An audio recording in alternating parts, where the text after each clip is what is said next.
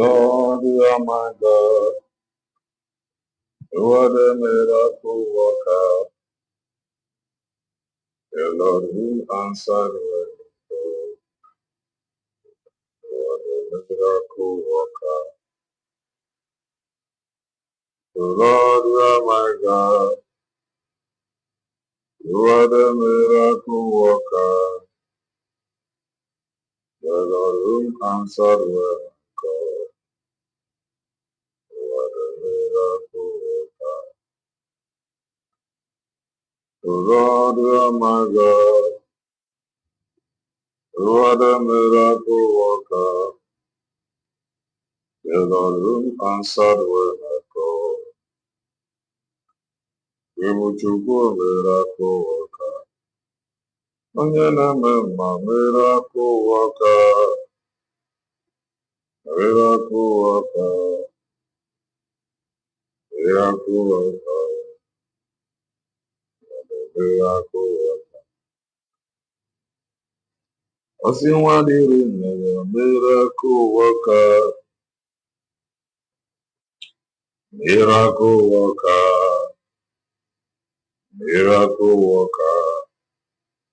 What a miracle worker.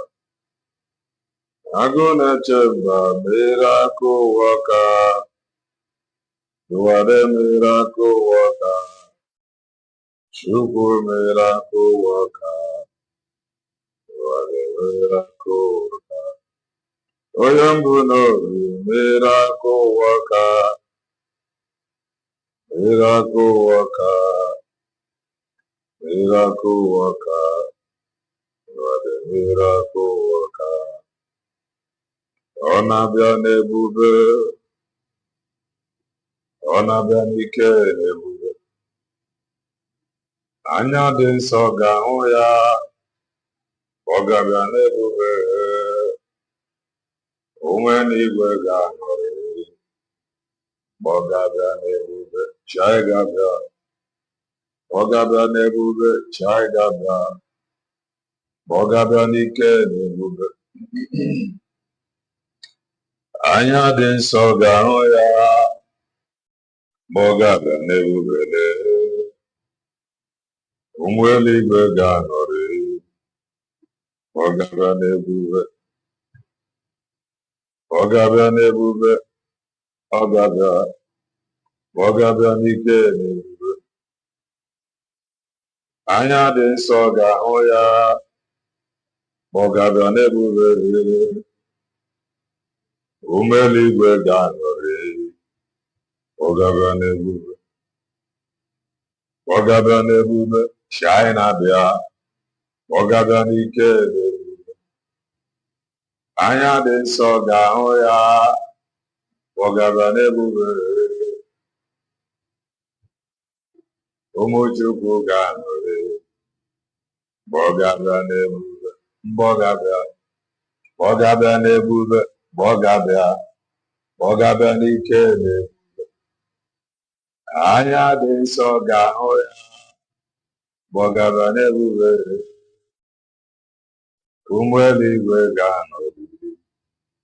Ọ ga-abịa n'ebube. Chi anyị ga-abịa. Ọ ga-abịa n'ebube. Chi anyị ga-abịa.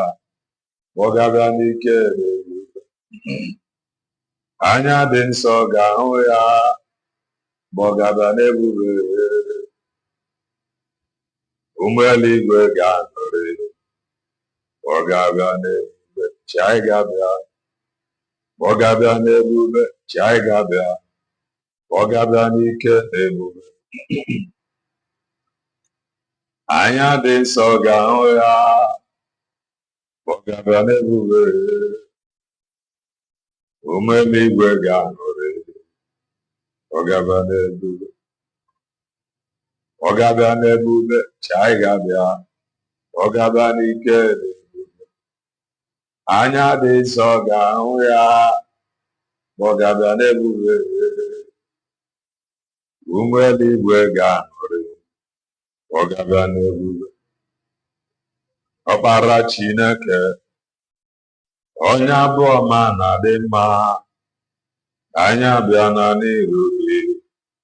Nna m nara ya gọzie. gọzie ọkpara Chineke Chukwu anya bụ ọma na-adị mma anya bịarue na n'iru gị nna nara ya gọzie odogwu n'onwe ya onye abụ ọma na-adị mma anya bịarue na n'iru gị nna nara ya gọzie eze ụmụ ga-abịa na anyị abịa na onye na-eme mma anyị abịa na onye na-eme mma anyị abịa na n'iru otu aka niile eru mba ụmụ ga-abịa na anyị abịa na anyị abịa na anyị abịa na abịa na anyị abịa na n'iru gị onye na-eme mma ụmụ ga-abịa na anyị abịa na ọdọ mmiri Besada anyị abịa na Chukwu ndị na-ekwu eziokwu anyị abịa na n'iru gị otu aka niile eru mba ịdịrị obi anyị mma n'ime ọnọdụ anyị niile n'ezie n'ime ọnọdụ anyị niile n'ezie okwu gị bụ eziokwu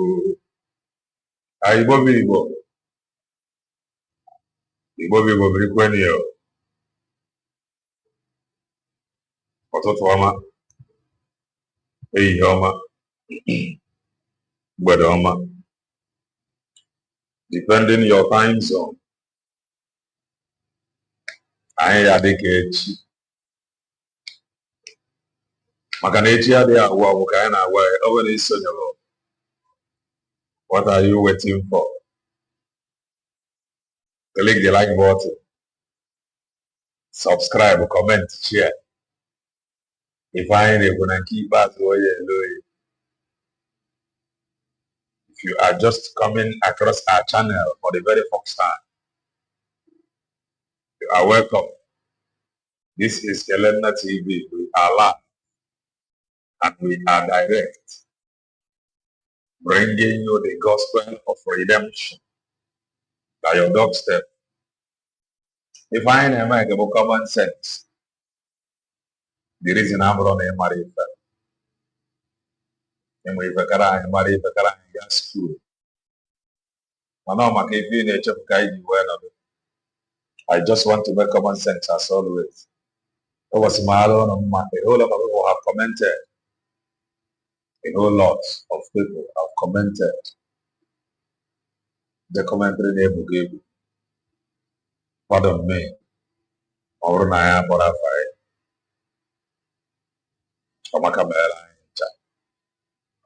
At least have a comment like that of the ring and many others. You are highly welcome. And we are all blessed. Now here's the truth. He said, the one top no Makamele. A whole lot of people have commented. And I am engaged as well. The one top no Frank and no Oliver no Thank you. Kelena, greetings from Israel. I have applied for my ID card and I can proudly tell you the Biafra is a reality and the government is working. Thank you for this confirmation. Thank you for this confirmation. It sounds good. It sounds tantalizing. It sounds bread and butter. It sounds it sounds good. It sounds good. Elevated energy now, it sounds good. If I have reality, sounds good. Benchika, no, Sunday, no, Johnson, no, thank you for confirming this to us. Thank you for confirming this to us. For the fact okay, extrovert, no. For the news, you are okay, from Chineke's people. But you cannot hear news like this from them. You cannot hear news like this from Chineke's people. And defending them, the most difficult or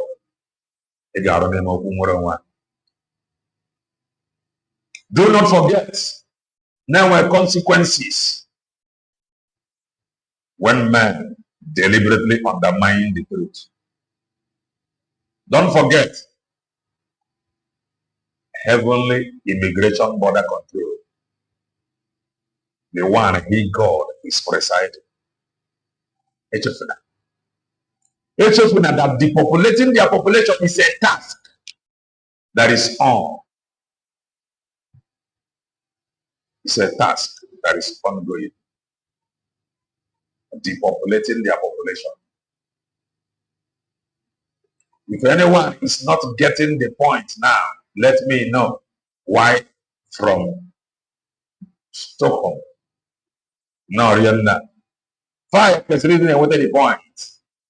Man, if you pretend not to, I ain't busy. I tell you if I tell you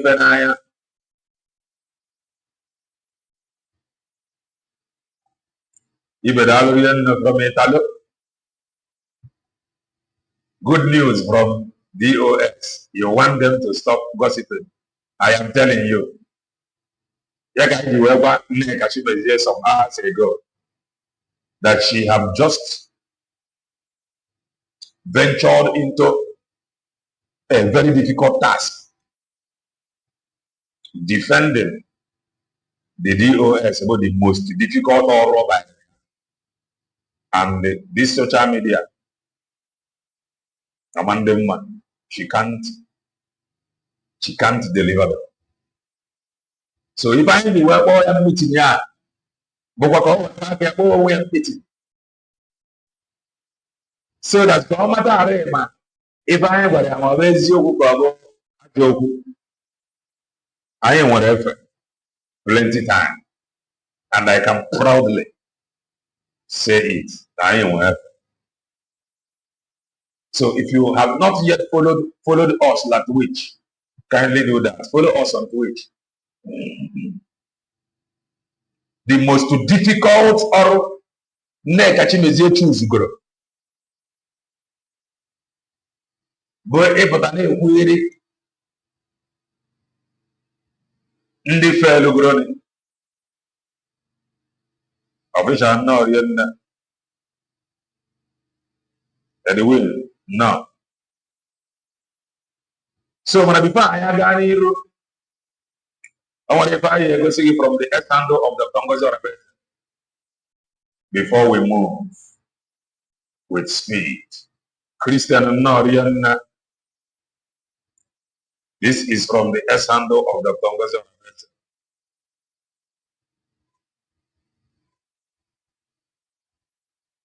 This is from her ex handle.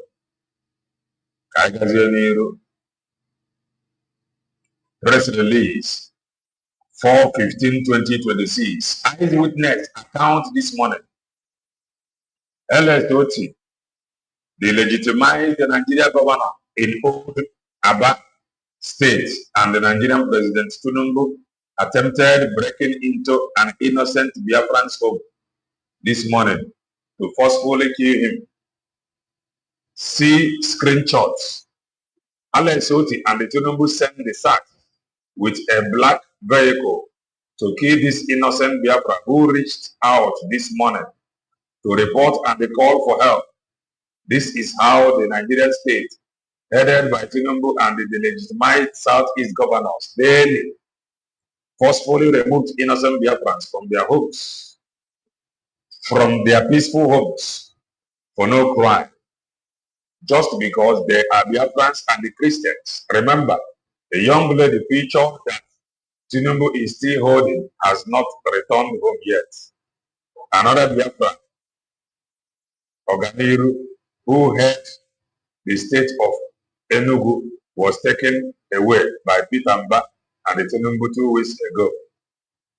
I am calling on Tinubu to release the innocent Biafrans and the others languishing in different jails across Nigeria and Biafran territory under the barrels of God by the Nigerian terrorist state.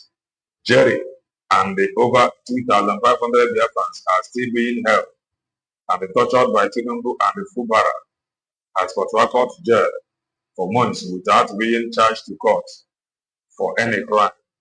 Just lock them up because they have a new nation, Biafra. Christopher Musa, this cannot continue. The United States of Biafra will defend its people and the community from these monsters.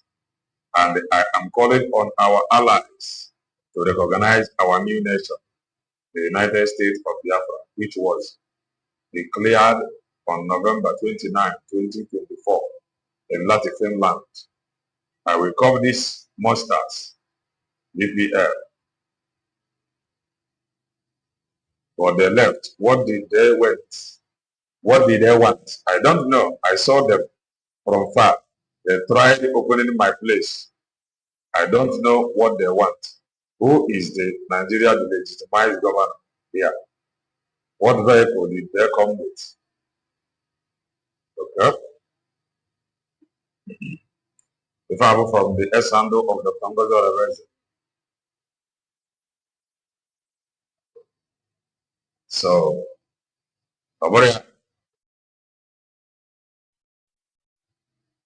and here is another one from her S handle. The United States of Biafra event. From sacrifice to stability. Continuing the mission. May 30th, 2026. Time 2:00 p.m. 10 p.m. Reserve your room today. If I have an event that is coming, do well and be part of that event. Do well and be part of that event. Do well and be part of this event. Be part of the event.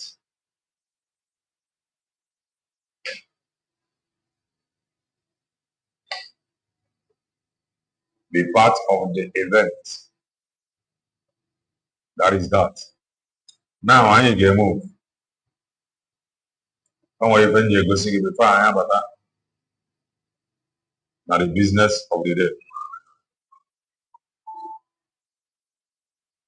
Daniel Norian.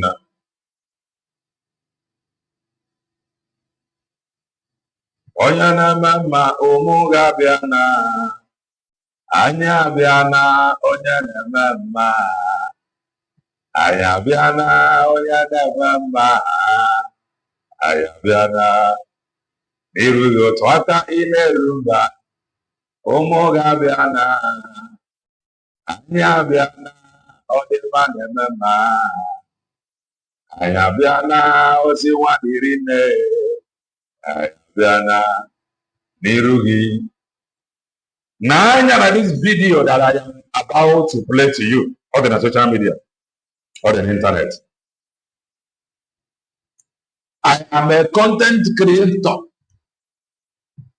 political analyst, and a preacher of the gospel of redemption.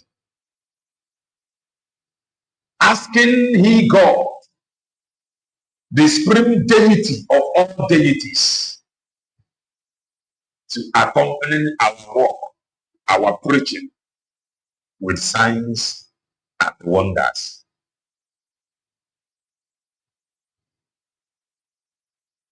In other, if I have causes signs and wonders, so that you will listen and know that this is the truth. Very important. Now, watch this video closely. The reason why you watch this very video is for you to take your now very serious. The reason I am bringing this video out is for you to take your now, your today, this moment. Is for you to take it serious. That is why I want to bring this video to you. Take your now very serious.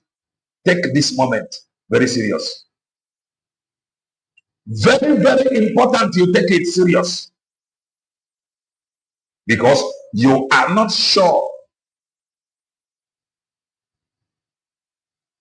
of the next minute, tomorrow, next tomorrow, after tomorrow, next week, 2 weeks time, 3 weeks time, 4 weeks, 1 month, 2 months, 3 months. You are not sure of it. You must watch this video and take your now, this moment. Take it very, very serious. Very important you do that.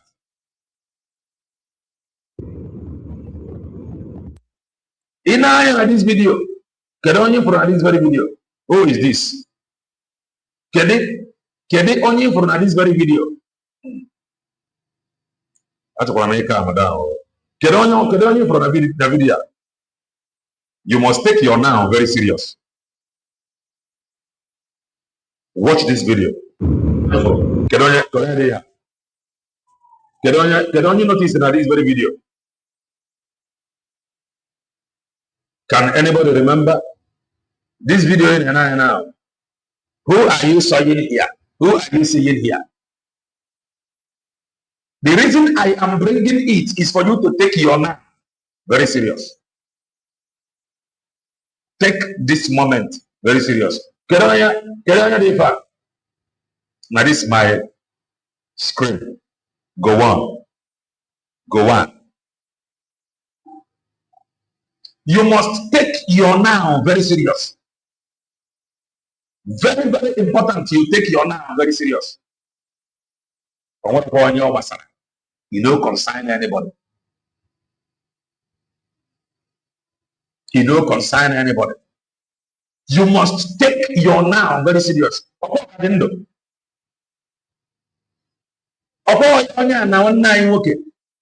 Garaburi. Onya. Na nwanne anyị nwoke gara abụri ebe a gara ka ha kpara nkata ntu obodo ga-esi ga-adị mma, ka ha kpara nkata ka ha rapụzie ibi na-egbu mmadụ unnecessarily. Agabasịa nkata ozigbo a na-abata everything echenji. Ọ ka dịkwa ndụ nwanne anyị nwoke anọzia ọnwana join his ancestors. Mana the question now, ya what is in now or the proud of what he is seeing.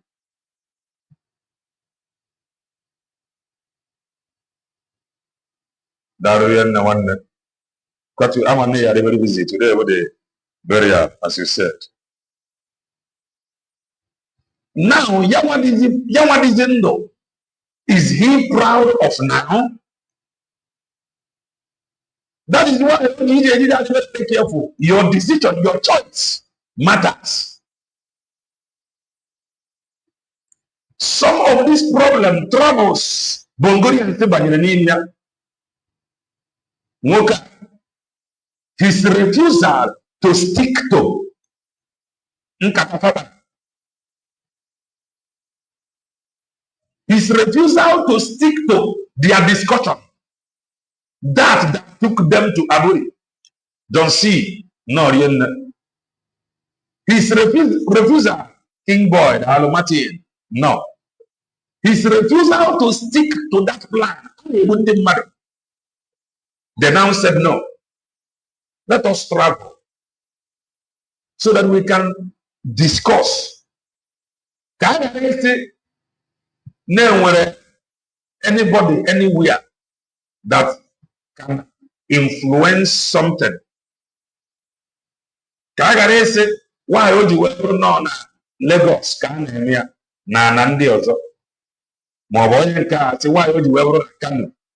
Kaduna Medugri. Onye ka say why would you ever na Anambra or Imo?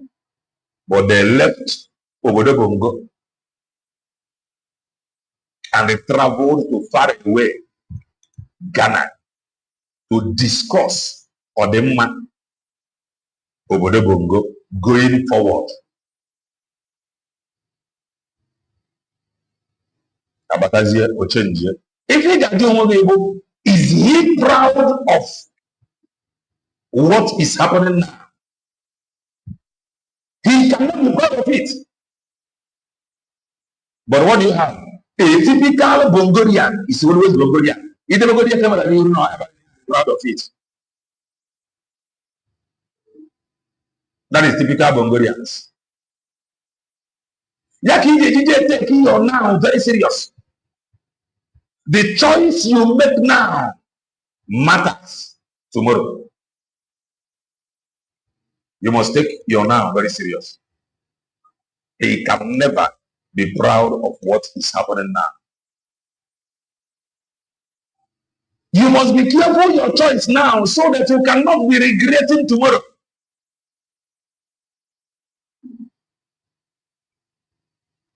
Okay, he was still young and very vibrant. Actually, we went to Kono.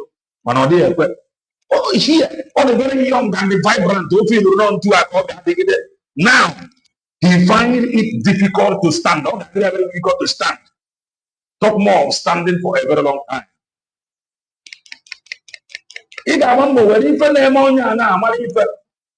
You must be careful your stand. You must take your now very serious. Your decision. If you must take it serious so that you cannot, so that you may not, so that you cannot live in regret tomorrow. For you not to live in regret tomorrow, take your now very serious. Ojukwu anọzia. Achọba founding fathers ndị a two true Bongorians na met fana na. Jegodi magodi onye nke aka ozugbo.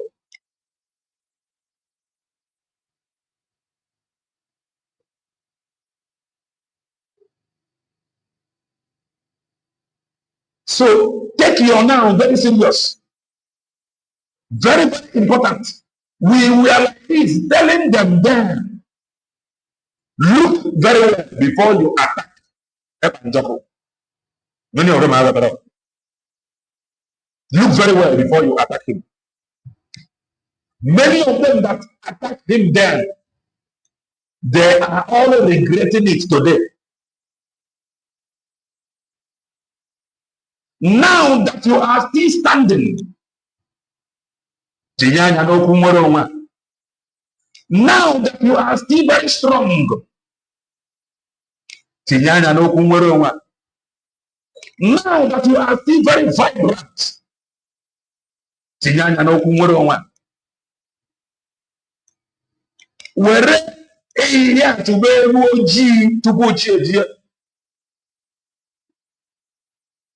here he was vibrant many years ago. Now that you are still active,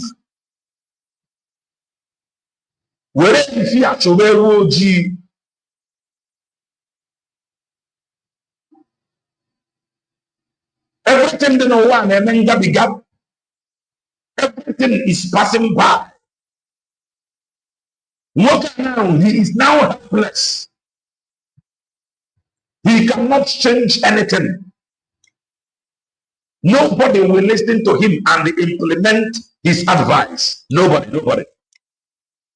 That is why you must take your now very serious. Now that you are still vibrant, now that you are still strong, take it very serious.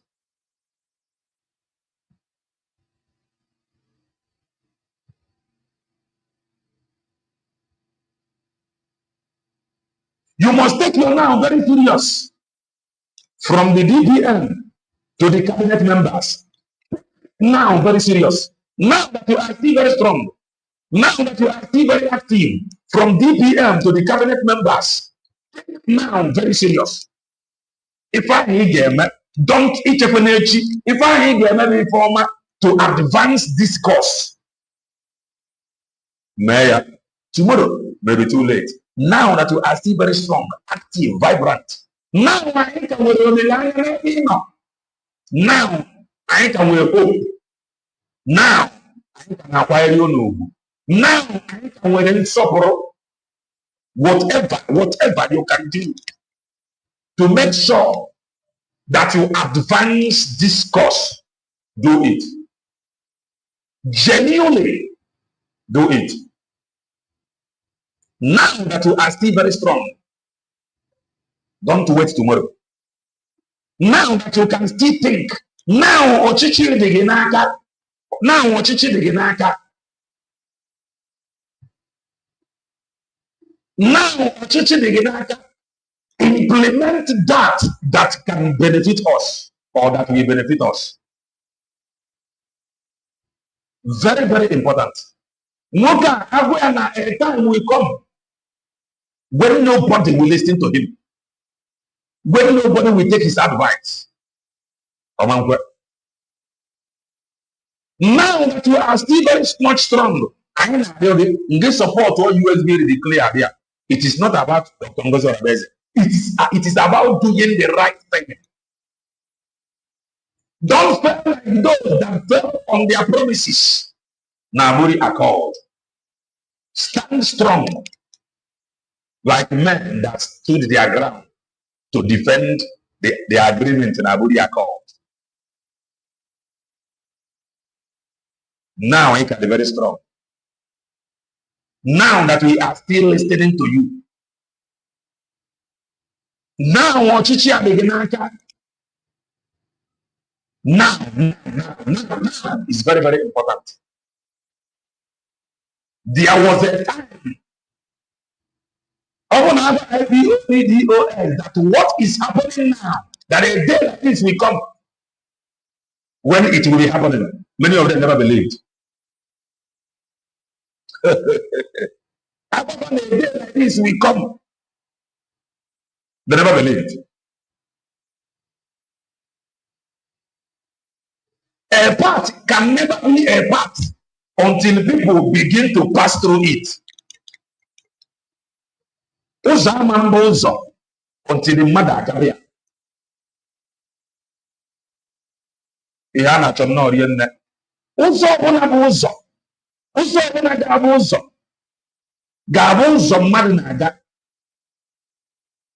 No matter how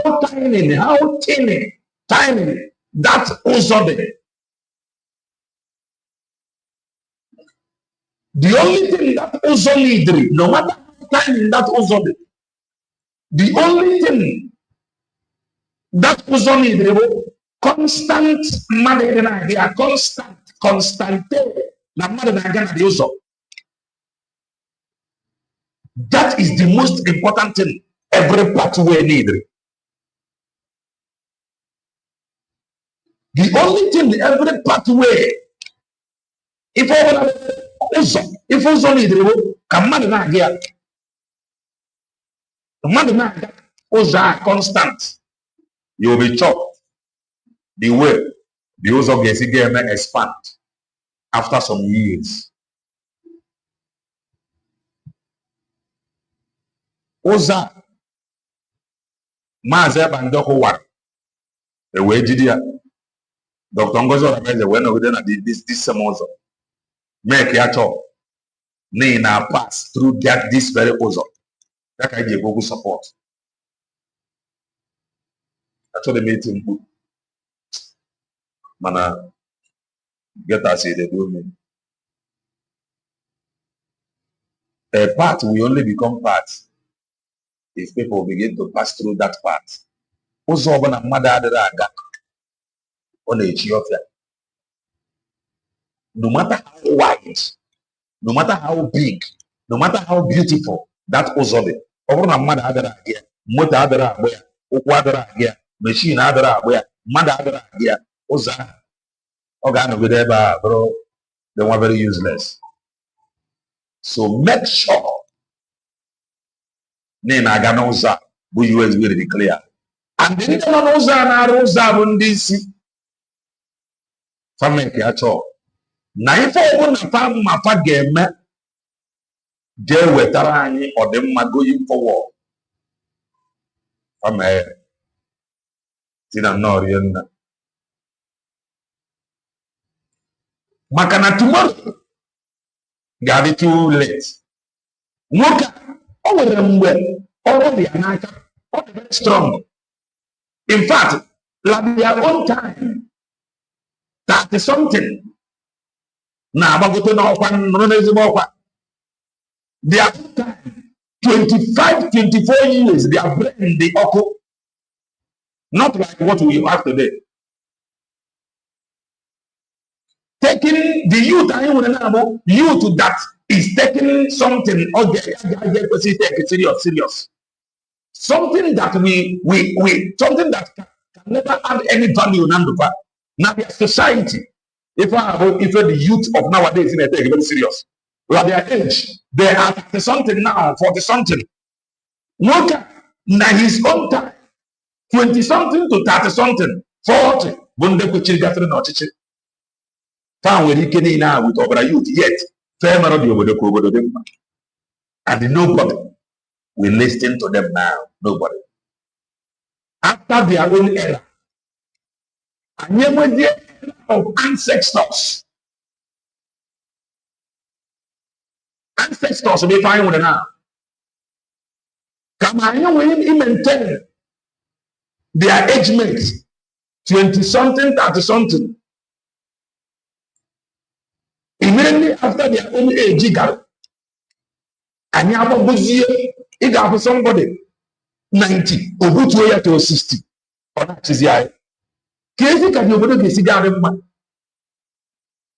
And you know the funny part of it?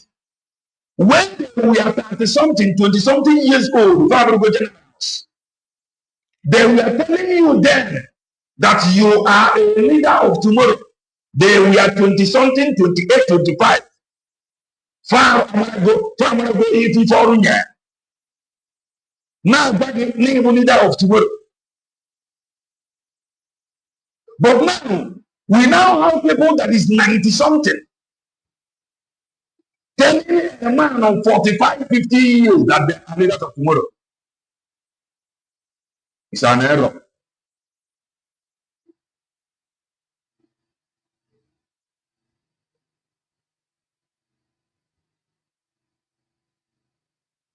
If only get now do it, you are not doing it because of Dr. Ngozi.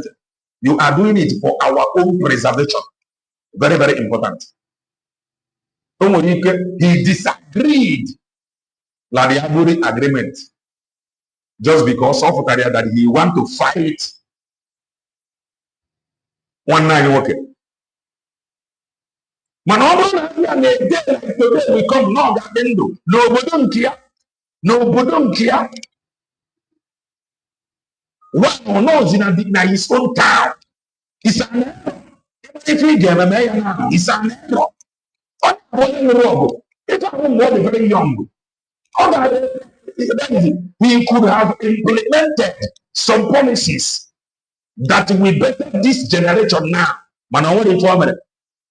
The only thing ending able, you couldn't buy him and then now he cannot do anything. He is no longer strong. He cannot even speak for himself. Talk more, so whatever you are doing, do it now.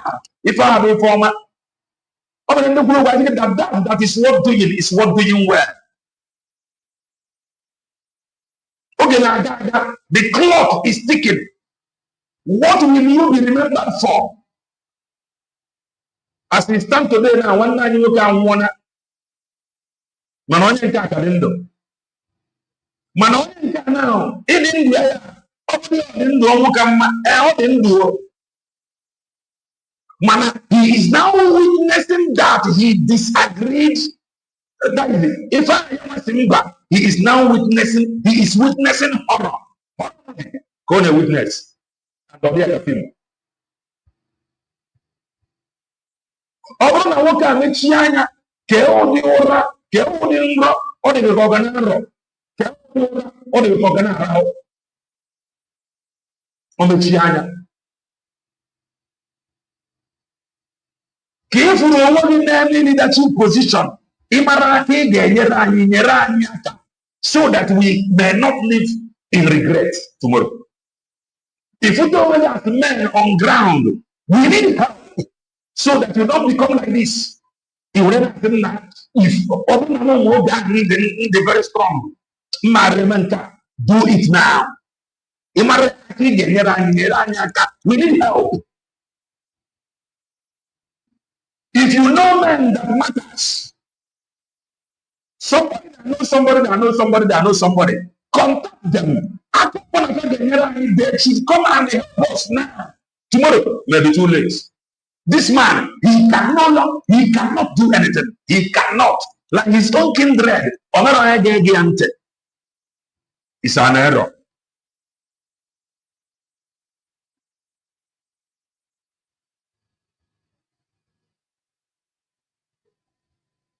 It is not about you. It is about legacy. What will you be remembered for? If any from A to Z, I will baptize you, I will water you. Don't know if I get you for bed. Well, no bongo.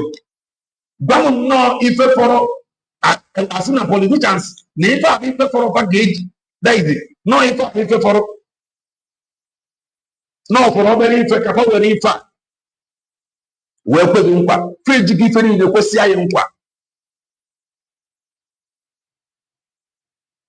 Ejigifere na ekweghị nkwa kedu ife ọzọ fọrọ ịmara aka ị ga-enyere anyị nyere anyị aka na na in wrong ground bụrụ strong man nyere anyị aka na don't wait tomorrow ka ị ghara ịdị ka ọnya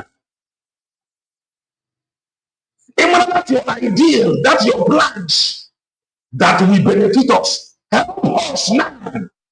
Help us now. I need enyemaka now. Now we can be very strong. Nyere anyị aka help us. Ndị a dị nkwadobe. They are coming to take over. And they are very strong and powerful. And the people that could have or supposed to go after them, they are not doing so. They are coming after you because you are helpless. I'm going to go on of it.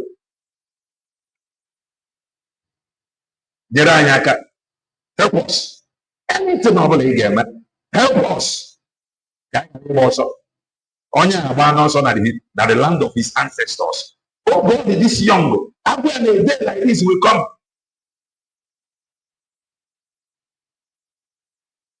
When nobody will listen to him when he speaks from unbelief. So help us.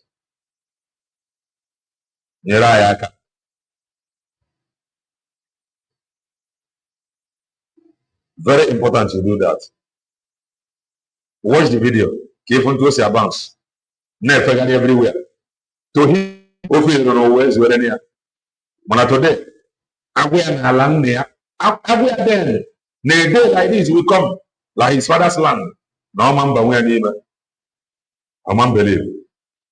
Watch. 1975. He was coming from Lomé to reunite with his family in London. If you ever today, as far back as 1975, their families not abroad. As far back as 1975. So these their patterns and strategy, not just start today. So now you need to now your old age. Because if nothing is done in the you must watch and observe. Very, very important. The people that is coming after us, they are go by force. They are not people of my age. They are vibrant youth. Vibrant youth. So they have many years to be in this very game. They are youths. 15, 20 years time, fact, are very strong and young. That is the age that is dealing with Congolians now. That is why you must be careful. These boys, they are below 18. In the next 20 years, they are very strong. And from now to 20 years' time, they must have succeeded in their plan. That is the truth.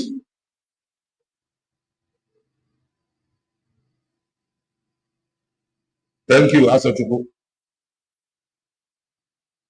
Mary and Regina, no. The woman for infant name Richie would have gone on.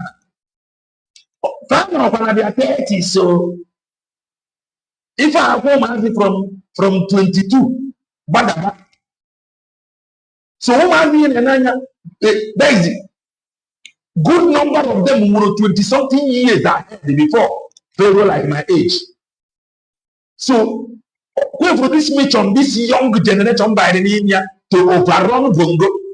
And when we fall when again na farmer make their release because age can not their side. If I have Mazi Muramu,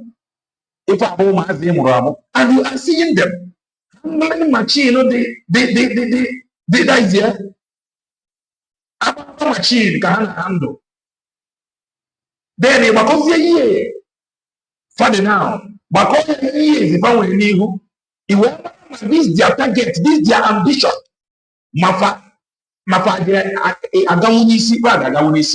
And they become very strong. And they still very strong, sorry. If I call age now, in never 25 years from age now, they really see. This is their assignment, the part they really see. So help us now. How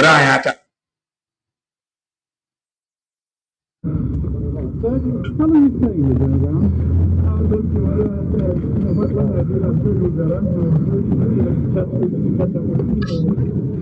General, are you planning to go back to Nigeria? If I remove a picture or video now, Joy, I'm on the proud of this video. Okay, it was removed for gas. Jikere, the Kwan Jikere, very important. The Kwan Jikere.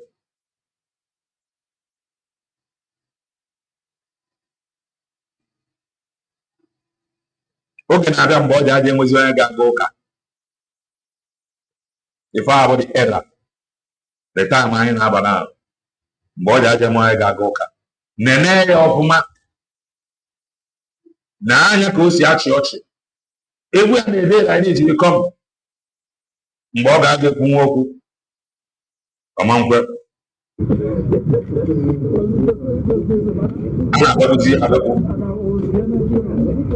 Are you happy about the guarantees of safety they've given you? If I would say, what you want? Church, how to prepare the future of the next generation. They rather be dancing and romancing with now, without proper planning. Old age is coming. Old age in Abia. I think you just want to ask question. Gentlemen, I think that's enough. You've seen it. I'm arriving in a great country. And, thank you very much. Thank you.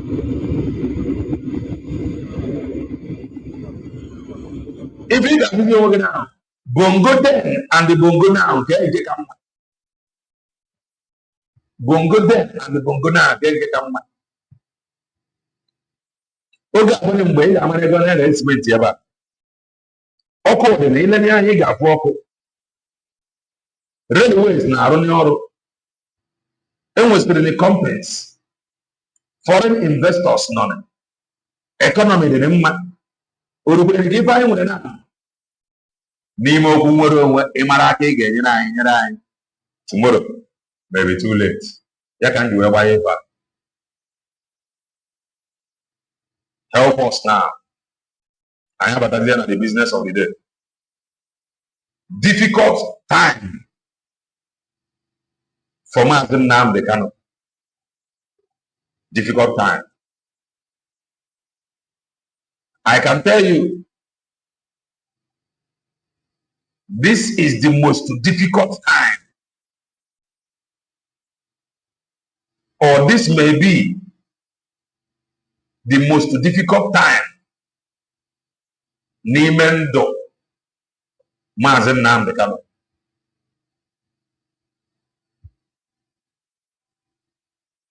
The most difficult time. Nimendo Mazi Nnamdi Kanu. And this place in Africa is very, very important. These things that you see happening now, what is important to know, Mary, to shaping the face of this struggle. What is important to know, Mary, can matter that no one is ready forever. What is important to know, Mary, can matter that no life lasts forever. The most difficult time for Mazi Nnamdi Kanu. I don't think now what he is passing through now, or what he may be going through now, I'm not more I'm ready to worry if I don't have mana now they're very difficult. Ya ga iji were ụmụnne ya na-echi mara ife fa ga-eme feme now time ka dị before the late. Onwere advice ụmụnne ya ga-enye, they should give him now. Banyere USB declared, I know it's very difficult because some of them have when you can wear their own personal interest, and when you can their own personal interest, and when you can mana face anana who face mother fage ara for their own personal interest. Focus going at this collective interest. Very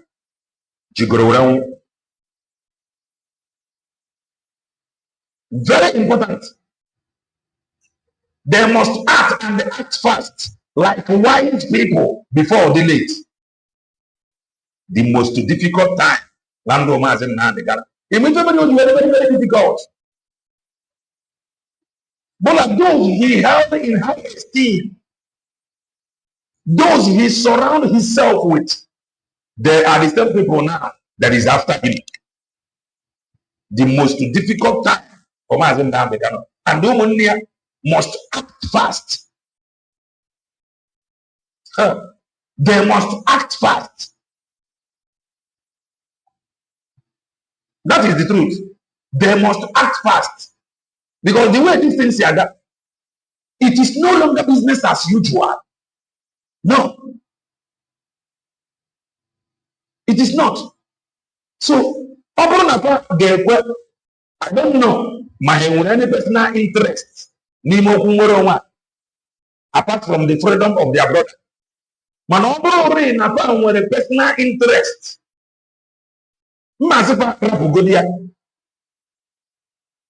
The best USB declare for long time respect for Mazi Nnamdi Kanu. If they fail to do it, if nothing is done, time may come with what you see happening now. Only from Mazi Nnamdi Kanu feel they look at somehow. The most difficult time for Mazi Nnamdi Kanu.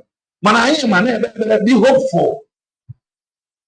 Because I am a man that now you have a carry voice. And the Mazi Nnamdi Kanu not to information. The Mazi Nnamdi or that to somehow relaxed. If open up alone to her, call to come Mazi Nnamdi Kanu because these guys, both the guys he work with. If I don't do that is chaos. Because Christ is selected 12 apostles. And he made that 12 Judas in here. So Nimedes is DOS, doctorate of state. Questioning his backbone. Questioning stand with him in this difficult time.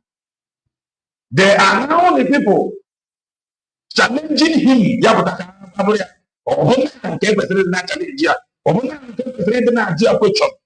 Why can't they wait? They think on the too serious that they cannot just wait, mellow down for him to come out. The most difficult time for Mazi Nnamdi Kanu. And the human should act and they act fast. If I have time,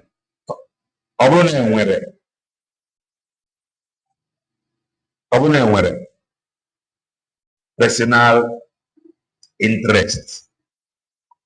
Farabugodia. Chobagodi, long time respect for even one never fight for. And we put the word on the these gangsters, they may not command the crowd. They may not command crowd.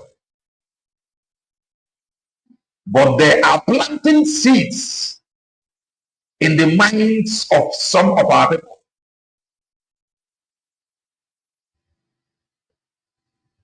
Bona, if they continue planting this seed, you know,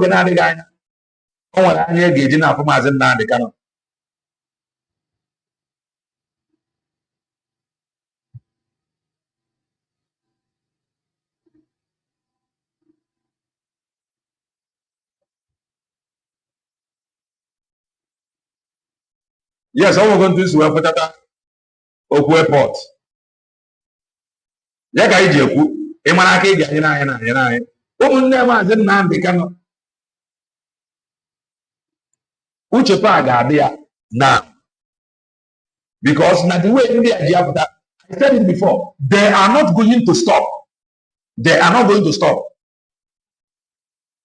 Man, I will equally advise them.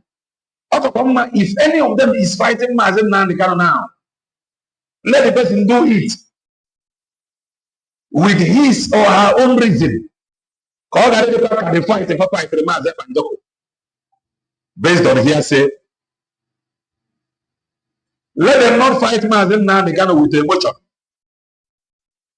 Man, the way they are not going to stop. Mazi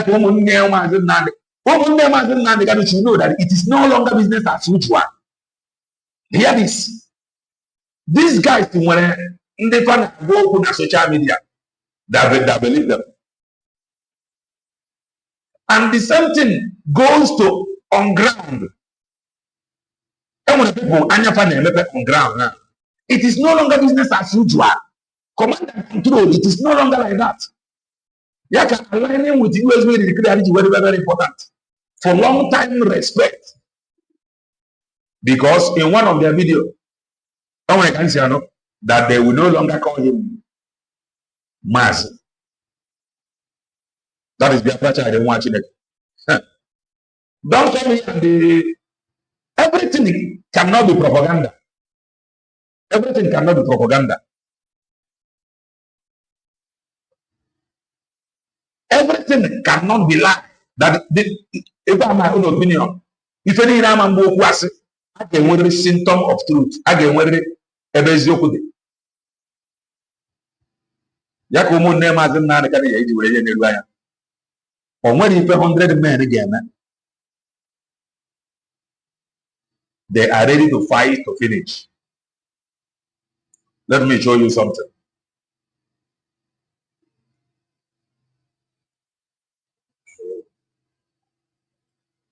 Which one was recorded? This is from Patrick Ikem Chronicle. Before Governor, he played their audio. Mazi Nnamdi Kanu must act fast. I am saying it here. Oh, but you can feel all of propaganda, but it is not. If you were bro, if you were saying, Bono Bundela, no Papa, Biafra then. Abo Muchineke, Bundana fight Mazi Nnamdi Kanu now. Therefore, you were fear. Come and listen to this right off. And the next Mazi Nnamdi online. Amarom. Not one of her video analyze, but let's see how it goes. Next Mazi Nnamdi advice, and if I'm not going to be alụmdi na nwunye nwaanyị nke ebu ọ na-ekwu okwu ya anyị ga-enere ya anya enwe advice anyị enyi ya nke a ọ ga-akaji enweta organic followers organic ọ ga-akaji enweta love ebe a karịa ife ya na ụmụ Chineke na-eme. She cannot defend ụmụ Chineke and I gave her assignment ya ga na-eru anya oneru anya ọ ga-achọpụta na those that is following her 80 to 90% of ụmụ Chineke they are following her with fake account that is not active and it is not good. Olekwane anya 80 to 90% of ụmụ Chineke that is sharing her program. They are ụmụ Chinekes with fake accounts and other one.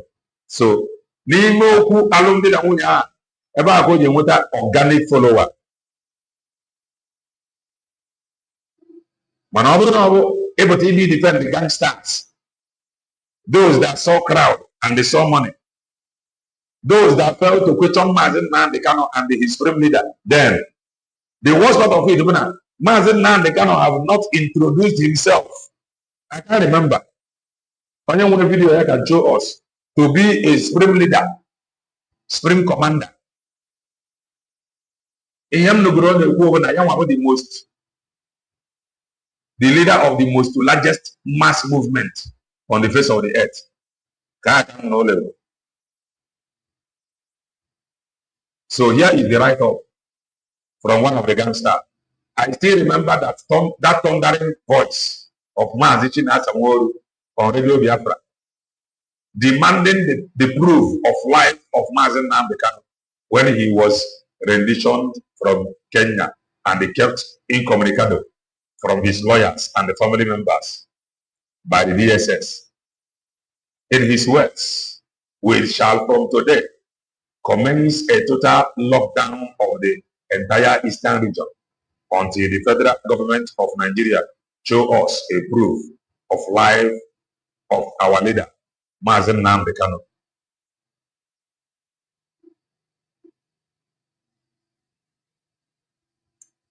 Men mounted. Today, the same Chinasa Nworu is being accused of plotting to take over leadership from Mazi Nnamdi Kanu. What I thought about IPOB is not what I got. Enough right up. What I thought about IPOB is not what I got. Okay? Sometimes it feels like an order from Temo. What I ordered for, that's what I got. They are not going to stop. Now before. But somehow. Now let us go to the program. Biafra child in watching it. And we both where is on. They are now visiting platforms to show you that they are ready to fight that. They are visiting platforms to show you that they are ready to fight. To show you that it's not business as usual. Okay? Now, come and listen to this. If I have the position or the position of all of them, listen. For the one case or who is Mazi Nnamdi Kanu? Yes. Oh yeah. Okay. Thank you. I forgot my phone. But I have a question for the general. Hold on. I want to just say something. My brother, I don't take any Listen. from anybody. If you want to ask me a question, ask me. But any people to our own hearing now. So can't you know are you a member of fight? Which zone? They are very ready. They can confront you like your platform. Am I saying that everything they are saying is lies? No. In fact, what is happening now will shape the face of this struggle. Mano come that we unite and act fast before it's too late. You can do it by showing you the video of Gowon 1979. You go see the Gowon today. And where is he? So it is better you act now, act fast. And I'm never an example. Saying that a part cannot be a part without money in idea. Money in idea, Gregory of game, Oza, a man span, okay, Moza have Rosa. So can I got name if I was is supporting this US will declare.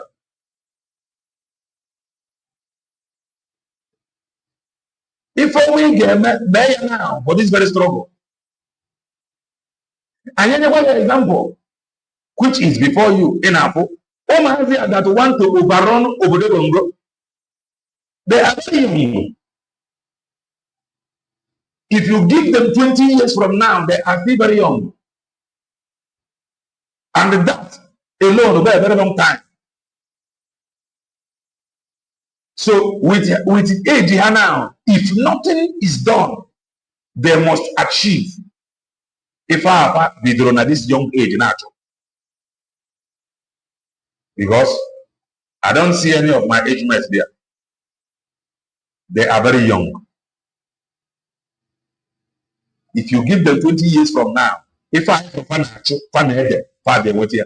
so this is why we must act fast.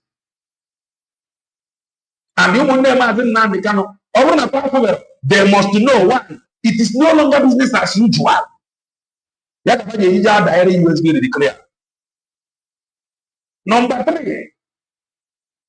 Mazi Nnamdi Kanu trust.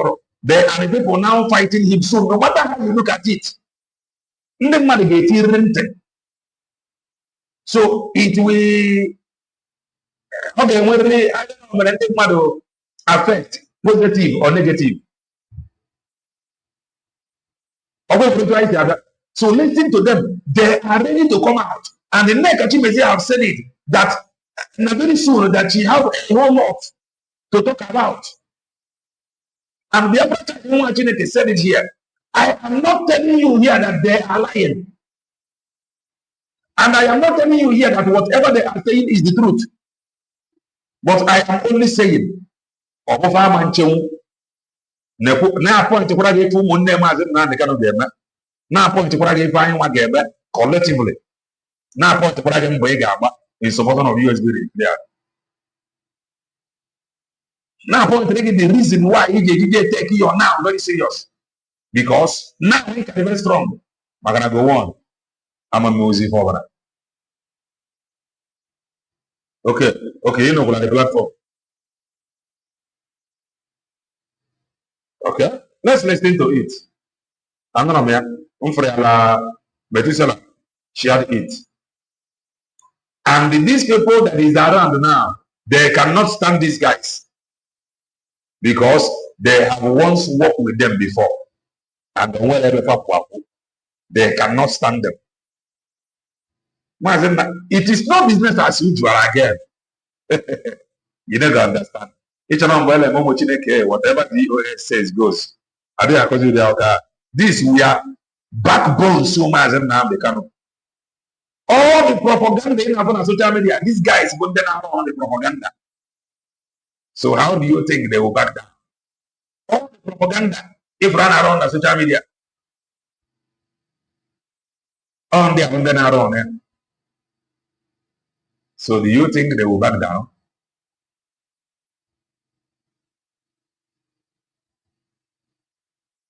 They cannot stop. If I have a fight to finish, they cannot stop. They can go more dirty. Yeah, before they are done. And I'm not going to man, the effect, okay, when none do some people was it if I in the but who is going to declare that effect take already too much. If you allow this thing to continue, okay, that when Mazi Nnamdi Kanu will be explaining to some people on social media, and the many people will not be interested to listen to it. Go and write it down. They are not going to stop. The only thing that will challenge them was the arrival of Mazi Nnamdi, because the nurse in the be. And Mazi Nnamdi Kanu can trust with Obiani in them. And those that fought Mazi Nnamdi, they may not like it. Listen. I'm a member from Brescia. Who is your national coordinator? My national coordinator? Yes. Next. Yeah, but my brother, Each of any the fact IPOB member. Next, Mazi, you're a member of IPOB. Just pay attention, listen. I can't go back there. My only in on a platform, I'm a member of IPOB.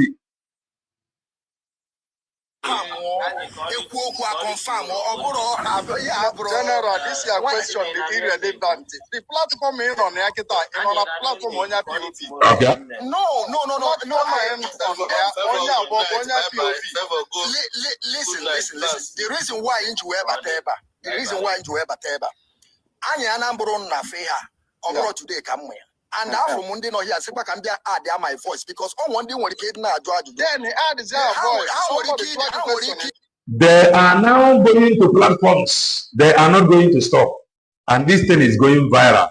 People now watch, people now judge. And in German, and the mother water and one other. And if they can easily be triggered from what is happening now. Because in the mother and one other. Yaka onye ọbụla ma ife na ga-ejidebegodi personal interest, show collective voice, and that collective voice ebe ị ga-enweta ya bụ na USB declare ebe a ka ị ga-ada ya. Do you know why? Mmadụ anwụọla na njem a, and some people nwụrụ na njem a nwụrụ out of egbe ọnụ. We are people, our own branch is second to none, Biafra or death. Out of emotion, ọtụtụ Igbo youth apụtago nwara this thing na-abụ ya ka onye ọbụla ma ife now with what is happening now.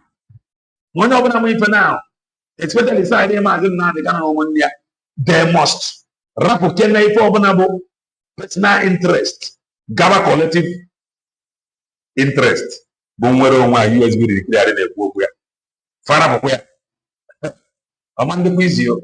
Wait, okay, hold on. I will answer your question. I will answer your question. I will take your question. But the reason why you ever got here,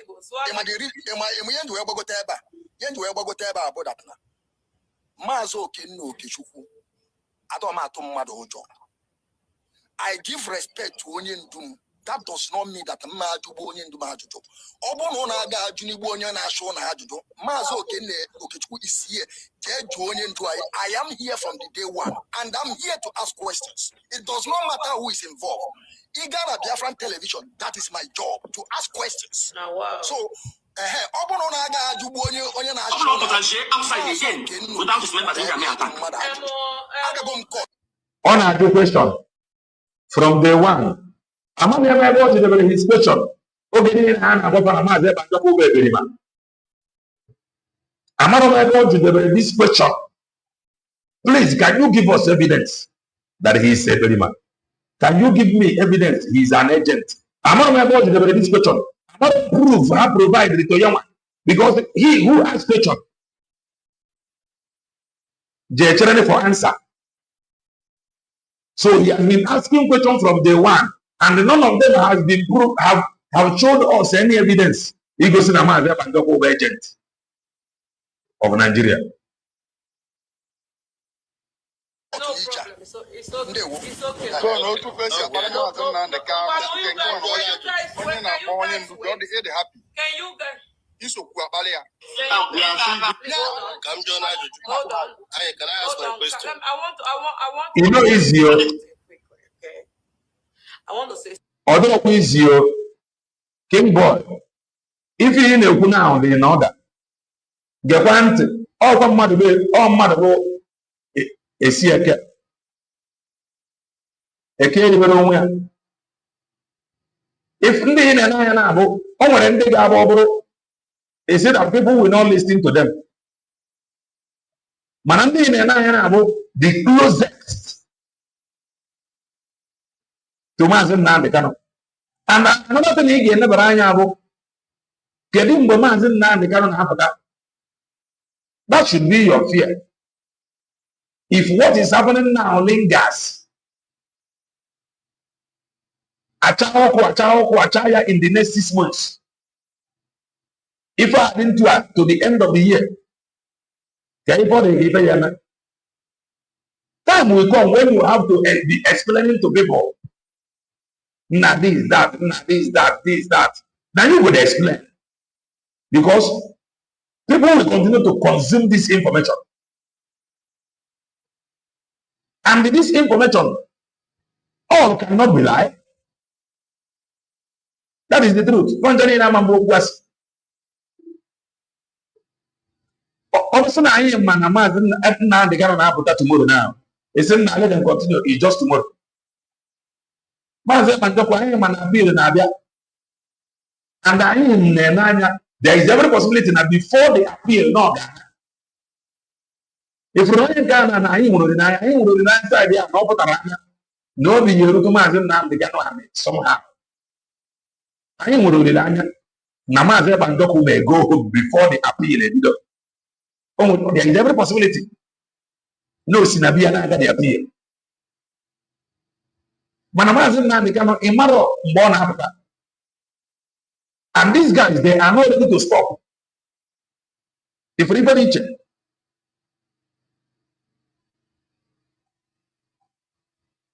And I am Kamaro, Akamaze Bandoku Jiji Africa.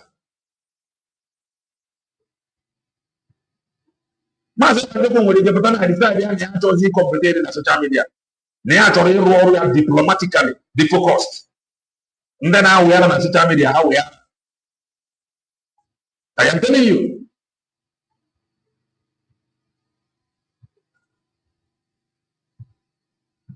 Now, if you ask them question, they call you Sabo autopilot. I'm not going to be a challenge to the question. A way the team were for 5 years that they were on the ground doing nothing. I'm not going to the question.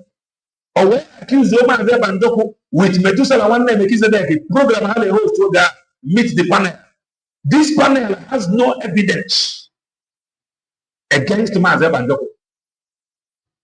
Acharugo Pantani in Siarwa Ojoba, that Acharugo have apologized to Mazi Bandoku.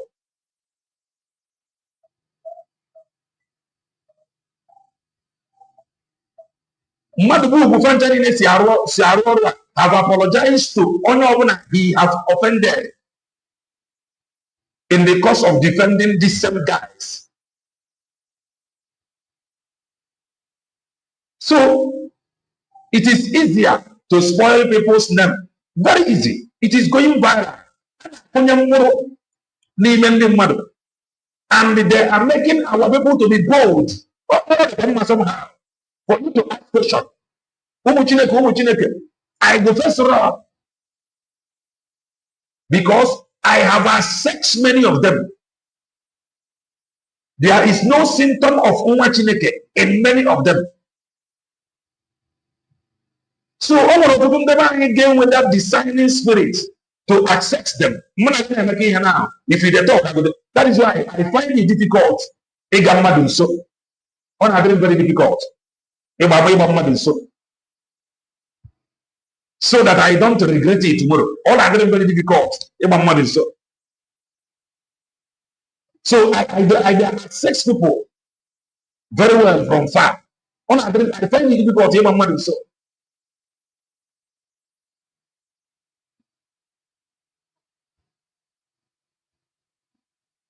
I am telling you, that now, over any personal interest. If I have time for the DJ, there is every possibility. Nama say banjo ko potana decide yang na. O wori ko na potana some condition yang wori Kenya na abo. Okukuno oku na media until your appeal is over. Odilanya ade. No wori ke puta. Sinabia na ada appeal. Odilanya ade. O wori ke puta now the focus na nworo one. So second upon there the end of the time. Because these were the same people who these were the same people that ganged up against him. So so there is every possibility to just do his thing. India, they are not going to stop. That is the truth. So Mazi Nnamdi Kanu, what will now become their fate?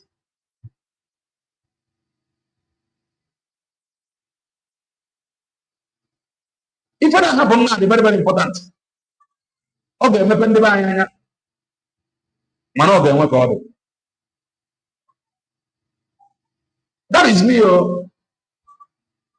That is me. No, I don't want you to care. That me. I could just stay well because I have accessed many of them. Listen to them. If you always had to do, if we find it where somehow. Even here, I think the other child here said that no take the time that he is going to join each other. This thing, if Mazi Nnamdi Kanu get now, but Nande Mada one and a and the only one year or than Jama. I want to be for the he may become a sympathizer. When they lose grow a whole lot, Nanjama. And the more they have fun now, fating empty. In the Baya lose Nanjama, well. The Baya is lose Nanjama.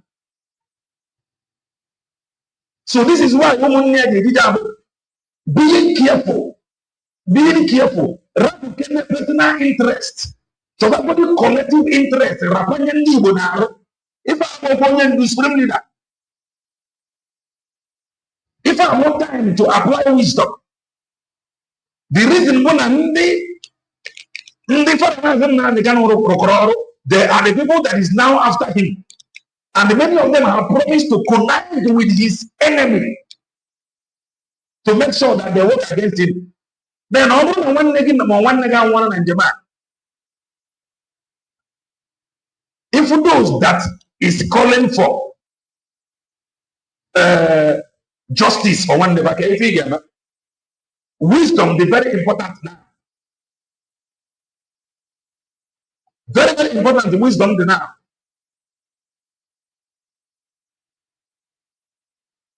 Personal interest, I am one of personal interest. Master Prophet and negotiate your phone 500 euros. Our people is watching. They saw it. People will ask questions. That nothing man to do that does not mean now what I have to do. Hello, people are watching. So it is no longer business as usual. If I that formidability on the money and if care is not taken, I gave it with our own people, so that others will become afraid. No government will do it for us. Something like this, we very afraid of that formidability. Then everything on and they are money safer. No, money say we are very careful. Be very transparent. And if care is not taken, no money say I won't take a hero. Makana mother and one and Jama. Also, if your mother down, also if I have a lose. And when you can do now and then is no longer the same. How can the community because of that? Well, let's continue. Something quickly. General. Yes, Who is a loyal person? Is he loyal? You mean really now? Yes. Yes. Is he loyal? Hold on. Okay. Hold on. All both that need the lawyer. Yes. That man put that from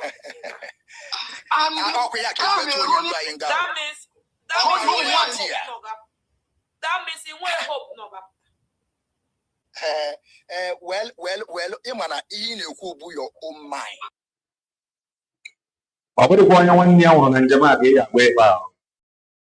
That is the truth. One day we would never more nafa Nanjama Gaya Korefa. And if I ain't all muddy, we are all muddy on social media. All muddy, we are. I won't have woman near now about the money you will declare what the mother we now without expecting anything. I wouldn't near Yanaya. Pagama. No, you will declare and the mother query without anything. There is something I want to tell you from our brother Kai report.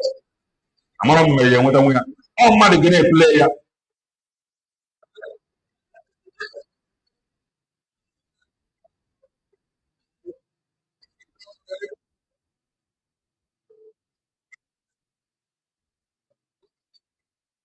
Come and listen to this thing. Oh, mother, you.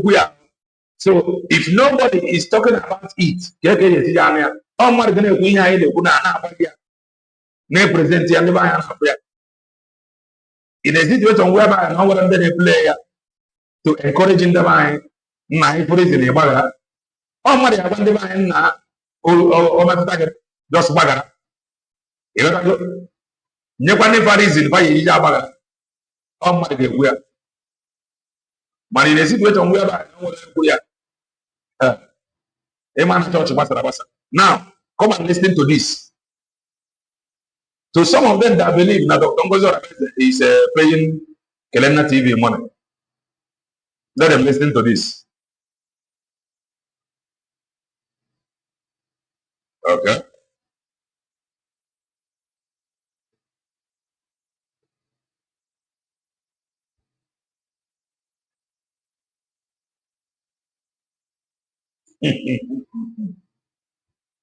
If I have your reason to want to say, this thing is not easy. Oh, what if I one day? Oh, they are money.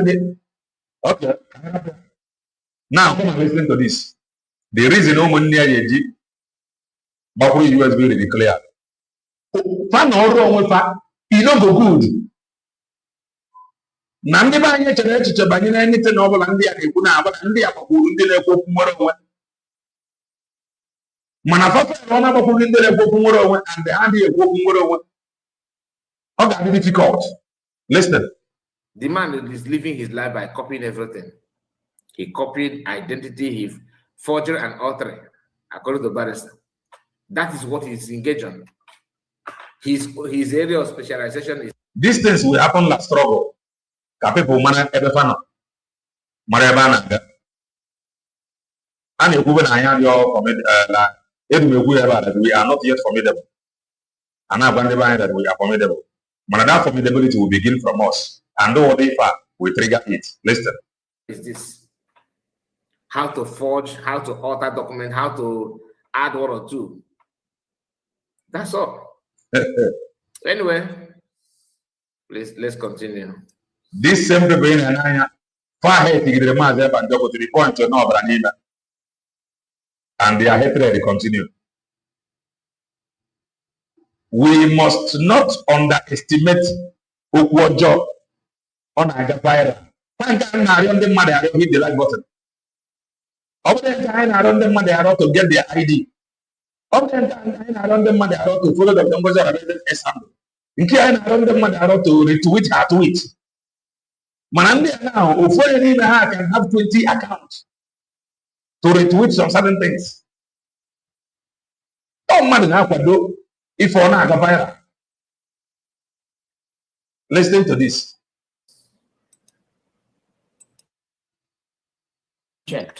There's nothing any independent media is doing that is going inside the pocket of Dr. Robertson or going into my private business. No.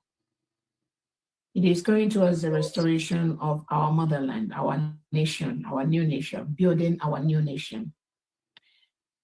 The field is very open for everyone.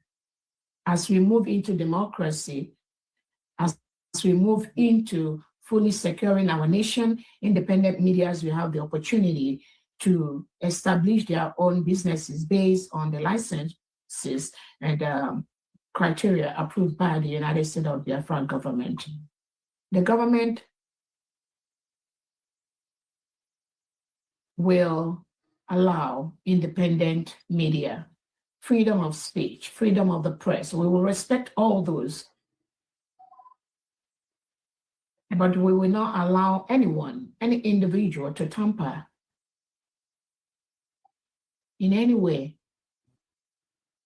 media programs established officially by the government of the United States of Biafra. That is why all this while I've left independent media to do their own things. Unlike what is obtained in the past, where independent media, when they read their ugly head, those that claim they work for the Biafra Republic government in exile, they'll go and be oppressing and suppressing them. I know I stopped that at a moment in Brigade, not to allow the government to interfere with individual press, individual broadcasts. All right, this revelation is this is one of the reasons why I decided to talk about it, on a live broadcast, because I believe many other independent media may have encountered this kind of oppression, this kind of suppression, this kind of, should I use the word hate? In my own little experience, I remember I reached out, not that Very close attention. I want what time you wear whatever. So some people, Ngozi Abeze paid you. Ngozi Abeze paid you. USB paid you. They paid everybody. Ngozi Abeze, they are put you on social media. Gente, Ghana alone, Dr. Ngozi Abeze. I reached out, I commented on somebody. I've said this before, but it's part of it. When PM was here, during self-referendum, during that referendum time, because I helped people, you understand, like giving link and all that. If you want to, if you like, some people will say, I don't know how to do that, I will just help you to do it. But I was on a Mazi Aqua program one day, those days. It takes 90 seconds for this NASA-engineered AC cool down your room. It's smaller than a toaster. Okay, watching his, listening. Okay, going through it, and somebody demanded for that link. I dropped that link on the comment section. That link alone. he will read the comment, all the comment. Once you get to my stop government without any interference from the government. Apart from just few of the individual media, maybe that I talked to during fundraising, I've never ever talked to any of the independent. Well, I only put that she have never talked with anybody, any independent media again. Fundraising, I've never ever talked to any of the independent media. And when I say this, people may be so surprised and shocked. The United States of Biafra government does not sponsor any, zero independent media, zero, not even a dime, not even 1 penny, 1 AJ has gone from me or from the United States of Biafra to any independent media, not 1 AJ. And I know there's a reason for that. Not $1, not 1 dime. No independent. Most of the independent media, I don't even know I know the names, the phone numbers now. When I hear people say, "Oh, they sponsor this," I know their names every now and then. Something like Kai. I've never talked to Kai. Okay. Kelena, I've never talked to Kelena. Okay. Other Simon, only on this fundraising. That's all. Exodus, never for 1 day. Akuna, Combo Lion. That's the Kuna, never for 1 day. I've got some of you, a man. If I be an idea, they are all propaganda here. Why spend the woman every day? Only knows that he is nowhere to be found again. The guy found out on the social media. Yawabo, an insider, a writer, or the command boso and a cabinet are all the going the other jets. I put you over as a cabinet member, writer. I put you over. Okay, I'm not TV member. In a lot of the reason into what so that you will see at times so they have a free nature or they are into it. My contact are on social media. I have not received call message. I have not received message from Dr. Ngozo Rabede, talk more phone call. But some of you, I'm unbelievable. Man, if you did believe you able, or if you got this you will be able, man, I tell you for you, I don't know the truth. So if she happened to be around that truth, Mara knows so not part of truth. Supporting USB declared about the right thing to do. It is not about her. Supporting USB declared means that you are advancing or Roma and Doku stood for. Those that is fighting Mazi Nnamdi Kanu now, those he told you that whatever they said goes. What are they doing to advance that Mazi Nnamdi Kanu stood for? Nothing. Mama Simon ever. No. From your comment you was supposed. You're welcome. From your supposed. Okay, man. No one receive them call. Talk more take 1. But if I the truth, you may not like it. You may twist it now for over. But if I have truth, oh, you are with the Dr. Ngozo Rabede. Ngozo Rabede is giving you money. We are with the truth. In Asia, Dr. Ngozo Rabede, they are matter that she is part of the truth. That does not mean that somebody cannot change. Anybody can change, but this truth, you see, cannot change. This USB declared cannot change because every purpose, every reason, it will gather declaration. And the man said, explain the reason for this declaration, not to generate document. For political approach. That reason is the truth. That truth is the reason why were tinye that redeclaration. And the redeclaration happened, which is the truth. Who declared it? Dr. Ngozi Orebeze. It is the truth.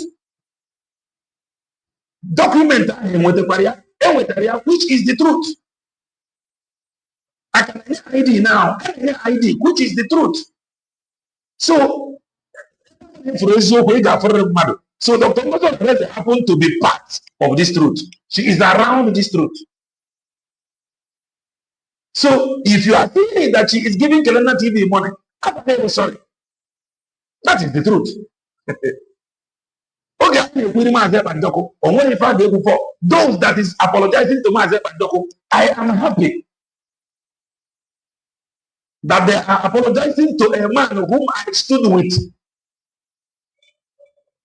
It is enough for me. Dr. TV, at least recognizing that I am standing in the gap for this same truth, not even for her. I am fulfilled. No, but Rafa Kelena TV, name former, now waiting for job. That Kelena TV, I bought him gadget. Today he is now saying that Dr. Ngozi Orebeze is now Oram Fulani. Where will I hide my face? Knowing fully well she bought gadget for me. So we must embrace this truth. So Mazi Kanu should align with this USB declared. It is not because of that now the gangsters may chase them away. Manobo, the truth. Okay, but that they are with the truth of whatever. And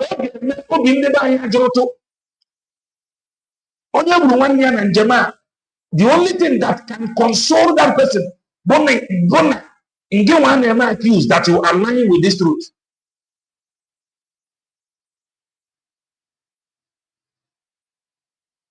So aligning with this truth would be the most important thing anybody will again, especially this difficult time. Mazi Nnamdi Kanu first. Omunia should not underestimate all these gangsters. How many brokers again to counter them? Can you just ask them what they are doing to advance this cause of freedom? They cannot tell you. Because none of them is but to ask USB to declare now, if only they meant to advance this course now, Dr. Ngozi Orebeze will explain to you so this is more reason near the line with USB to declare. So that tomorrow people may not rise up. The only thing if that person want to say something, all I know that's in Namakam any organization built on propaganda and the first school would end up in chaos and the demarcation. Any human with common sense know that IPOB was built around Kanu alone. Such organization would never succeed. This is your opinion. I am not here to defend maybe Kanu. Should think. And when you think, these guys, I cannot tell you that they why now? Why not before? That is because join the group for the fact that this command and control now let it be like that. Then command and control if I have to have the advertising, why if now instead of before? Why on their screen reader before? Why now? So all of them that is fighting Mazi Nnamdi Kanu have challenged them. If you present any document that is outside this very document, registered IPOB na UK, present another that they are going to send you to prison. If you imagine now, if these guys that their focus is this freedom, why can't they Mazi Nnamdi Kanu, use this name DOS? They are free to register it and be focused freedom. or Focus USB to declare. Apologize to our people. Now we are sorry. At the end of they are now blaming Mazi Nnamdi Kanu that he is the cause of their failure. They are now blaming him. No, yeah, the reason why. Very soon, they blame me. I know yeah, we're about to fight Mazi Nnamdi Kanu. Very soon, they will blame him. So if I have a book, it's a matter to fight to finish.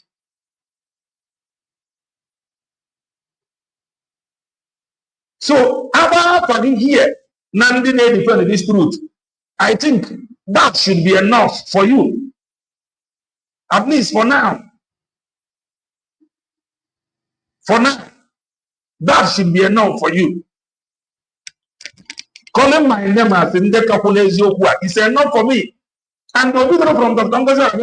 Mazi Nnamdi, when he was around with us, he do share Kelena TV's program. I am not a member of IPOB. But we are speaking the truth. But these gangsters, truth now. I said it countless times. I cannot work under command and control. It's not me. I know to work. I don't like anything supreme leader. I know like that. When these guys, we are comfortable with it. Why are you putting now? So you being a genuine and upright man, and I am for this thing. Mentua. We move. Into another if you command and control. Hello. At my age, man, I never be serious. It will not work. So if you are supporting USB declare, you must be proud. Now, at least for now, good nothing will pay that.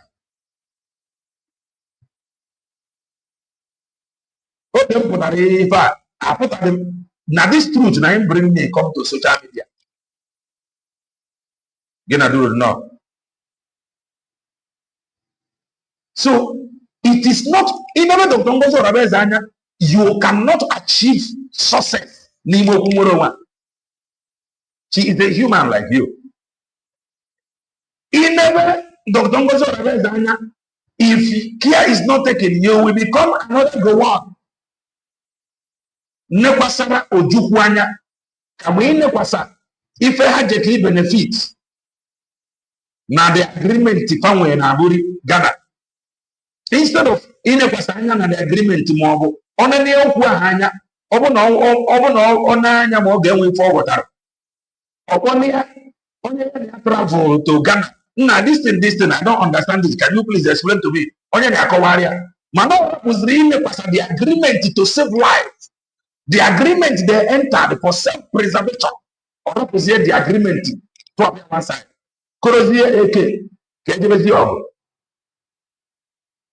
Today, many are there, that the man is more intelligent than him, that the man will dominate, that the man will take over. Now, when I found focus if I had the key benefits together, if you focus on Dr. Ngozo, he's a human like you. Or man better change this way. Oh, my God. Mazi Nnamdi Kanu no nime. Mazi Nnamdi Kanu no nime. Or the Kaya Wamadu, no man be careful. Call a nime. Or Maranya Banime Natoto. Mazi Nnamdi Kanu Mana Gejida and Kenya. He will not go to Kenya. Mazi Nnamdi no man na a day will come to Finland Gejida. Oh, we go back also to Finland, the Baba Joe. Manaya Jukunapo, Yabbe Finland and Abefana, Coco Cheese, Mwezia. Oh, yeah, be fine. Omana did Yapo, even if Dr. Ngozo on a bed, you will be more careful. Mazi Nnamdi Kanu on him. And the immediate age Mazi Nnamdi Kanu, almost years, many of them took amnesty. In order, everybody, Mazi Nnamdi Kanu, Nima, even Dr. Ngozo on a bed, won't you be careful? He will look, he will We were asking them then, Mazi Nnamdi Kanu si wee nwee nsogbu. Ka ma ọnụ wee digo the chalk. We were raised the memo to overthrow him. In less than 24 hours, so we're nsogbu. You begin to raise memo. And we said it here then. All injuries that stopped Mazi Nnamdi Kanu, that stopped him will stop you. They don't care. In less than 72 hours, they don't raise memo to overthrow him. Who does that? So, you will be more careful.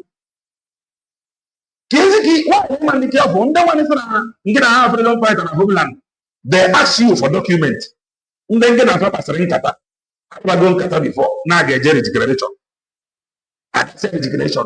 The same people turn around. Now what the document? The declaration in the Mobezio. Would you be afraid of them? Now we're taking the document. Would you be afraid of them? And everyone witnessed this convention that gave birth to this declaration. The social media. All of a sudden they turn around and ask you to bring documents.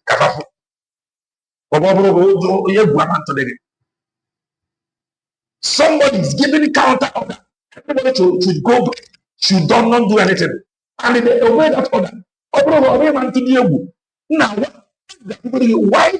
why that we made this order obey?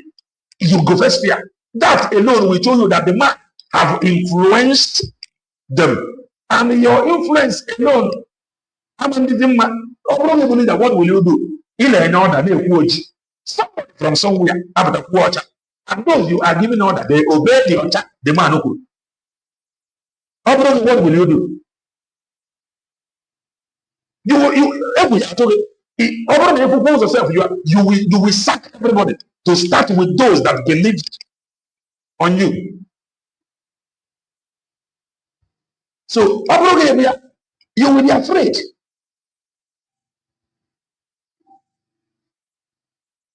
What if it takes very many years to build reputation of you for very many years because of betrayers? Who witnessed the and she is here witnessing how they are confessing. I can see them. My heart told Dr. Ngozo Arabez got to go now. Tomorrow, Dr. Ngozo Arabez is down on a prison. I beg you, Dr. Ngozi, buy him beer, buy her beer, leave a prison. Prevention is better than cure. Everybody is apologizing to Mazi Nnamdi Kanu after Cobra and Nima. After Cobra and Nima, news on now, but Mazi Nnamdi Kanu at peace with autopilot. You know why the news are happening? May I not be found wanting? So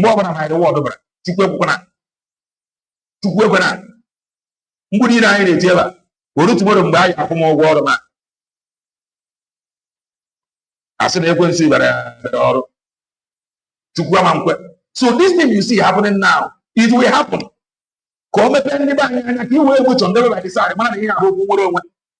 Mazi Nnamdi Kanu did not force you from your house to come and join freedom fight. What did you hear? Were you able to process the information you heard before joining this freedom? And those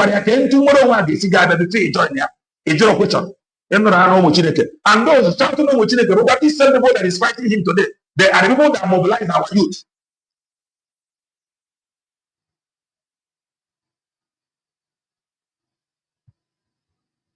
So now with anybody.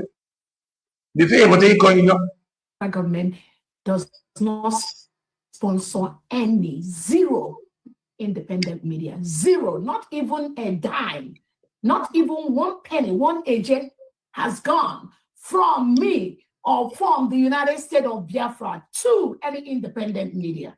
Not one agent. And I know there's a reason for that. Not $1, not 1 dime. No independent. Most of the independent media, I don't even know I know the names, the phone numbers now.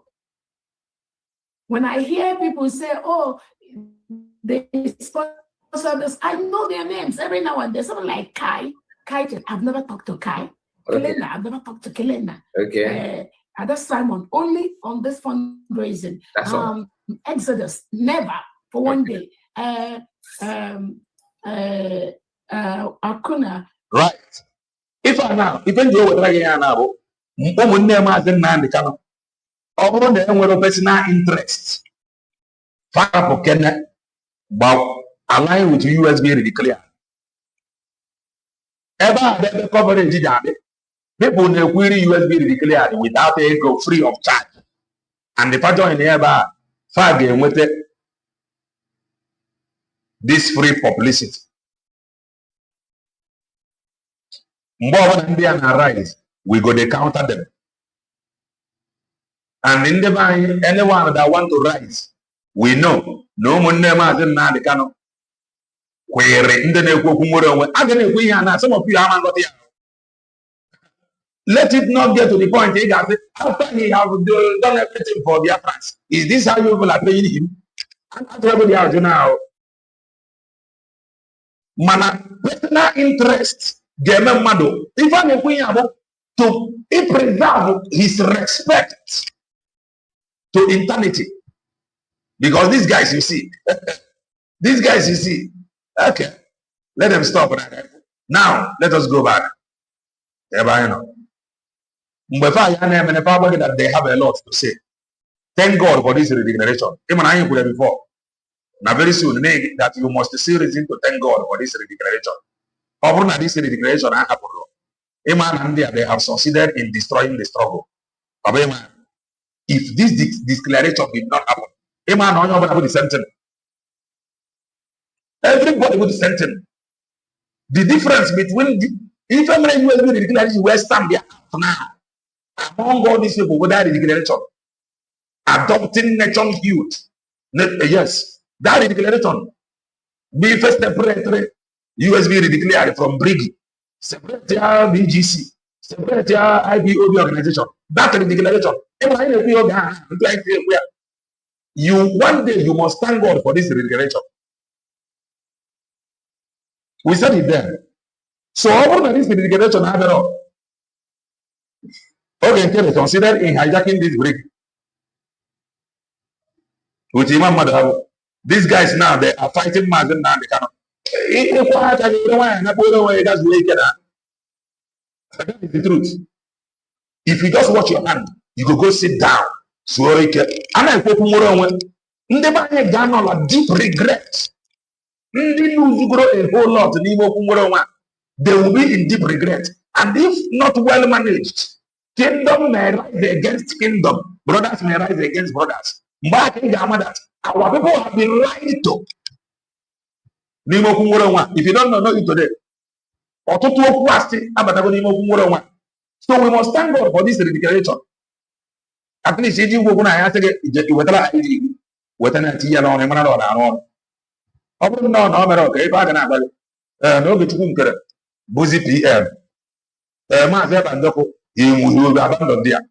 Mazi Nnamdi Kanu, the people that he worked with, he told you that whatever they said goes.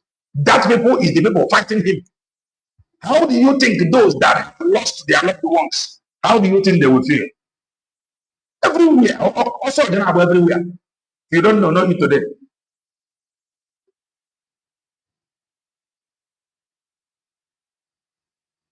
For his personal business.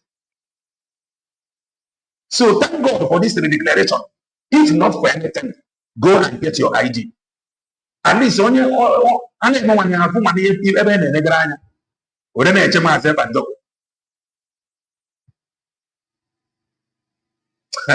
of you don't know the importance of Mazi Nnamdi Kanu going forward. Some of you don't know.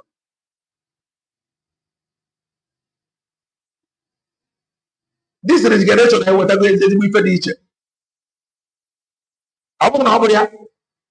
everything about Umuro Pasana. I may bring you something from Onyebuchi. After many years, Mazi Nnamdi Kanu created the office. IPOBDUS and a Google liaison office. Why Ipaji a Google liaison office now? Why not before? Why Ipaji why not join with that liaison offices have given birth to? But USB declared. It is all about money, power. Listen to them. If I know how Onion do is square today, because Onion do puta, that is when my voice will be more higher. I wish that Onion do puta today. On our for that the truth, Onion do puta, some of them they are going to speak up. Some of them will just lie low. Whatever I service, Batapa, spring leader, spring commander, Onion do and the Jesus of our time. Onion do you are welcome. No, you went, you saw, you conquered. The next minute they see you so that the business can continue. Some of them will speak up. Today, many of them they will say they will no work again. Many of them will still pretend. Many of them the loyal to Uchemepo. That is one thing about struggle and growth. Many of them the loyal to Uchemepo. In fact, some people join this very struggle because of Uchemepo. And they still remain loyal to him till tomorrow. Some people did more loyal to Uchemepo than Mazi Nnamdi Kanu. That is struggle for you. And I keep on praying for him to come out. Then I will be saying what I'm saying in the front. Oga Bonga say, okay, this guy is right. Because outside. I pray for him always, every day to come out. So that Nnamdi Kanu must give me back my own money or just squander at Kenya. He must bring that money back.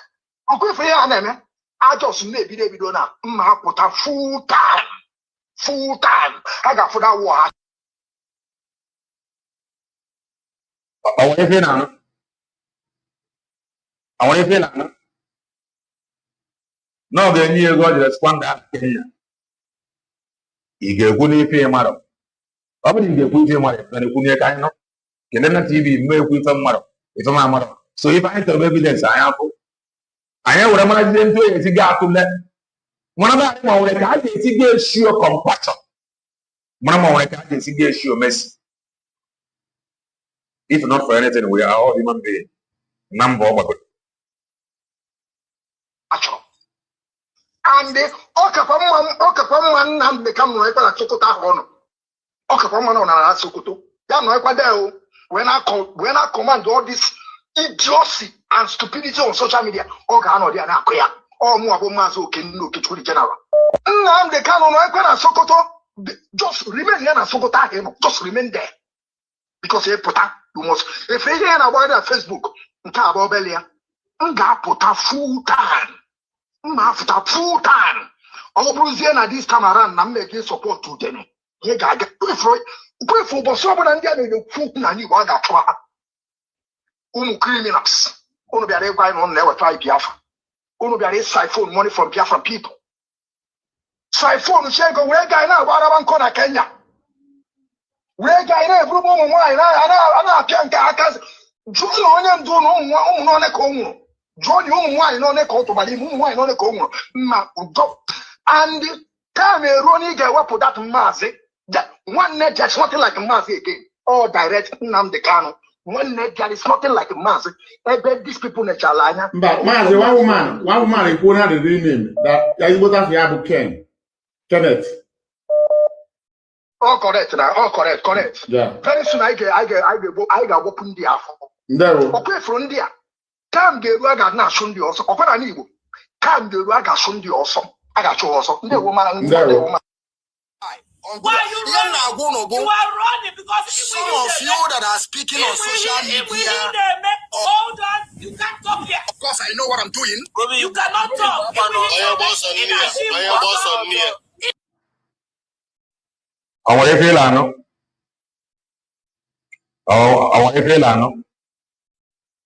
There are some things you cannot counter. Until Baba with evidence, I have okwu abụrụ okwu maazị ife abụrụ okwu a boy of 10 years ife abụ okwu adult sit go down gbakọ mana reason o ji ekwu ya so ya ka anyị ga-eji ọ bụrụ na ile ọ bụrụ Maazị Nnamdi Kanu ife ọma ị ga-emere ya bụ ọ bụrụ na ile ọ bụrụ Maazị Nnamdi Kanu ife ọma ị ga-emere Maazị Nnamdi Kanu bụ ịsọpọt USB declare ya bụ ife ọma ị ga-emere ya. These guys, they are not going to stop. They are not going to stop. I have a dream.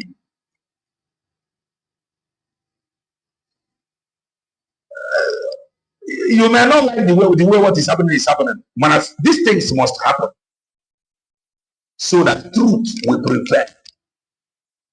In no whiter than white or Malaysia. If I have a rope woman, nobody have a chick bed in mama fly. No propaganda, we go see how you go play out. So before you come to counter, it get meant to need evidence. In other words, a whole lot has gone wrong. A whole lot of lies has been told. That is why what is happening is happening. If all the people cannot come, this thing you see will happen. If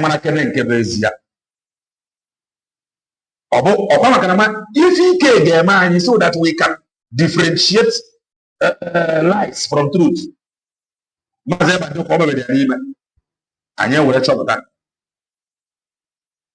And over Nigeria agent.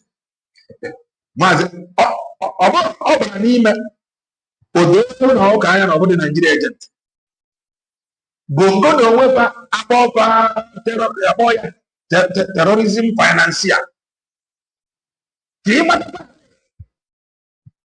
No problem this narrative under Putin agent.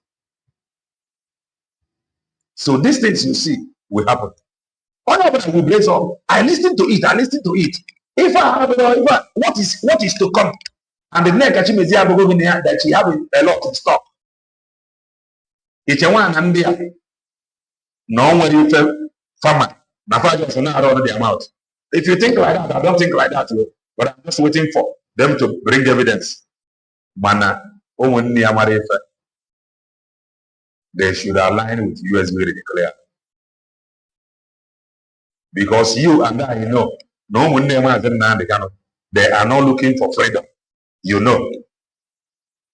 So aligning with Indonesia gets save some things. What is going to stop these guys here? I ain't a good amount of Bandoko. No, then I decide. I'm not going to decide.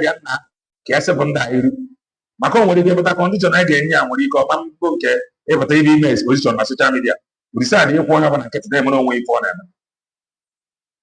Because he came that Biafra may come. He came to make them for himself, not to drag who is doing it well. Oh, but I say something on the table that he is going to bring something.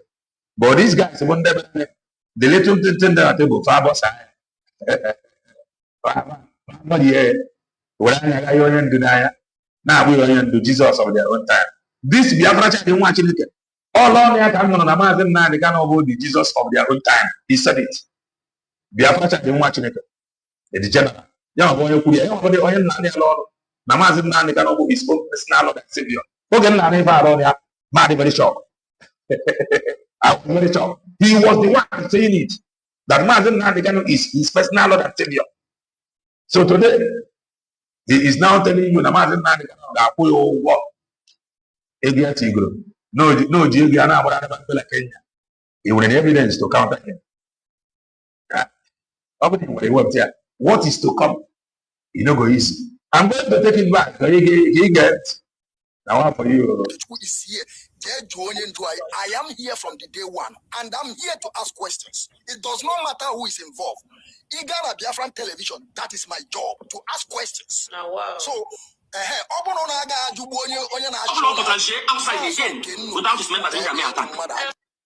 they know some things. They may not know a lot, but they know some things. They know. If I'm in the now, they know some things. They may not know a lot, but they know some things.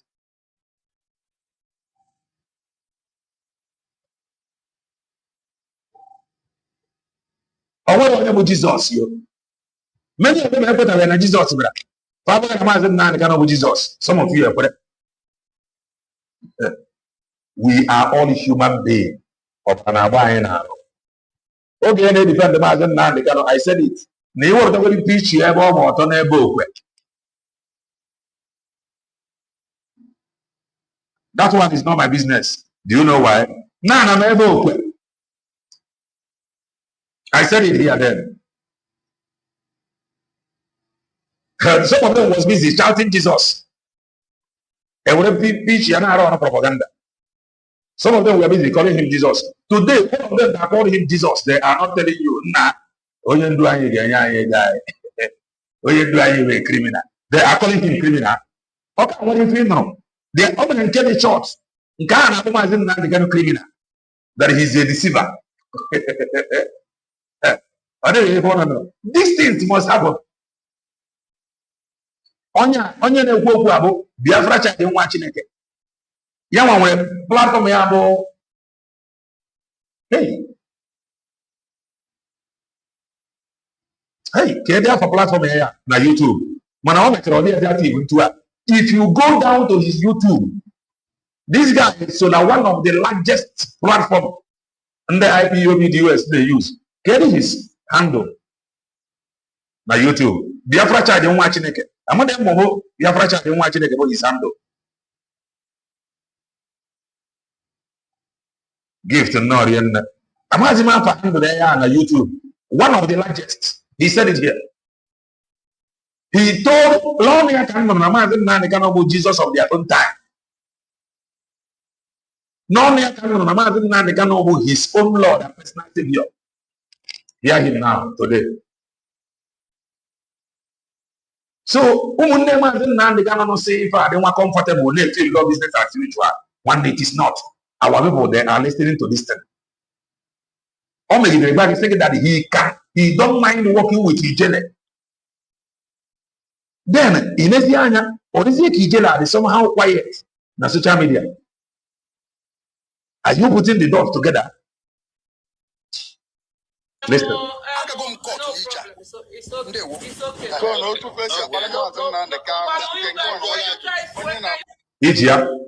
Idia, Andrew, Rapture Media. You run on YouTube, just type Rapture Media. Rapture Media. Idia. One of the largest. One of the largest platform. Ever can a host meet the panel. Biafra child in watching it. Mazi Nnamdi. If you go down, that he is their Lord and personal Savior. Today, fast even into our nege webu Mazi Nnamdi. Can you guys? Hold on. I want to say something quickly. Okay. I want to say something quickly. I'm a general. Yes. If he's a loyal person, is he loyal?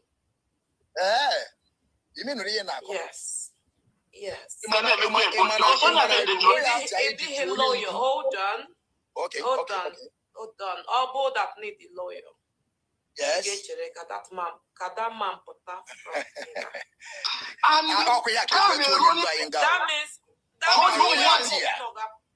that means he will hope no. Well, Imana, in your own mind. If I know how Onion do is where put today, because Onion do put that is when my voice will be more higher. I wish that Onion do got put today. Una for that ne oku and and I keep on praying for him to come out. Then I will be saying what I'm saying in the front. Oga Konga say, okay, this guy is right because we are now working now. Say, now we are not outside. I pray for him always every day to come out so that Nnamdi Kanu must give me back my own money or just go down at Kenya. He must bring that money back. I just maybe they don't put a full time. I got for that war action. And the Okapaman Nnamdi Kanu right by Chokota Hono. Okapaman on our Sokoto. When I command all this idiocy and stupidity on social media, Okano they are not clear. Or more about Mazo Kanu to the general. Nnamdi Kanu right by Sokoto. Just remain here and Sokota, just remain there. Because you must if you hear about that Facebook, about Belia. Nga put a full time. After full time. All Bruziana this time around, I'm making support to them. You got to pray for but someone and the food and you want that criminals. Only be a guy on never try Biafra. Only be a siphon money from Biafra people. Siphon check away guy now. Mbapao. Oh, Onya Laro, Onya. Onya na ịma na onya mesia video ha ncha niile na-arụkọ onye nke a nọ na bongo ka dịka ọ nọ na aba dị oji onye nke a mee video ọgbaghịrị Okenna Okechukwu Biafra child Rapture Media Biafra child echi ya ị gaa na that Rapture Media wait let me look for it na social media that Rapture Media I think no Mazi Okenna Okechukwu na control that Rapture Media mana ọ na-emezi ome program onye nke ha nọ na Naija mee program fee pụọ ya chi ya na that Rapture Media. Rapture Media bụ one of their one of the largest platform paji wee gbaa Maazị Ebanjọkụ wọ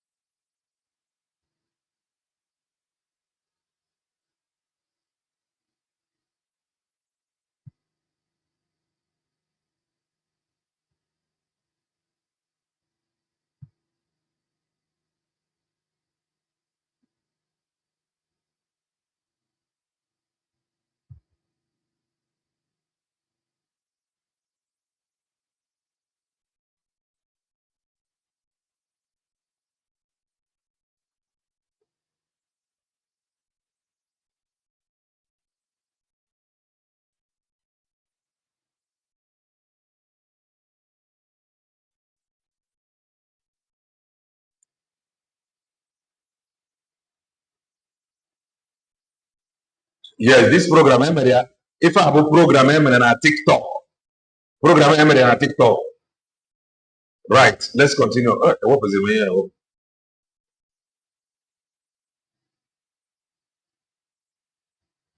ewepụziri m ya ewepụ nwa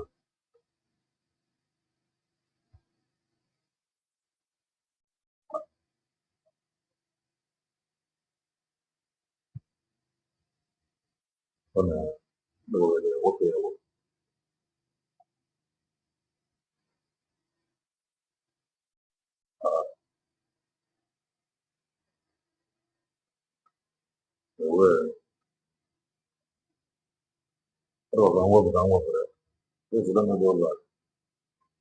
Can't find it again.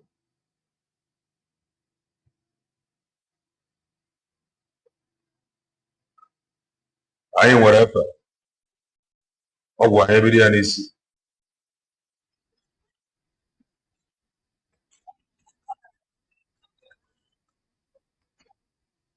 so I forgot my bone on that. But yeah, I have a question for the general. Hold on, I want to just say something. My brother, I don't take any question from anybody. If you want to ask me a question, you ask me. But any new to our own hearing now. So can't you know are you a member of which zone? I'm a member from Brescia. That Raption Media, I think, you know, 80-something thousand followers. Yes. My brother, and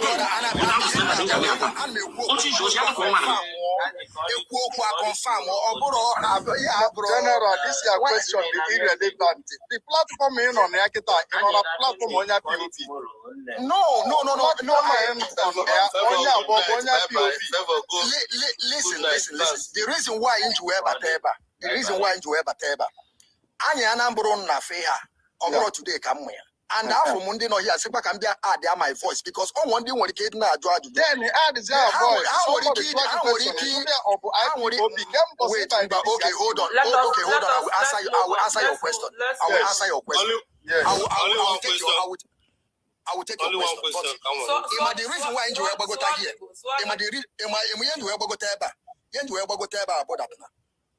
Mazo Kenu Kishuku. I give respect to Onion Doom. That does not mean that Maju Onion Dumajuto. Obonaga Junibonia Nashona Hajudo. Mazo Kene Okichu is here. I am here from the day one, and I'm here to ask questions. It does not matter who is involved. Igara Biafran television, that is my job, to ask questions. So, Obonaga Jubonia Onion outside again. Without his members in Jamaica. It's okay.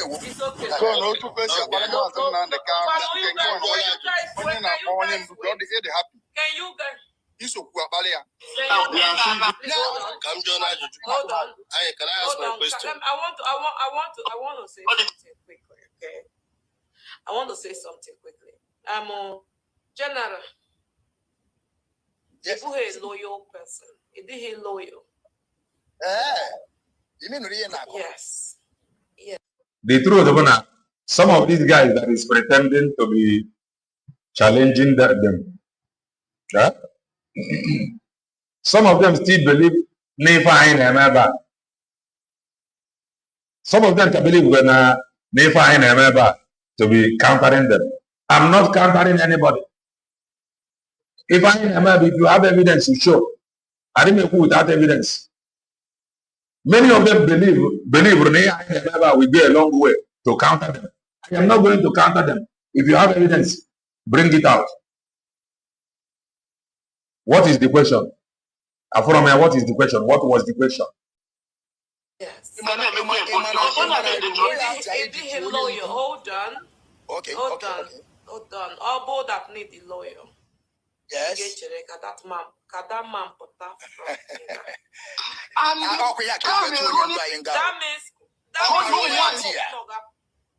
means he won't hope no. Well, Imana, in your own mind. If I know how Onion do is where put today, because Onion do put that is when my voice will be more higher. I wish that Onion do got put today. On our foot that and I keep on praying for him to come out. Then I will be saying what I'm saying in the front. Oga Konga say, okay, this guy is right because we are now outside. I pray for him always every day to come out so that Nnamdi Kanu must give me back my own money or just squander at Kenya. He must bring that money back.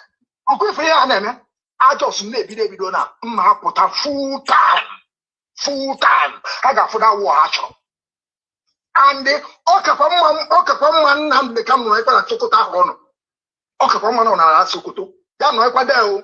When I command all this idiocy and stupidity on social media, Okano dia na koya. All more about Mazo Kenu to general. Nnamdi Kanu no equal to Sokoto. Just remain here na Sokota.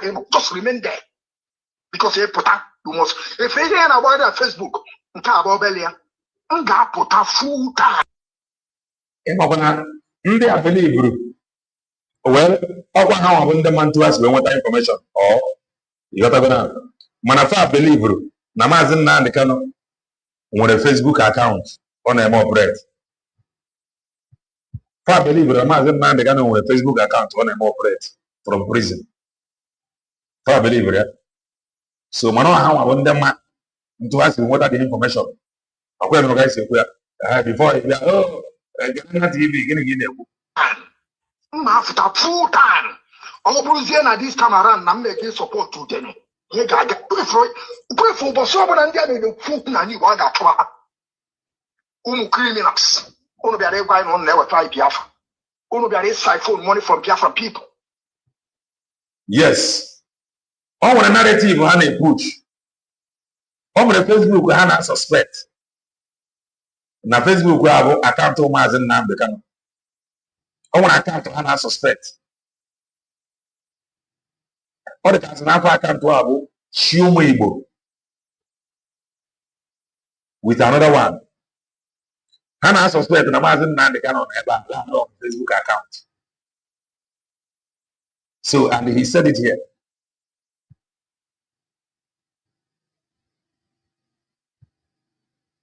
How do you mean? Am I taking them serious? You should be worried. You should be worried as an IPOB member. If only the Mazi Nnamdi Kanu is to advise you to align with USB declared. So don't downgrade anybody in a distance.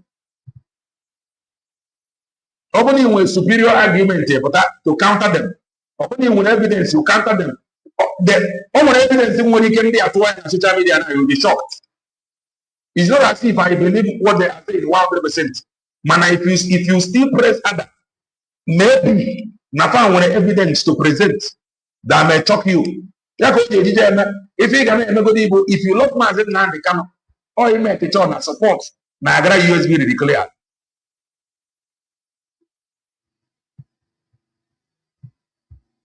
I won't again, Korea. Okay, you are not worried. Okay, Joanna. What do you okay like that? So I phone check on where guy now, what about Kona Kenya? Where guy now, every moment, I can't John on and do no one Congo. John, you wine on a coat, but you wine on a Congo. And come a Ronnie get up for that Mazi. That one net just something like a Mazi again. If any nine and I game, so who we fair there was equal. Some people will be having a joy. Yaka is about any year to come a declaration. Age of wine no with it. On with it. You now want to enter his private or personal life because all government people who want they put in again wolf wine. Or not you know. Then another and the name is Mazi Nnamdi Kanu. That is to say, no, we're in India. So a whole lot. This thing in Africa can trigger a whole lot of things. Oh, direct Nnamdi Kanu. One there is nothing like a mass. I bet these people in Chalanya. But Mazi, one woman who had the real name that is what I have Ken. Kenneth.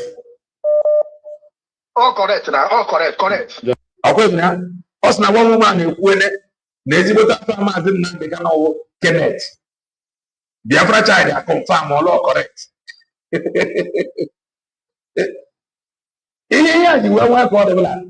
This is the most difficult time for Mazi Nnamdi Kanu because if I haven't been in the body of Jesus, in the body of Jesus, their supreme leader, their supreme commander, and you cannot talk about Mazi Nnamdi Kanu without talking about these names that is fighting him now. So if you are somebody who don't know that propaganda can actually be triggered, how will you feel that the people walking close to him, go the same people telling him that he is not real? How will you feel? You will feel somehow, definitely. Mano, when the guy feel anything, then what if further to present some evidences? What will you now do? That guy the most difficult time for him for permanent and everlasting respect and that coverage. Umunia should align with USB declare so that some people may not get angry because na ife na ọtụtụ ndị mmadụ anwụọla na ya. Ị na-aghọta? Mana ọ bụrụ na na-afụ na ụmụnne ya nọ witi nwere onwe, ị nwere ike na-edi. Mana ị na-anya bụ na ụmụnne ya nọ witi nwere onwe, how will you feel? Yeah? Yeah. Very soon I ga-agbapụ ndị afọ. Ọkụ efuru ndị a. Kam ga-eru a ga na-asụ ndị ọsọ. Ọkwara n'Igbo. Kam ga-eru a ga-asụ ndị ọsọ. Ịlanya, la time ga-eru na ga-achụ ndị ọsọ. Time ga-eru a ga-achụ ndị ọsọ. Ọ mmadụ bụ ụbọchị eke mebere onwe ya. Ị na-aghọta? Ijele bụ ijele gbadaba anyị. That is it. Chụọ everywhere. Chụgo onye ọbụla. Ijele.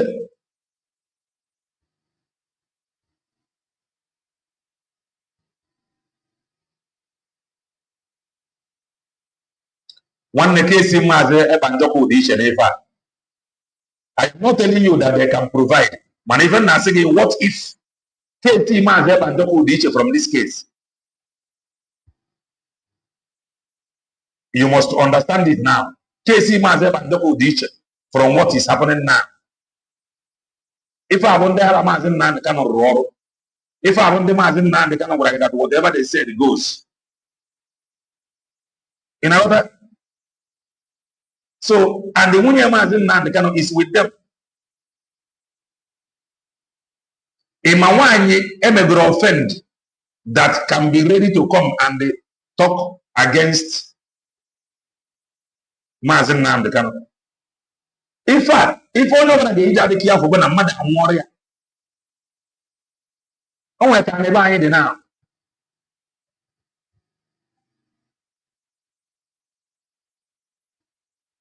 That is the truth. So we must all come down. If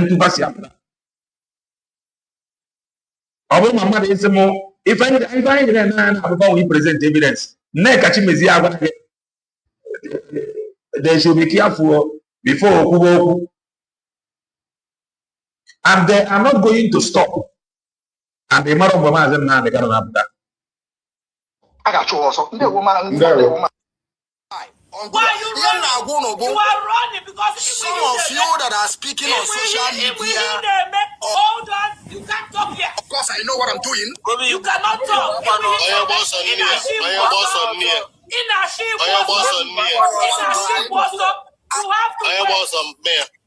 have to wait. Nobody should run. You have to bring this issue into this. You need to iron it. Don't bring anybody into this. Run now. You talk to us. Bring anyone in. You see, they understand this game. You see this game, they understand it. However, this game very well. So you cannot expect them to rush. He present evidence. They cannot. Upon evidence, they cannot present it now. These guys understand this game very well. Matured men and women to fight Mazi Nnamdi. They understand this game. No, you don't know me. You don't know me. And I'm not afraid of anybody. Igbo, hold your on. I'm not afraid of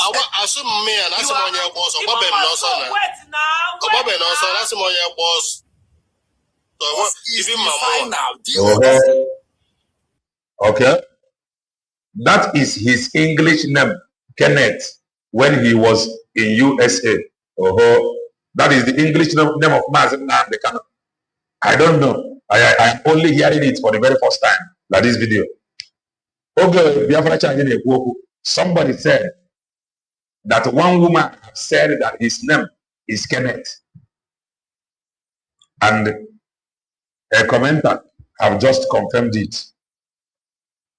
Let me say, go come. These guys, they are not going to stop.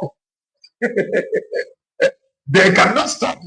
They never stop. And even if you are Mazi Nnamdi Kanu, these truths, all these things must happen.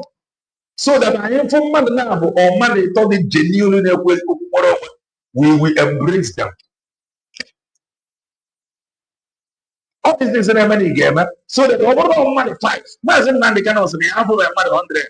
They have money 15. So this thing will happen. At the end of the day, over the fight, we will embrace and respect them. Back and table honor, gave it up. Back and table more gave it up. Back and our fight is it for what we stand for, not what we have now. Back against that person, and everybody will descend on that person. So these things must happen so that we can separate the chaff from wheat. That is the truth. Hold no water. We deceive we are formidable. Even in our we deceive what you use. I need the people my natural. The memorial we have fight. We will now respect and value them. What we were seeing in social media before, one family. That cannot go. The only thing that we go with serious-minded people, and no matter how many have it, we focus on them. Family meeting cannot get you freedom.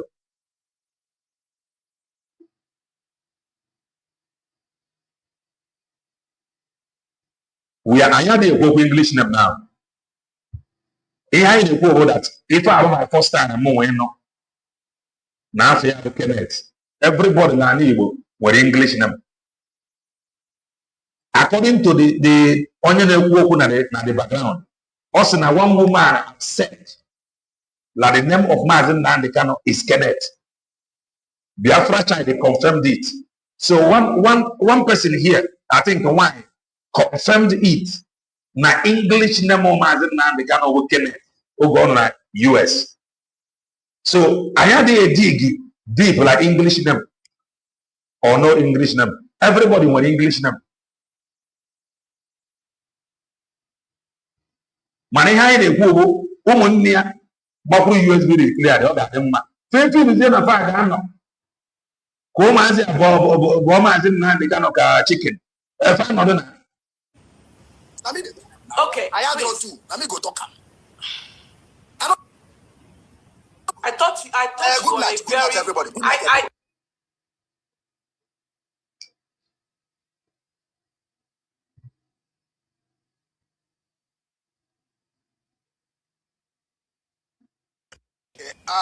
Emani Kushana, Biazi Mezi, Egwazin de Madi is won't you. Well, for that, Ma was it the voice note because it's out of use. But here now, if your voice Lina me to go there, or Mazo can look at you. You see me now. You have an uncle. The way emotion by the side. These guys and the KSU go 247 and they are not the same thing. To protect this leadership, making you to believe that this leadership is Mazi Nnamdi Kanu. Mazi Nnamdi Kanu is this leadership. Yeah? Now this leadership. The same thing I they may have evidence here. They may have some things.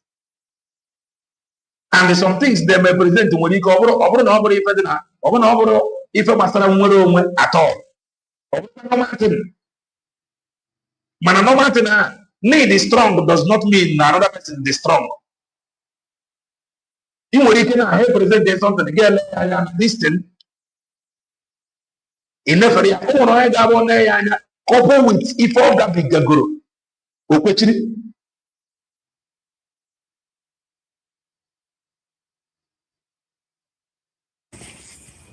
Hold me for that. But if we hate in Wama, you push out General, you turn wire to something else. General, but you too far.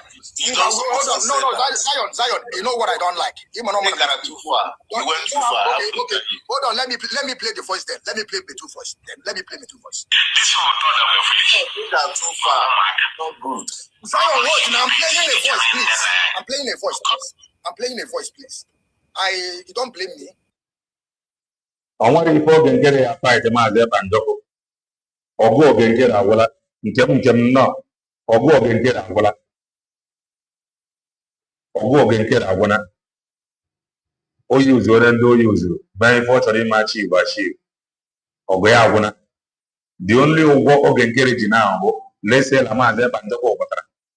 He may try to call them roundtable meeting. Maybe he'll assume as they used to. Ogenkere may not attend. He may attend the Babamba. Ogenkere have nothing against Mazi Banjoko. He have nothing. Ogenkere when he form to fight Mazi Banjoko or Umbomo fight here.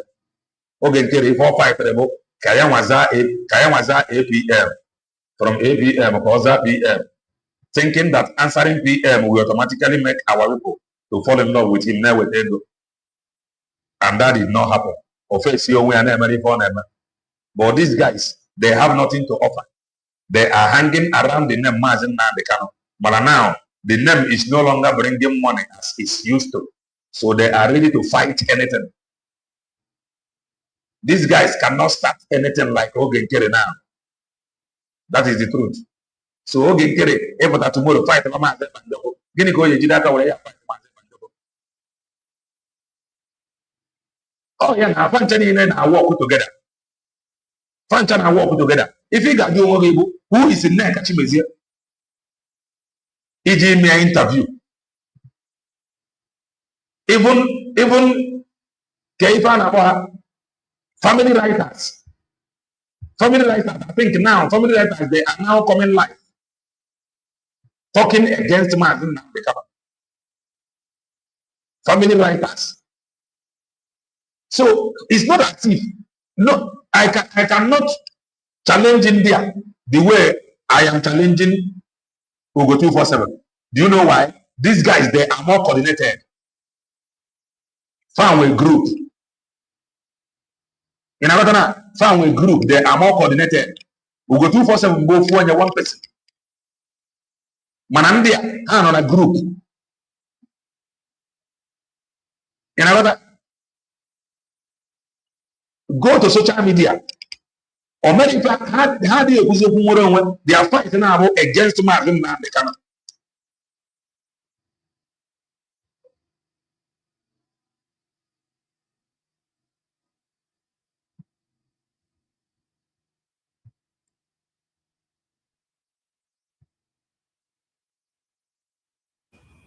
When no do come out, open again punishment. No only on you into a wrong one. So he open a new who can just say no mukulia. Call a label to more than no problem or mukulu. Get me tunte.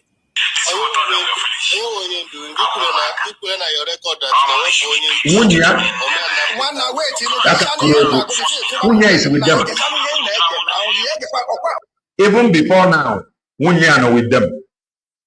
And they got La Munyano in good. I don't think La Munyano in good time with Mazi Nnamdi Kanu's family. So Munyala upon the Jequia, Makane Rumia on social media from Master Prophet. La Mazi Nnamdi Kanu and they are losing Munya. So you can have where this anger is coming from. In affair.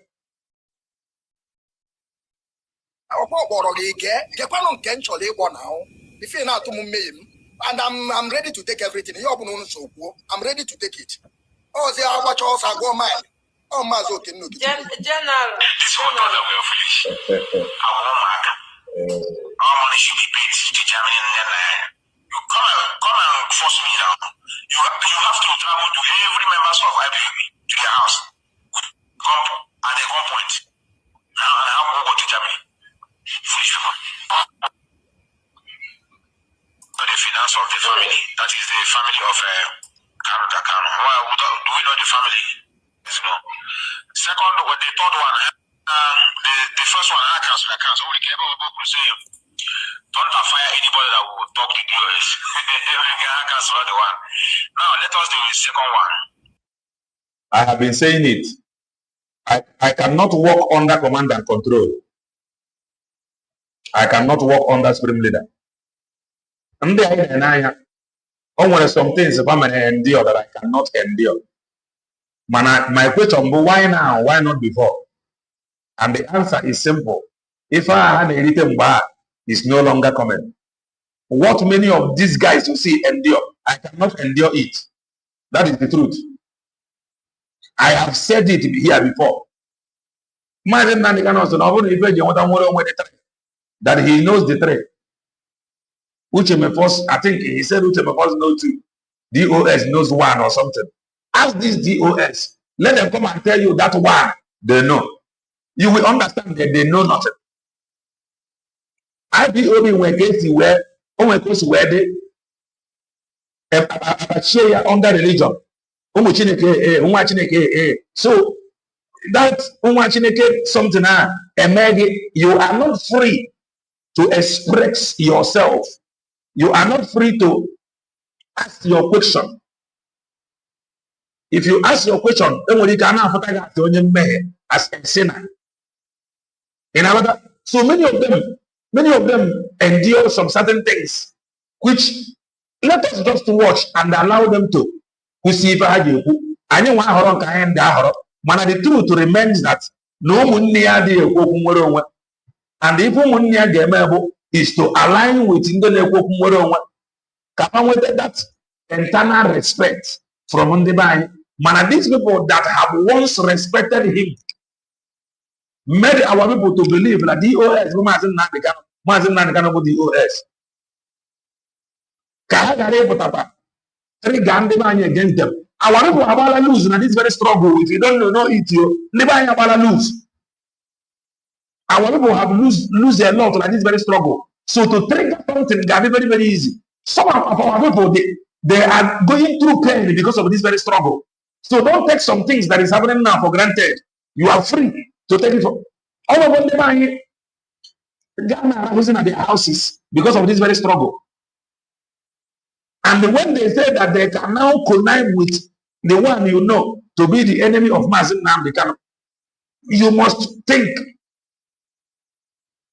what you see these people and what you go to person what the preacher, not the preacher. All sacked national coordinators appointed by Mazi Nnamdi Kanu himself must be restated and with immediate effect.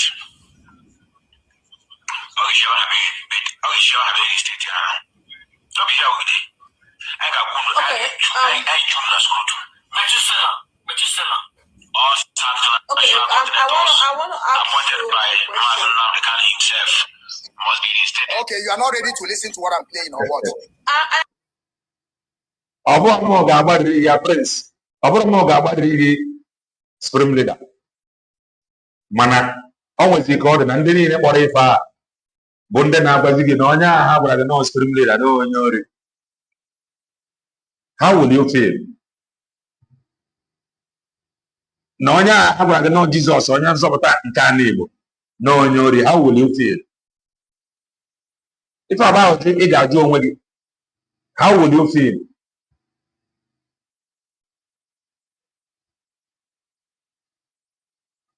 Mana the thing when is here, they told many of us here. Na Mazi Banjoko ban agent. Many people buy to it. Few people stood their ground asking for evidence. So we are waiting for them to present evidence. But if you are expecting them to present evidence in a hurry,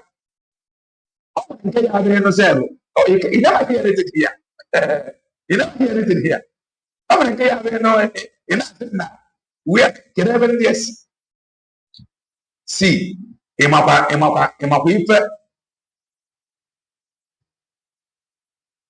guy, Mazi Nnamdi Kanu, and nobody asked him to stop. Nobody from the leadership asked him to stop. Kerifana Bonka no South Africa. Kerifana Bodia Ikenga. Imakwifi Ikenga Kugurulono. Nobody in the DOS asked Ikenga to stop. What does that tell you? They are in this together. Ikenga body a front line man.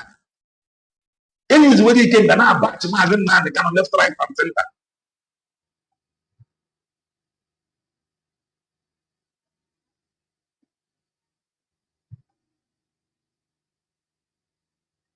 Obey man a question and answer social media. The issue from question and answer insiders. Or imaro. Question and answer social media. Imano the issue from inside question.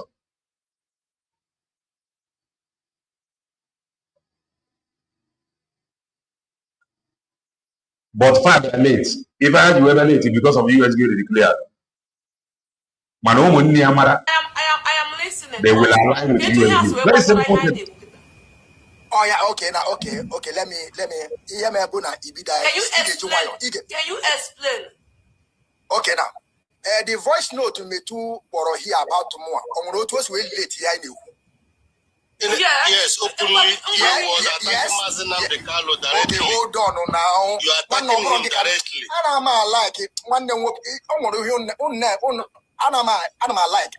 When I'm not new for the community. Obu anya na adum na adum. I know I'm in the court. I know I'm in a courtroom. And I be on here come to one query. Anya Anambra. Ajuronge sego.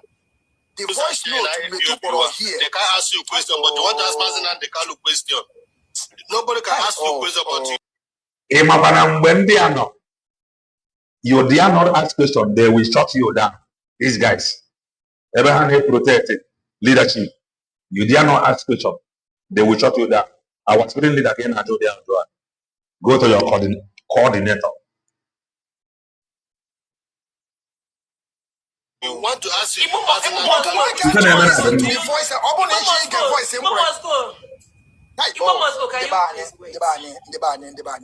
you please wait? I know his time. He just wants to make everything so. No. Okay. Emano kamano mere public now. Gini ka aka na-ezoje. Ọ ka mma na-emere public. Ma ọ bụ na-emere public for long. So that our people will know. Na ife a ndị a na-eme now. Both anger na-achụ achụ. So why hiding it? Ọ ka mma na mere public. At least ndị be anya na-abụ na ibe eji eme ihe abụ maka na atọ na ba. Ka anya na hide. Why hiding it? Why are you hiding it? Then forming 100 men. Only for your bro, be happy. Open inside, you make it public. Pretending to have them. Forming 100 men. Forming average. Why pretending to have them? Make it public. On one day now, on that, non theirs. Everybody move on. Either make it wonder and then that. Other okay. Why comparing them? If you are done with them, you make it public. Nanandi and gonna have the house. I am as Nifo Nandi and a webta. No anger. I am trying to see for the idea. Why are they hiding it? Are they going to lose anything? Annie, hold on. Can't call while we hear voice here, because on color ya small, you work as yente. Ihabo oge mona me too, because me for here we are yes, we are good friends. I know what we discuss on the ground. Ihabo oge mazi ne nupu isi. Me too now support DOS. Oh yeah, me too ne kui abo mazi Nnamdi Kanu corner about question. Now are you ready to listen to the voice now? Because only what are you go through? And this voice me I'm not here now. Nke me too pro na abo nke nkuru which is maybe like 3 weeks ago. Over 3 years ago. This voice note Hannah complained now. Methuselah was fighting Mazi Nnamdi Kanu there. Mazi Nnamdi Kanu nyere order. Ndị niile DOS si kpọchiga azụ. DOS. Methuselah said no. That before they will call them back, they have to. Mazi Nnamdi Kanu have to come out of prison, come and do it himself. That they are not going to do it. Today, the same metal is now fighting those that he once stayed together with to fight Mazi Nnamdi Kanu.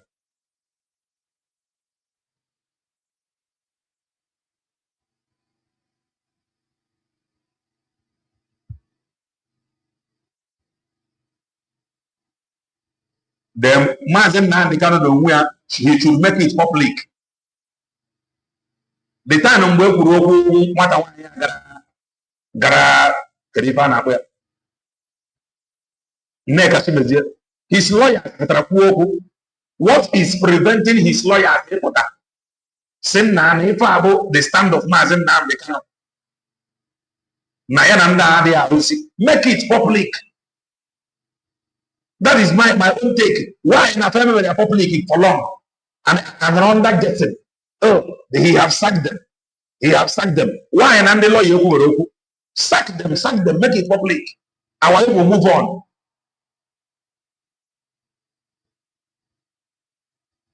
For you to understand the differences. Now pay attention and listen to the voice, please. So we thought that we were foolish. Our own matter. Our money should be paid to Germany and you come and force me now. You have to travel to every members of IPB to their house. Would you come at a gunpoint? Now and how will go to Germany? Foolish people. But the finance of the family, that is the family of Kanu. Do we know the family? That's how it's known. Second, the third one, the first one, I can't. Only care about say, don't fire anybody that will talk to DOS. The one. Now let us do the second one. All sacked national coordinators appointed by Mazi Nnamdi Kanu himself must be restated and with immediate effect.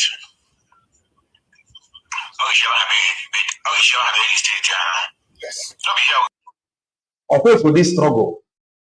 Only some things, someone never had. Only some things that is very struggle. IPOB, someone never had. If what you are the way, some people put here. You go get as you go be. Only something need me this struggle. As at times, so that I didn't mean some things which.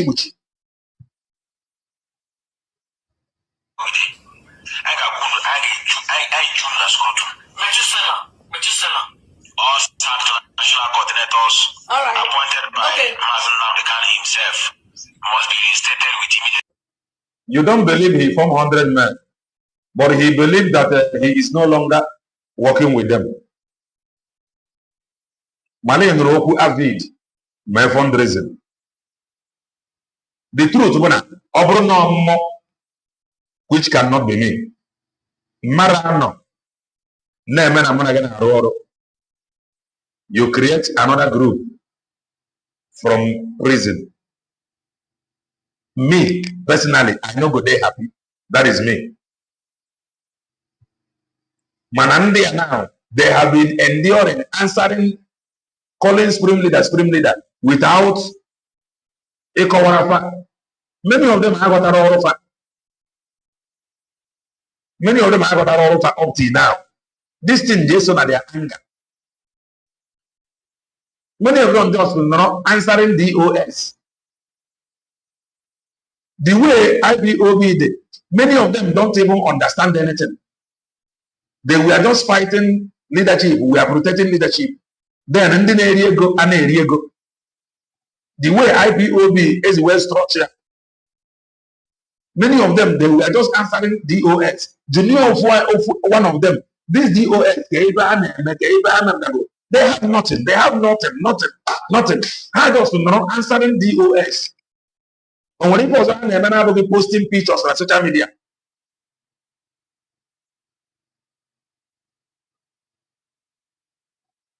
That is what I do not know.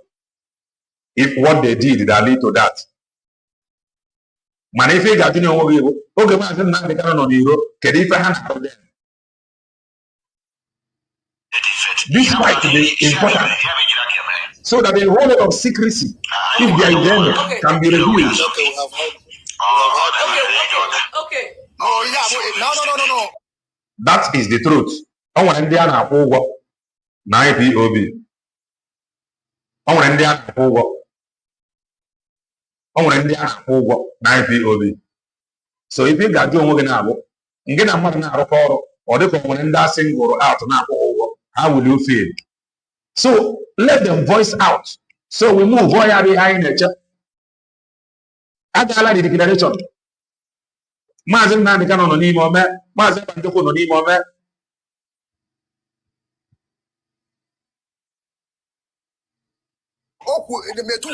Metu kwubiri okwu si na Mazi Nnamdi Kanu family don't have money. Nah, it's okay. I think I will leave it.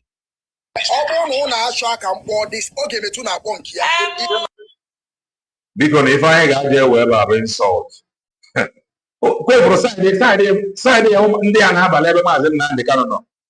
Many people don't go like him, but you need to brace up. You have opportunity.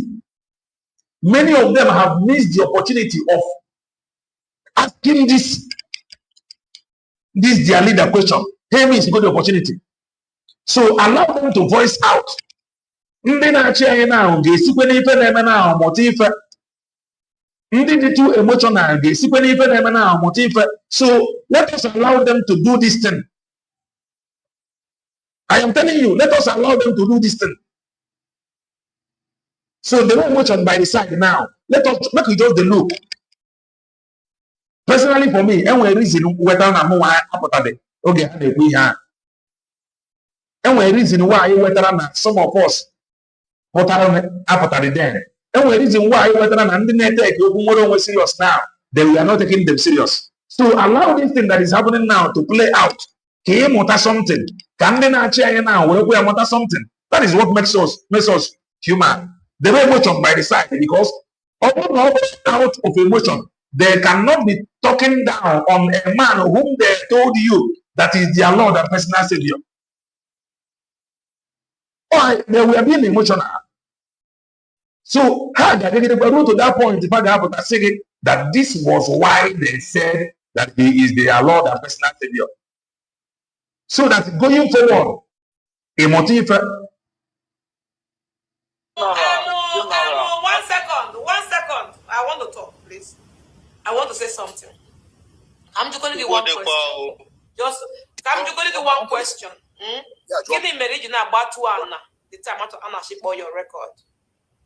Let's start from there. Okay. Can't get more about 1. Give me marriage now.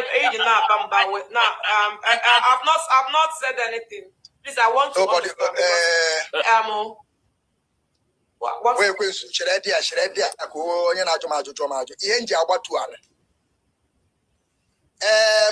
My voice, this voice, Metuna Bona, have been played in many platforms. I don't run away from it. I don't. Anything around the anything can happen. When you watch everything na this IPOB of a thing. A man and one a build around the Mazi Nnamdi Kanu. Mana if you were trying to wear somehow, Bono from Mazi Banjoko doing his thing. Mazi Banjoko was doing his thing. Or fear recognize the Daisy, if for Mama Banjoko Meru, Bo Ejegeki Aja join me from unit. If I be for Mama Banjoko Meru, watch or ask yourself, when you go over standing on his own, can by POBJ may exist. Stand there on his own. Whoever it is very IPOB. Or whatever. Only Mazi Banjoko. He started on his own. Anybody that, if you have something to offer, anything other than that made you to join a family meeting, that is the end. You will be frustrated. And what's leading to a hierarchy. What's leading to a so na no after Mazi Banjoko today. Open mistake. Oh, we have family meeting here. Our family meeting here is having meeting every Sunday. You must join our family meeting. You must do this. They will frustrate you. You don't go do anything. Nobody will hear your voice. Check. Even in a family meeting, never genuine person there. Before that, they corrupt you to take with propaganda and lies. So if a man says, "I'm going to join your family meeting," the witches and wizards in a family meeting, they no go allow him to write. He must contact coordinator. Coordinator contact this one contact this one. Before when they contact him as Nnamdi Kanu. Okay, this is very easy to formulate lies. Clear and easy for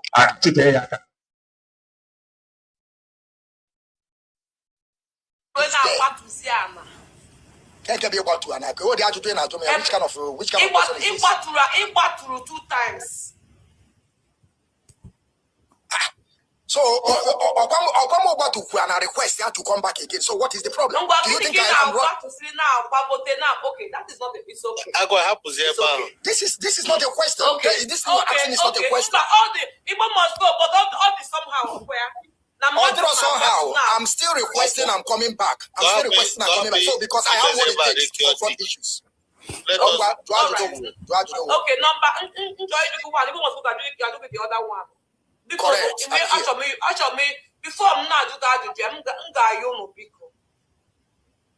I want to be Nnamdi Kanu so we make your own. I could pay you. You are talking on yourself. Hold on. Okay. Hold on. Okay. Let me finish. Take it easy. Mazo okay, no, who have a platform. You knows that. So Abraham here. And I'm will be called for you to keep me here. Because I have a platform. Me too can also testify on that. One of the biggest platform. One of the biggest platform. That is the truth. Platform is Bandoko Saga. Today, they want to run after fighting him. Boma Bandoko. Today,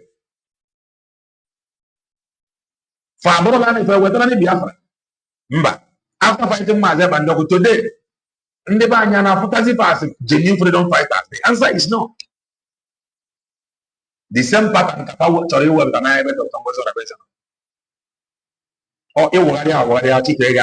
nobody will pamper you. You can't cover your rubbish there. Why are you pampering people?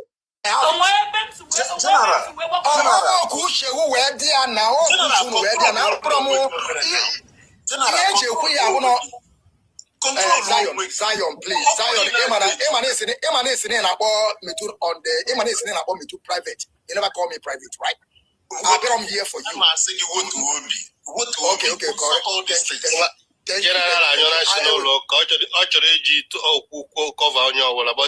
Your voice is not higher than every other voice we did here. So you need to calm down. You don't shout more than any other person here. Okay, hold on. Let me tell you something. The reason why you're not. Okay. Oh, you don't need to explain. Okay, I understand. Igbo must go. Okay, let me ask me a question. Yes, I have not asked you my. If I'm Mabala, if any only if I get wrong, but this very struggle. Mazi Nnamdi Kanu which is normal. Liar saying only will take responsibility. Mane wako a matter no for them buy a joker. On when they are or Gara or war also. That is just the simple truth. As a mad liable. I'm not going easy. So man of that second no get take responsibility. No doubt about that. Even under the political group of land some of them are back and say, came where ever the end of Sarania, Mobana Gaba, I want the book. Tabaka there. Ufodone go if Bagana, now again you chacha. Put any in a metacharia.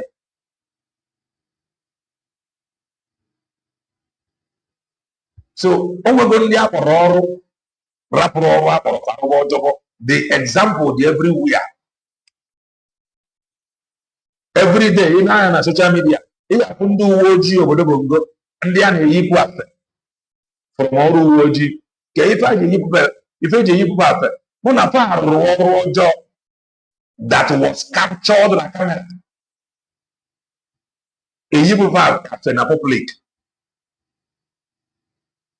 Manafaro job. If I can have no police. O nwere ndị ọgba mgbọ a ga-anọkọta nwụchikọ ndị ọgba mgbọ maka na o nwere ibe ha mere anya pụrụ achụ afa. Mana ọ bụrụ na fa mee ya ma ọ bụ na afọ ya, ndị a ga na-akpọ n'ọnụ ndị ọgba mgbọ ndị ọgba mgbọ. Ntu aka ọ dị n'ihe niile. So o nwere ndị a kpọrọ ọrụ because of their own personal interest. Fa arụba ọrụ ọzọ. Just like ihe a somebody pụtara na-ekwu na sị gị na ya bụ nwanne Holy Ghost. Ị nwere ike ntụ ahụ o kwuru ya na ị marọ ma o nwego ntụ o si wee dere Dr. Ngozi Oradozie ozi private. Nneke ya nwa bụ onye nwa the only reason o ji wee jebe. Ana m ekwu o nwere ike example ka m na-enye. Nneke ya nwa bụ onye nwa ma ọ na-aga ka ọ ganara ofe ego gbanaga, ka ọ na-aga ka ọ ga rụọ ọrụ. Ọ bụ rụzie fakpala ọgwa ife ọ ga-emenwu onye iji ego enye ya ego. Tomorrow ma ọ were ego gbanaga, ndị be anyị will blame Dr. Ngozi Oradozie tell us what you are doing with our money. Mana ọ nọrọ onwe ya mmadụ abịa maka na ọ bụrụ na-ekwu okwu nwere onwe m itie ya kwe ife o ji emenwu out of trust maka nwere onwe onye ego. Ọ bụ anụ ọsọ Dr. Ngozi Oradozie bunyere isi ya. Mana ọ bụrụ na ọ ga-asọ si die ife niile ahụ abụrụ good result for Dr. Ngozi Oradozie. Ọ kpọrọfụrụ ya and the struggle. So o nwere ndị a ga-akpọ ọrụ ga-arapụ ife akpọrọ parụba ọjọọ. So ya ka ife a na-emeni ji very very important. At the end of this thing na-emeni, ọ bụrụ mmadụ 5 bụ ndị bụ ezigbo mmadụ, you will cherish and respect them. Ọ ya ka ife a na-eme ji very very very important. Nwere onwe cannot come under ụmụ Chineke ụmụ Chineke ọmambịa dị ya. Ọ ga-abịa with tested and trusted men and women nwere integrity. Ọ mgbe ahụ ya bịa. Ọ bụrụ ụmụ Chineke, anybody can hide under ụmụ Chineke na commit crime.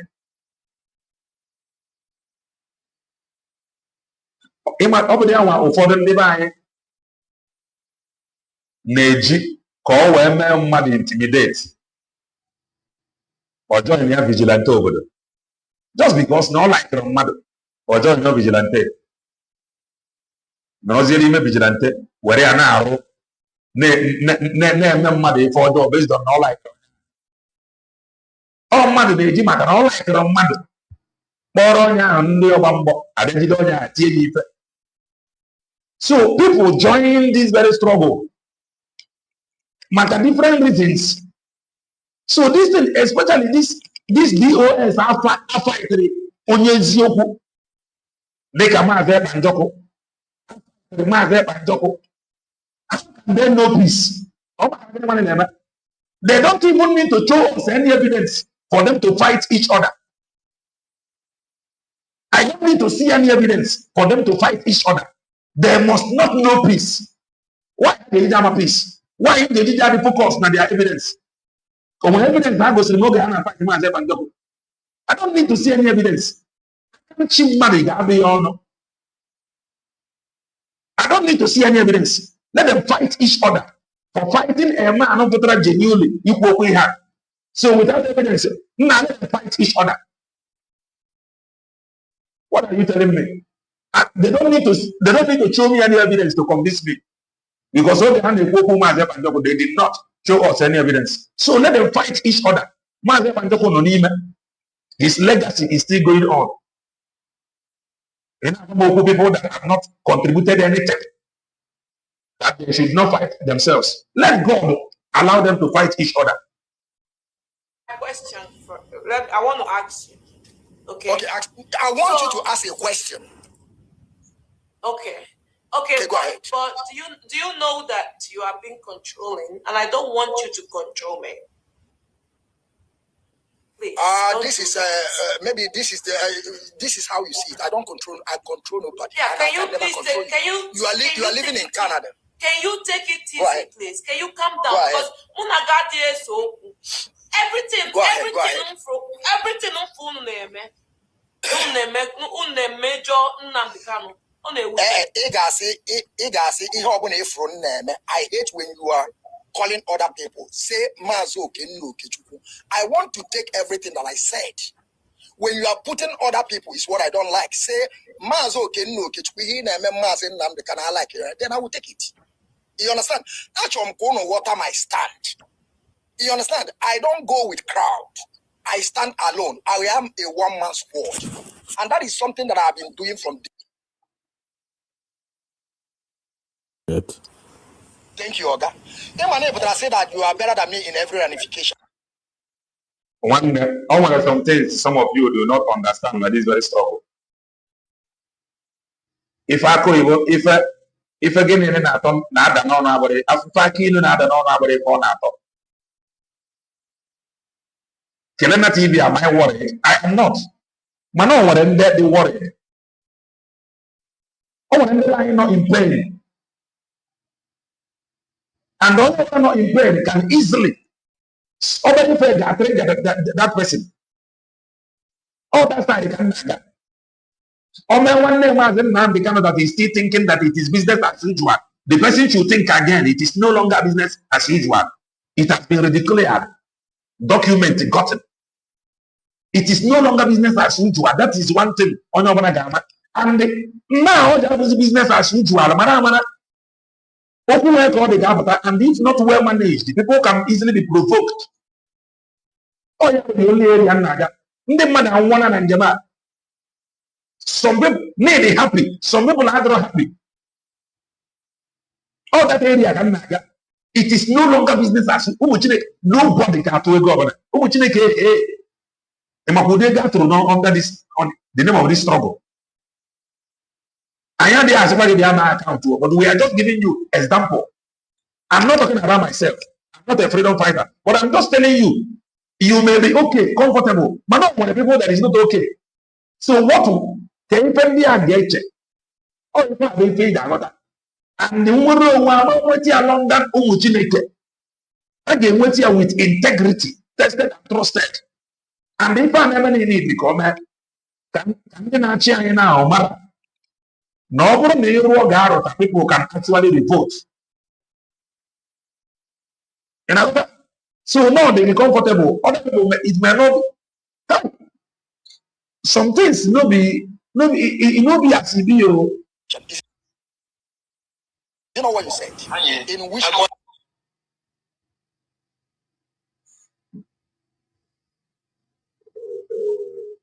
what do you mean by I want to talk. Please. I do bring my question. Well, I'll wait. But I believe you come here and everything can organize like I did shop, okay? I did shop to time we tell. The era of lies and deceit. So if I want to marry them, I'm Uru and General, if you allow me to talk, please. Fanchan under oath, or like this. I would say under oath. Okay, Fanchan is under oath. All of them you see. Am I under oath? Am I a member? You may not be under oath. If they are all under oath. A wedding tour. Go somewhere, please. They want no motion. They want to come join the question of change again now. But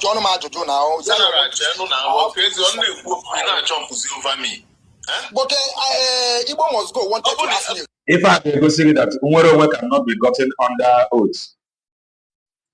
If he can get me Igbo, everybody at all embrace freedom. Freedom.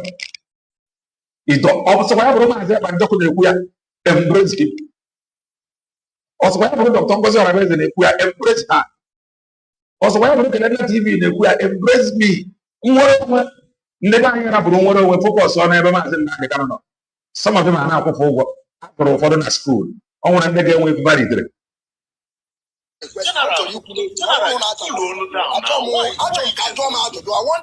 want people to ask me a question. Why are you like this? Okay, man, I to approach you. My brother, I am paranoid. I am paranoid. You know, I want people to ask me questions. I want people to ask me questions. I am from. No one sort of believe about. Man, if I'm not buying now, on your kuru that he don't mind working with each other. Ukwe ite for no one. Onwere okwu faka ji agba Dr. Ngozi Orabeeze mgba up to today. Ebe Dr. Ngozi Orabeeze si this agitation. Ọ nwere ka o si wee kwu ya ka ọ ghara ịbụ na achọrọ ka e release Mazi Nnamdi Kanu to counter the declaration. Aka ji agba ya mgba today. N'ihi ife niile, everybody is a suspect. Onye ọbụla ka bụ a suspect. Mana aka ji that statement about Dr. Ngozi Orabeeze mgba. Mana na that particular time, one man, onye ọbụla bụ a suspect. That is the truth. So I'm not telling you to believe them. Mano nwere ndị ga-amị ya believe ya. Maka na ndị abụ the most closest. And it is not going to be easy. Maka na ha ncha na ebe afọ what happened to Uche before. So fight here no go dey easy. Ya ka nji ekwu ụmụnne Mazi Nnamdi Kanu, let them not take it that easy. Let them align with US being declared. This very struggle, ndị gbakwara news number ha agbagotekwara number ha agbagotere. Align no up ndị gbagoro news mela this struggle. The thing fit shock you. This is not why we are here. Okay, go ahead, Zion. Sorry, Zion. Zion, sorry. Go ahead. This is not my normal approach. Not because now we were here. And you actually Mazi Nnamdi Kanu is our sacred cow. His case is no-go area. So the guy so I'm a banter. I'm coming. You know, I don't accuse people without government evidence. Nothing like accuse you. Nothing like accuse. I'm fear. Actually control your emotion. And I'm a na Eden Kanu. I'm not more mistake. Organize one idiot in your call. Na idiot with a report. In a tinye call with a report. Iga know some things. Ụfọdụ ndị be anyị jọrọ njọ, ụfọdụ ndị be anyị dị bad. We are our own problem. Some of ndị be anyị dị bad. Ọ bụ ndị be anyị gara report ọ Dr. Ngozi Orabeeze to FBI. Kedu ife o megoro? They have shown Obodo Congo that they can be used. FBI. Their plan is to destroy everything ozugbo. Open hands on seed eating Dr. Ngozi Orabeeze today. Nobody, including Telena TV, that is the truth. Their plan is to end everything. Eba na ese bụ Mazi Nnamdi Kanu leadership. Show. Okay, Zion, he made here. When I one day saga here, No mind them. At the end of the day, he will go in you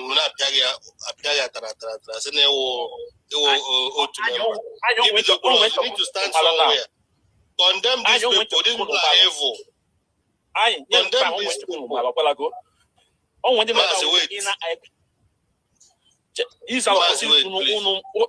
Okay. Ota iwuru amonwoke ya wuru nwoke. These people are crossing. They are crossing the boundaries for this boy. Now, Biafra child, Arab will go for what? If I follow me now, all the important to know matter. Can never debe emotion by the side. Focus wanya panebe nwere onwe dị. If I never now the important no matter, so that truth will prevail. If I never now the very important no matter, so that over no matter five when they go genuinely we embrace them. If I never now the important no matter, so that this chaff can be separated from the wheat. I said it, I am going to say it again. On one professional freedom fighter. Like the cost of this freedom fighting of a thing, again one mistake, again one casualties. Oh yeah, if you are coming out to answer freedom fighter, which again Gadia. And we know to do mistakes. Which now these things in there now. Get correction. Now, only for video ya social media. Or second onye si no no na ekwu nwere onwe ọ ka nwere onye for. E nwere ike in the first place ụdị ife ahụ ekwesịrị ime. Ị na-agọta ụdị ife ahụ ekwesịrị ịdị. So all ife ahụ na-eme with uche. Anyị ma mbido nke anyị megharịa ya iru because we want to intimidate each other. Then you feel okay everywhere remain not the same and the calm. All when they battle is very strong. All when they have freedom fighter for intimidation. So these things must happen. Can we manage genuine people? Can we keep focus? Never handle. Can genuine people that we focus? The Mazi Nnamdi Kanu, over my love, I don't have any reason to hate anybody that is created by Yezechi Okike. Talk more of hating Mazi Nnamdi Kanu. Talk more of hating Mazi Banjoko. Man, the hate. Someone the buying hate Mazi Nnamdi Kanu today. The buying contributed to it. Some hate. Someone the buying hate Mazi Banjoko today. The buying contributed to it. Mazi Banjoko no nime. The buying contributed. Even up till now, these same people that is fighting Mazi Nnamdi Kanu now, they have not apologized to Mazi Banjoko. How can they know peace? So these things must happen so that peace will prevail. The very emotion by the side now. You are not more emotional than all these people that is fighting each other. Or when you your emotion, your emotion don't reach them. Or when you your emotion don't matter, they are these guys that is fighting each other now. Some of them fought Mazi Banjoko not because they were paid, but because they were deceived in the name that Mazi Banjoko want to outshine or overshadow their supreme leader Mazi Nnamdi Kanu. Some of them have but they were emotionally blackmailed into fighting Mazi Banjoko. No one do they never want no way. God cannot be mocked. Never. So this fight, they very emotional by the side. Already something. Keep your emotion by the side. All the fun about like with you, family Mazi Nnamdi Kanu. We were here now. They were all together with family Mazi Nnamdi Kanu fighting Mazi. All of a sudden, first of all,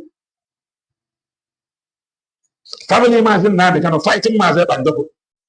The DOS and their group fighting Mazi Banjoko. He beat all that attack without evidence.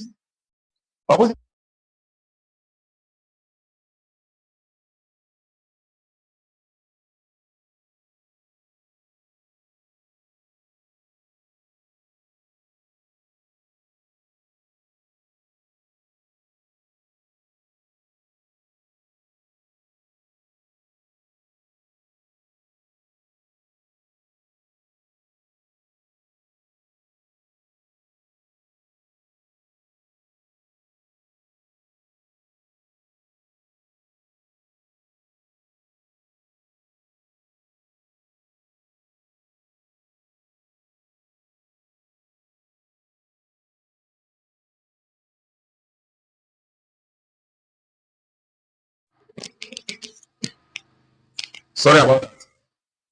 Today, again, so if I'm now, you have to see the effect. The way emotion by the side.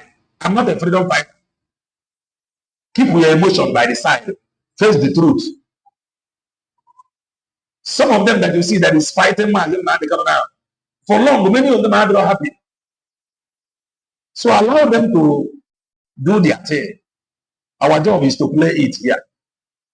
Emotion.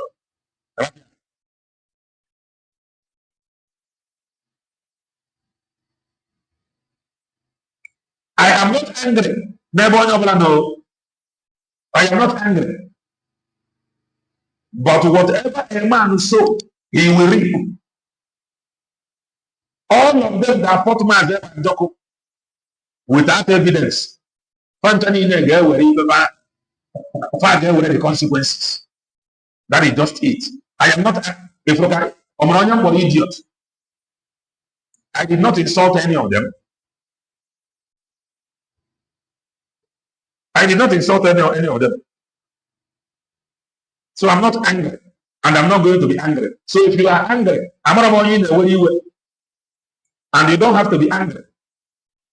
Allow them to do their thing. In other, many of them are going to fight. I was not there. Why in the Hebrew this fight? These are the Methuselah fought Mazi Nnamdi with Biafra child. Today, and DOS. Today, Methuselah is no longer with Biafra child and DOS. Methuselah is not fighting for freedom. And DOS, they are not going to stop. So I'm not angry with anybody.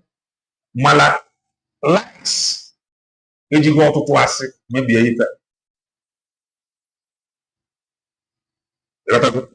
so that is that. I'm going to open the studio. If you come, know it that if you are expressing your opinion, it has nothing to do with Galena TV. Time is sentiment in emotion. Time gala. Emotion. Oh, Supreme Leader. Oh, our leader. Some of these things are not on Galena TV. Some of you may check on no, Dr. Oh, you are disrespecting Mazi Nnamdi Kanu.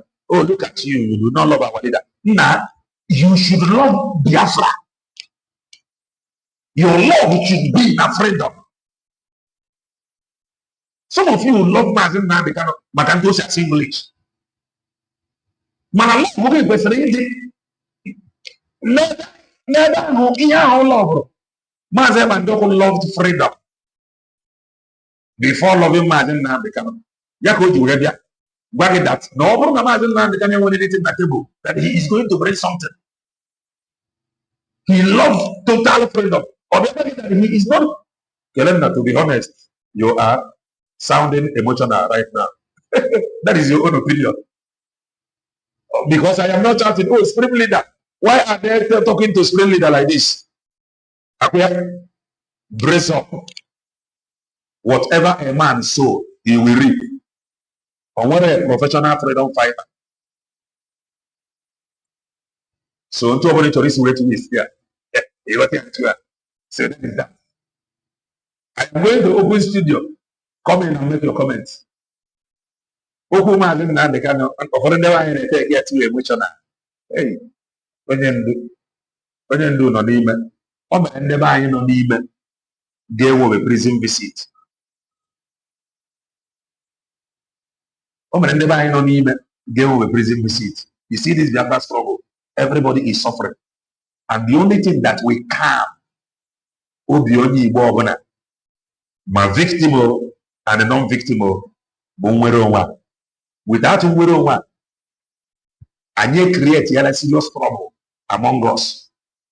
Focus without one, we have created serious issue among us.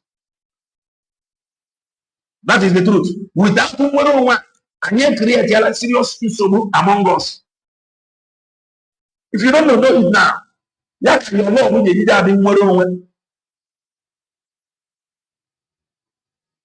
Dr. Ngozi Arabeze gwara gị 2,000 plus ndị be anyị nọ nga. Okay, you feel that? To some of you who feel no make Mazi Nnamdi Kanu na prison.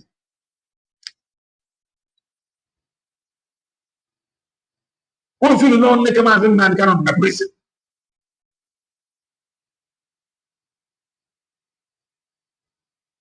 The studio is open. Come in and make your comment. On your way and how that is very struggle. Everybody is suffering. Everybody is suffering. Everybody is suffering. Man, USB declared. Thank God that it has been declared. Open the declare by now. A man emotional. That is the truth. Here is the link. Come in and make your comment. Raise up. The gangsters, they are not going to stop. Oh, in some hours time, I will bring the one that will shock you. How many days I talk with media? That guy will send anybody. Or any kind of widow was he get where the new ways home. Triple M, greetings from here. Madam Mele, grab the mic. Thank God I'm the first to join. I'm a first. I'm Thank you so much, my brother Mazi Kelenda TV. No, you've done a marvelously well, honestly. I give Buddha Boykene. Before maybe though, can I go to my people at the comment section? I greet each and every one of you for your resilience and consistency. That is the key for what we are doing. Yeah, the people in the room as well, Madam Origin, I cite you. Amaka Merage, according to your mantra, I will do see and our own Ojugo, sister Ojugo, Madam Ojugo, can I'm good to drink one. See, Mazi Kelena, you know, you have said it all. I wouldn't want to waste much of our time. You know, our people, when we realize or know, define the freedom, or we within ourselves, our individual differences, you define the freedom to yourself. I don't think in Ghana all this backlash. I don't think like the backlash. Look at all these people now. When you keep Mazi Nnamdi Kanu's freedom and you keep Biafran freedom, they will leave Biafran freedom and pick Mazi Nnamdi Kanu freedom. Many of them. And those people that preached yesterday, in the sense that, in fact, they are the most lovers of Mazi Nnamdi Kanu, they are the same people today backlashing him. I will say, Eluuzo, Luenyi, Onyenzuzo, Agaruzo, Torenyi. They forgot that the freedom we are looking at will give us what we have, and also give us the enable environment to excel and have peace of mind, and even go ahead to bring out Mazi Nnamdi Kanu. Just like, well, because why all this is happening this way? Because we have not been gotten any recognition from the international community. Because once any international community recognizes UHB, one name, even Finland, they have no option than to let him go. But look at the idiots all over the places. They will focus on Mazi Nnamdi Kanu. Now it's no longer Mazi Nnamdi Kanu because they really know why the reason why they focused on Mazi Nnamdi Kanu previously. He is the arrowhead of their fortune. They kept him as their fortune. Why they Shato Umuchineke, carrying placards all over the place, singing Oge Mehabam Nanya without anything to offer. Imagine in this their group with the same place Abiara Madonna platform here. Na eme program also window Muchineke. Somebody that boy na full na Nigeria. Na join wo YPOB member in a big manager. How many protests in the Kegrala? Ele bigara protest I mean ele gba me bigara the protest ke. This is what they have to offer. I wouldn't want to waste time anyway. Thank you so much for what you have been doing. And we also appreciate all our independent media for what you guys are doing. We are there already. We are there. It's not even we are going there. We are there. Thank you so much at this point. I yield. Thank you, thank you, thank you, thank you. Thank you, my brother. O nwere ife m ga-eplay ka anyị gee ntị. Ị ma na ife ahụ mentality. Ndị be anyị nwere problem na this very struggle. And I cannot help you. Even if I'm emotional here, listen to this, our brother. IPOB bidro with emotion. You cannot get freedom with emotion. And you come to Mazi Nnamdi you will join here, some things you will change here. In how many Igbo youths have ever found more in their numbers with emotion now and very flag? In Maro, of a family mother. Listen to this man. If he sounds so good, man, you will never take you. Nah, is this thing? If they nowhere, listen. Can confront them. Nobody can challenge them. They now feel they have arrived. That's why I tell people that the only project we have is to free Mazi Nnamdi Kanu and Mazi Simon Ekpa. This sounds good. Sound very good. Sound loving. Sound so respectful. That is your sound very good. The only project if I went is to free Mazi Nnamdi Kanu. Then what happened to freeing Biafra? The only project they have is to free Mazi Nnamdi Kanu. The same Mazi Nnamdi Kanu Gapata and the Mazi Bandoko or other freedom fighters. Gwage na freedom fighter with 3 places.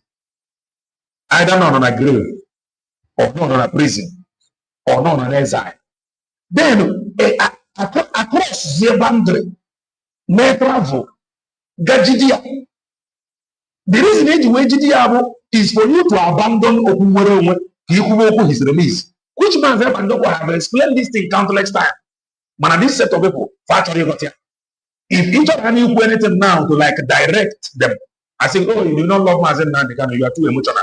When no one will follow the Igbo, what have you been telling me? Mazi Nnamdi Kanu on social media, our people is suffering and suffered for this very struggle.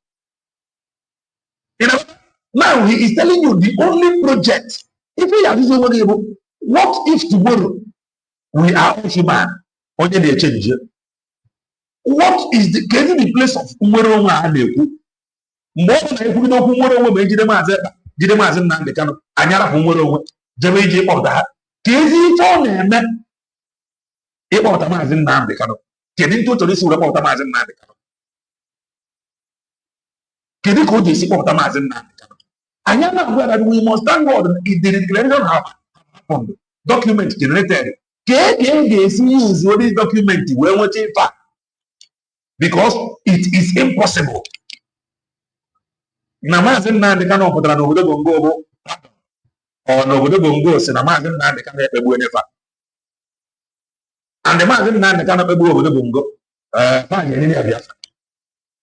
so listen to him again. Opening can with this mindset to wake up. And this mindset being young with the those that fought Mazi Nnamdi. Oh, some people were going over and over Mazi Nnamdi Kanu and Mambia. This mentality. That's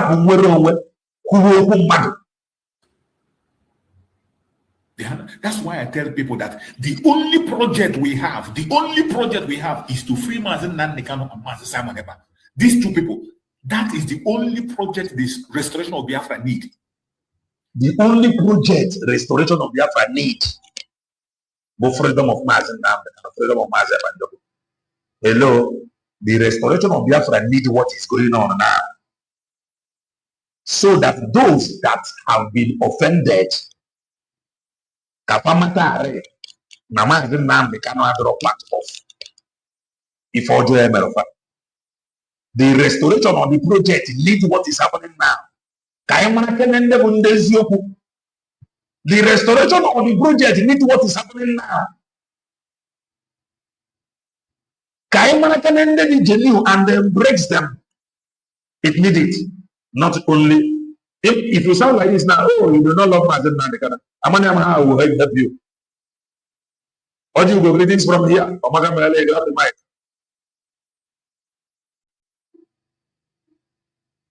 Okay.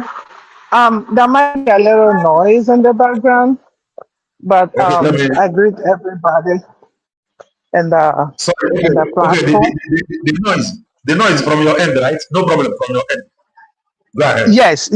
Yes, from my end because I'm taking a work, So Go ahead. I greet everybody in this platform. What I'm gonna say is just gonna be very short. And what is happening now need to happen for people to air up their grudges, and that will bring healing. And like Mazi Nnamdi Kanu said it, to get this Biafra have to be as whiter than snow. He did not exempt himself. And when he means whiter than snow, we have to know, still as a human being, the Bible that we read said the holiest person sins 7 times a day. Holiest person sins 7 times a day. Then you can imagine me and you and Mazi Nnamdi Kanu. And I want people to also have in mind that we also have a culture that allow or permits polygamy. It's Christianity that brought one wife to one man to one wife, or something like that. But truly, our culture, if you can take care of 2, 3, 4, 5. I know a man somewhere in Anambra that marries 16 wives. Some of you may know him. I don't want to call the name. 16 wives. He takes care of all of them. They braid the same hair. They wear the same dress. Those who know will understand who that person is. I'm not going to mention it. Why I'm saying this, just for people to know that Mazi Nnamdi Kanu is naked, he has woman, he has kids, he has this. It's not the freedom. That's not the freedom. We need to really, that's why I agree with Kelena. Even if you bring out Simon Ekpa's nakedness, it doesn't concern me. What concerns me is the content of that freedom, because I really want that freedom. If you really want freedom, other things will not be your problem. It's when somebody tampers with that freedom, that's where you have a problem. So let them play this saga. And you can see that that's why Lazuba want to go back to that, because that's what she likes. So you will find all those that like saga to go join them and saga over there. I like what is happening. Kelena, you said there is consequences. So that's what they're facing. I would have loved to see those guys that came to the court to testify against Simon where they belong, what they're saying. And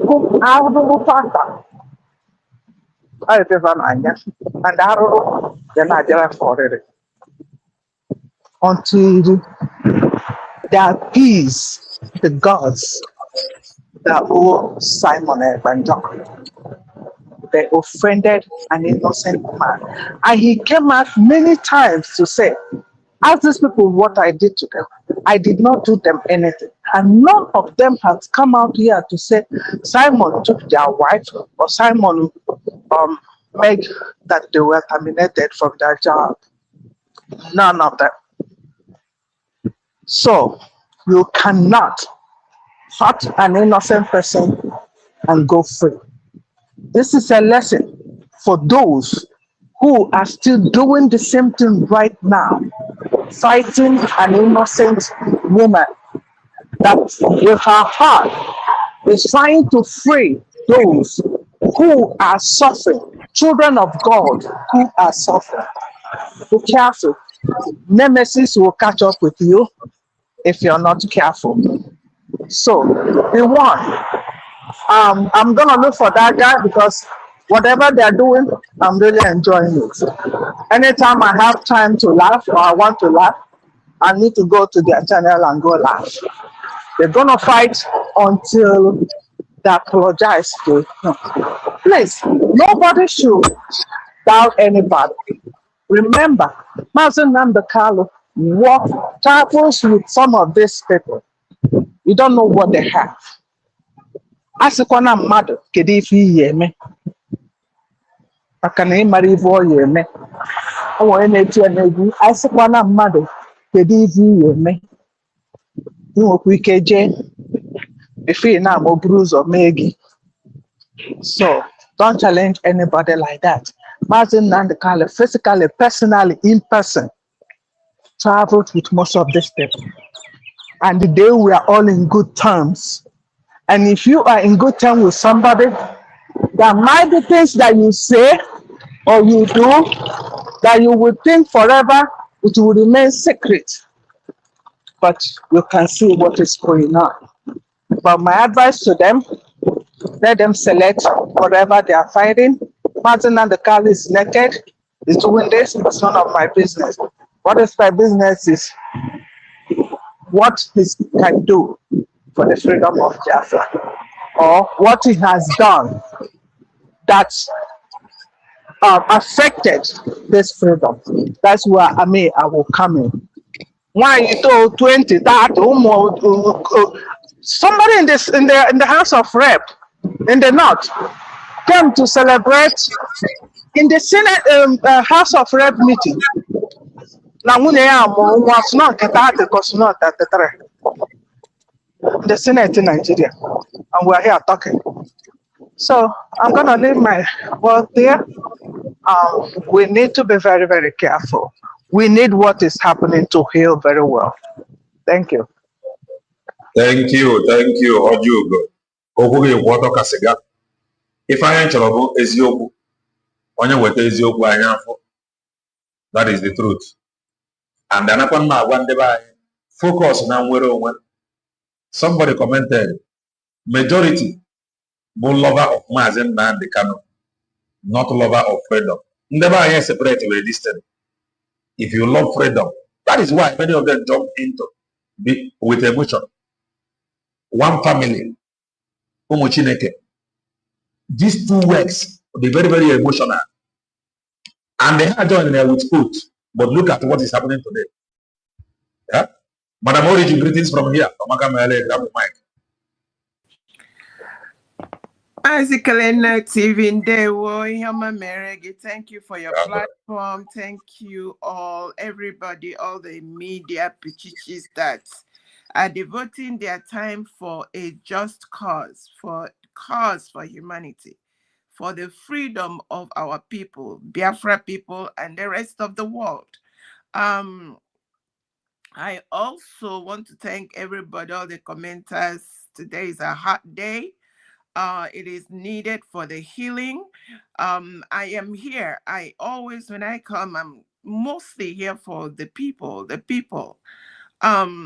And I'm going to address and focus on the people that Madam Pinto and her first caller of yesterday, when you held your program, Mazi Nnamdi TV.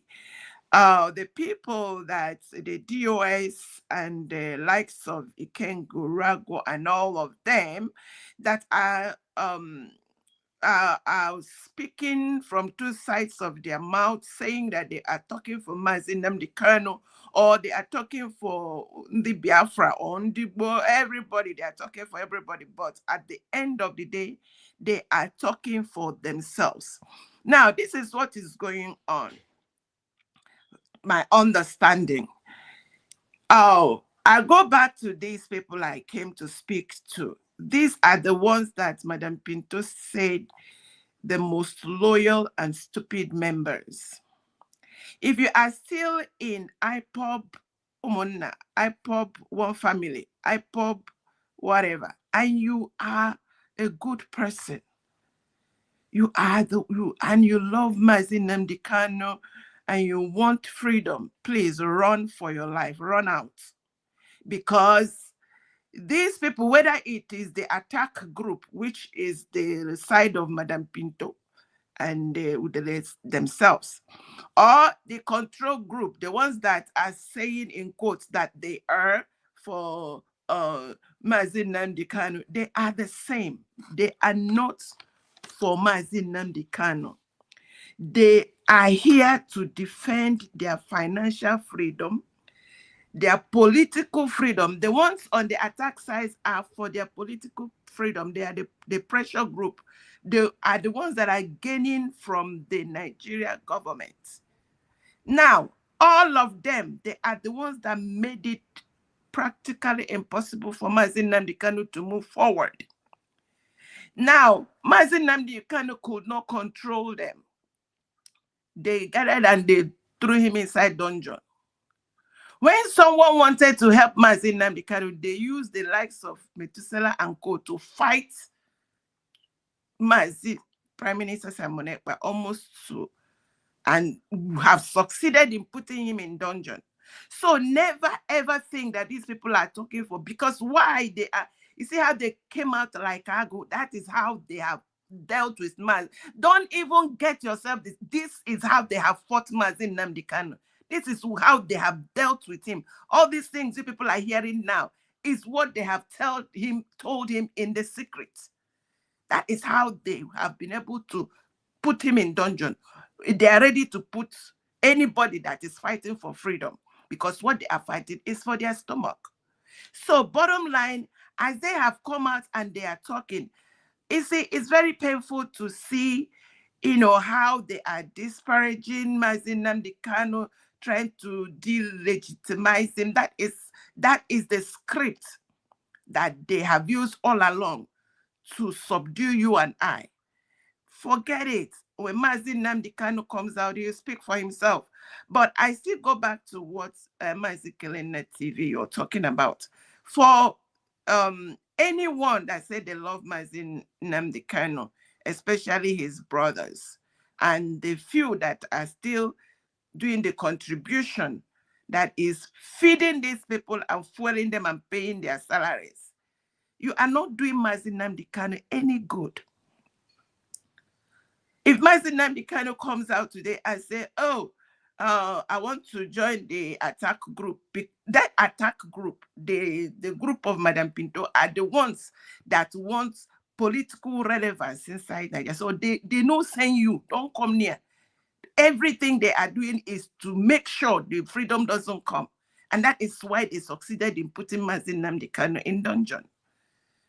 And now that it is looking like, it's like, Mazi, if you come, stay in Sokoto, we don't want to see you. Because we are still doing what we are doing, and we know send you. So, and those that are the control group, Mazi Nnamdi Kanu, which one of them is he ready to fight these sharks? So the best thing for anybody that loves Mazi Nnamdi Kanu is to join United States of Biafra. They are pushing papers everywhere for Mazi Nnamdi Kanu to come out. They have been able to do referendum to get what Mazi Nnamdi Kanu wanted. They have been able to go and redeclare Biafra. So why would anybody be going to attack group or control group as though they are never for Mazi Nnamdi Kanu? You know why I'm concentrating on this calling Mazi Nnamdi Kanu is because that is what they have sold to Biafrans that have kept a few others. Because when you look at it, a lot of people that were in this IPOB and co joined USB. A lot of you hear them here that are in USB doing a great job. So anyone that wants the well-being of Biafrans, Mazi Nnamdi Kanu, Prime Minister Simon Ekpa, even your own life, you have to go and support United States of Biafra. That is the government that has gone so far. The depths at which they have gone, the peaceful redeclaration has caught the international attention.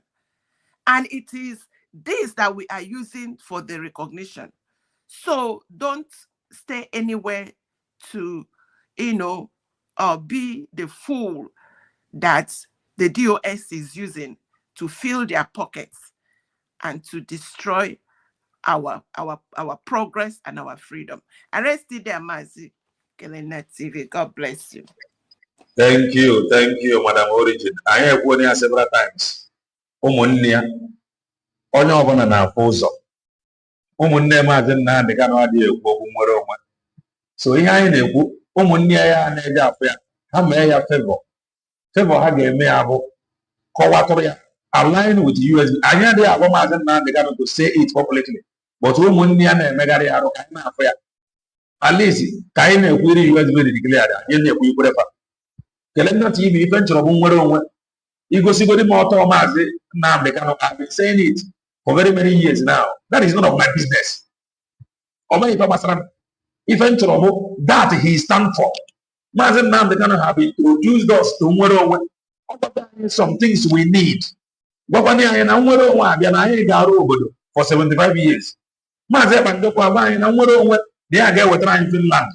Mana ndị anyị ka feast ya ga Mazi Nnamdi Kanu. Mazi Nnamdi Kanu. The people that hide under the name of Mazi Nnamdi Kanu to deceive our people in fighting Mazi Nnamdi. They are the same people today fighting Mazi Nnamdi Kanu. No, why they have any secret, let them go and bring it. I'm not going to tell them to stop. Prince, greetings from here. Makamele, grab the mic.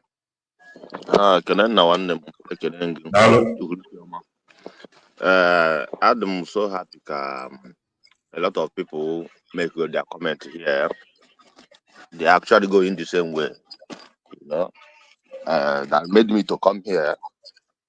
Imagona at times, when you say that we should remove emotion by the side, I begin to ask where the emotion is coming from, because it's only anybody who never understand the sacrifice of Mazi Nnamdi Kanu in this movement. Boy, where the enjoyment of year, daughter Noro turn against your now. Or the only person where the kid either like what is going on now. Why should we keep quiet? Why these people will be attacking Mazi Nnamdi Kanu? Simon, you can't like Simon Ekpa and hate Mazi Nnamdi Kanu. It's not possible.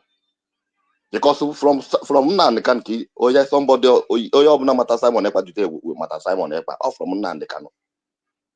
So this thing name now is what we have foreseen long time ago before now.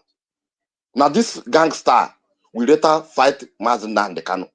But the question is this: are we going to allow it to happen? The answer is no. We're not going to allow it. The same thing had you fight Mazi Nnamdi Kanu. Continue. We stood on our ground, despite allegation in Habor Mazi Nnamdi Kanu, despite propaganda handing. Still, I know they should provide evidence of your name. So the same thing, now. If they say that Mazi Nnamdi Kanu is a criminal, I provide evidence that made him to be a criminal. If they say Mazi Nnamdi Kanu, they should provide evidence. We need to see it. We need to see it. Over propaganda. Are you getting me? So the reason why they will not be happy is this. They have been using Mazi Nnamdi Kanu name to be receiving monthly dues. They can't be happy to let go like that. Oye junana na abaja. Oye junana na abaja. So what am I trying to say? Mazi Nnamdi Kanu has nothing to be blamed on what is going on now. Or any blame, any blame here. Because he did nothing wrong. Ogono before or by inside, he was shouting it. He has been shouting it timeless, time with that number. That Nayaf made even 15 people, 15 men. Now we're all on a queer, on a queer, I know ya. So, obuli your foot to us with what they're doing now. Obuli your foot to us. For all na comment in just say, I ask you a question. This supreme leader of 18, you have been talking about it. Is there anything wrong on when somebody is being called supreme leader? Yes. Okay. Sorry. Yeah. If anyone like it, if anyone like it, if anyone more, if anything about a supreme leader, or I don't like him. Anything command and control, I don't like him. That is, I'm talking about myself. Man, how about those that claimed or pretend to love both supreme leader, command and control, Jesus of our own time, that they are the same people that is now fighting Mazi Nnamdi Kanu now. And I told him maybe no only that he like what is happening now. If that person do not like Mazi Nnamdi Kanu, no, don't see it like that. These were the same people. They used now. They used that name, Mazi Nnamdi Kanu said, to fight Mazi Banjoko. So, if I name Kaimanere, Ndekwe Mazi Nnamdi Kanu against Yaman. And the people think Mazi Nnamdi Kanu case yela Mazi and the channel the same. No chemo. Mazi Nnamdi Kanu with a family, own brothers and sisters, which I am on social media, which Kanu Takano have challenged this DOS. Mafeji document. Open a page document. Fawatia Kiatwa Fanga. So, and the inner document in the Fanaka, Umunne Mazi Nnamdi Kanu. And the even the foreign man saying no one never Nnamdi Kanu now after the struggle as family business. So this thing now we call it. And you when if they can align with USB declare. Some things that I cannot be able to say here because of if you only hear tomorrow a love for Mazi Nnamdi Kanu more than them. And the one thing we get. So we are being careful here. Everybody went to mana. How come man amos you go 247? Show us evidence. Because Amaromo one name as a Bandoko. Amaromo his brother or his sisters. Okay, for you. So the thing is somehow I cannot go completely out against these people. These were the same people. That is the truth. Okay. Your point is clear. You have to go, but the area more naga, like me particularly, I am once a member of IPOB member, an oath member for that. Even I more provost na country even none ya. Are you getting me? But when immediately kidnapped Mazi Nnamdi Kanu and they started attack against Simon Ekpa, I started fighting them. I asked them question. Can you hear this young man on name attack me? Am I not an old member? The answer is yes. But on the process, they take me off from the platform. Even give me suspension. Oh. Now, contrary on here, why should I talk about Simon Ekpa? But it doesn't stop me in leaving them. Follow what Simon Ekpa is doing. It doesn't stop me. Sorry, just because Nafana Mazi Banjoko could have phone. Yes. All the social media. All day. Even when they set it up, even when the country on here, set it up, echo bodo biaburu, but on the investigation they had gone through. For no allegation cable the young man. It didn't work out. If not, actually, he brought to Nigeria. And even in a forger that must be exposed. So that so the reason in the all this thing naga or Mazi Nnamdi, is it Mazi Nnamdi that sent them to be doing that? The answer is no. Mazi Nnamdi Kanu, the memo gave DOS, never you attack Simon Ekpa, no matter your meru, they ignore it. So now, if for ignore Mazi Nnamdi Kanu wake up, give message, countless time, these people may ignore. Mazi Nnamdi Kanu will stop the message. He sent her message as a body. That is when they know that Mazi Nnamdi Kanu has turned his back against them. They started building up. But the reason why they cannot attack me directly immediately that time because Simon Ekpa is still an obstacle for them not to attack Mazi Nnamdi Kanu. You get the point? So we all know, we all see the game. Even Simon Ekpa make it open that these people are ready now to fight Mazi Nnamdi Kanu when he's going to come out. Oh, Miraya, when did he stop saying good about Mazi Nnamdi Kanu? The last court, Mazi Nnamdi Kanu Biaro, on the expect Mazi Nnamdi Kanu condemn Simon Ekpa na court. Mazi Nnamdi Kanu never did that.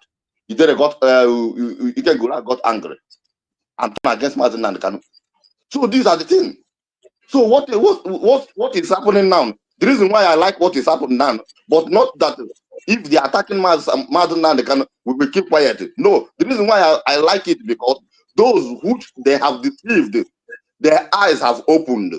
Those who they have used to attack Mazi Nnamdi, their eyes has opened. That these people never mean well to even Mazi Nnamdi Kanu talk more about the freedom, and which they have realized their mistake. Some of them are apologizing now. So do you think that those people will still keep quiet, allow them to be attacking Mazi Nnamdi Kanu? The answer is no. Many more the eyes will open. They will still attack the others. So the Mazi Nnamdi Kanu no area, that place, the young man have sacrificed a lot. Like what you normally said. So Mazi Nnamdi Kanu might give instruction. The halap instruction maybe yours of 40 or ya noreba. The answer is no. Mazi Nnamdi Kanu introduce sit at home. Cough by protest. Will gonna stop this protest. Nobody should go protest. But the leaders, even though up until each department, they don't obey the instruction. I go to now this freedom they will be 15 men. Thank you. So Thank you. I live by saying this. What you also have provided today, you change the mind of our people. That is the truth. That is the truth. That is the truth. Thank you. God is your what if I provide that will change for the divine. Manas na-eme ngwa ngwa emegara ọdachi. Eme ngwa ngwa emegara ọdachi. Ụmụnne Mazi Nnamdi Kanu, they can help. Onwe onye nwere personal interest. If I have the most difficult time for Mazi Nnamdi Kanu, o kwesịkwere letter, sack letter kwesịkwere ịdị na fly na social media mana ọ fly though. So ha nọrọkwa answering the OS, fighting him. Ụmụnne ya kwesịrị ime ife. That is that. You get us on the serving network issue. You get us on, please grab the mic before ndị ọzọ biko. I noticed it. Okay. When I also saw. May God bless you. May God. Yeah, may God bless you. My people, good evening, sir. Good evening, all the good lovers of freedom, every genuine Biafrans all over the world, and those of you who are here present in the system. Thank you, all our brethren in the comment section who have been contributing immensely. May people bless all of you. A very quick one. I want to say something. You know, if all those things is not happening, you will not see the signs of the coming, the actualization of just shall come. Perilous time shall come. Many shall be lovers of themselves. Lovers of themselves. The love of many shall wax cold. That is a scripture. We are in a perilous time, dangerous time. Men and women shall become the lovers of themselves. A lot of them will sell one another. That is a scripture. Many of them will love money. They will even prefer money than even to stand behind their loved one, to defend their loved one. That is exactly what is happening. So whatever you are seeing happen today is in line together with the book of 1 Timothy chapter 3, from verse 1 to 3. It says we are in the perilous time. So in this perilous time we are in, dangerous time, Bible is going to see the signs of the end.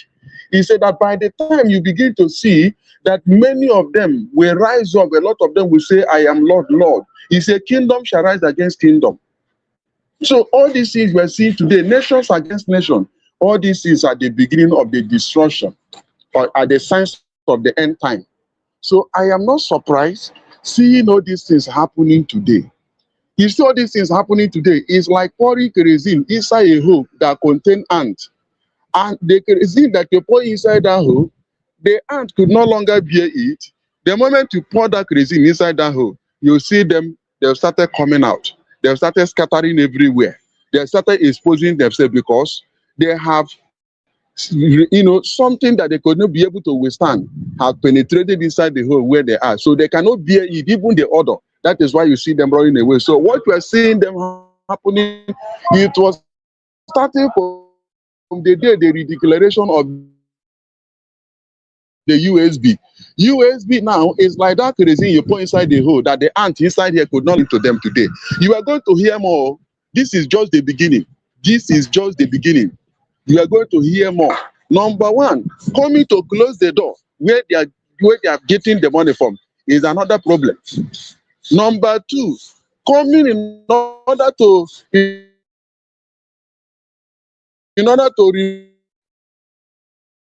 remove and working against those people, working against the structure that is giving them money. Even today, we all know a day and a time like this will come. That is why all these things happen, because these things happen, they fall in line together with the book of 1 Timothy chapter 3 from verse 1. Is in the perilous time, in a perilous time, in a dangerous time, men and women that become lovers of themselves. The love of many shall wax cold. A lot of money, and secondly, he will leave him before immortality. The person wanted to use to matter and say, I am the man. What they want to come and close the means where I'm using to eat. The means where I'm using to eat. You want to come and close it by coming to use my money to do the road, make it motorable and walkable for people. And that man say, no. Until that day, they carried the man, lock up in the cell, and the road was like that. And when the money have, they will go and tell them, we have a place that have not been developed. That is exactly what you are seeing happening to all those people that you are seeing today. So before I go, I have a message for those people. Let them also know that he that cometh from above, he that cometh from above is above them all.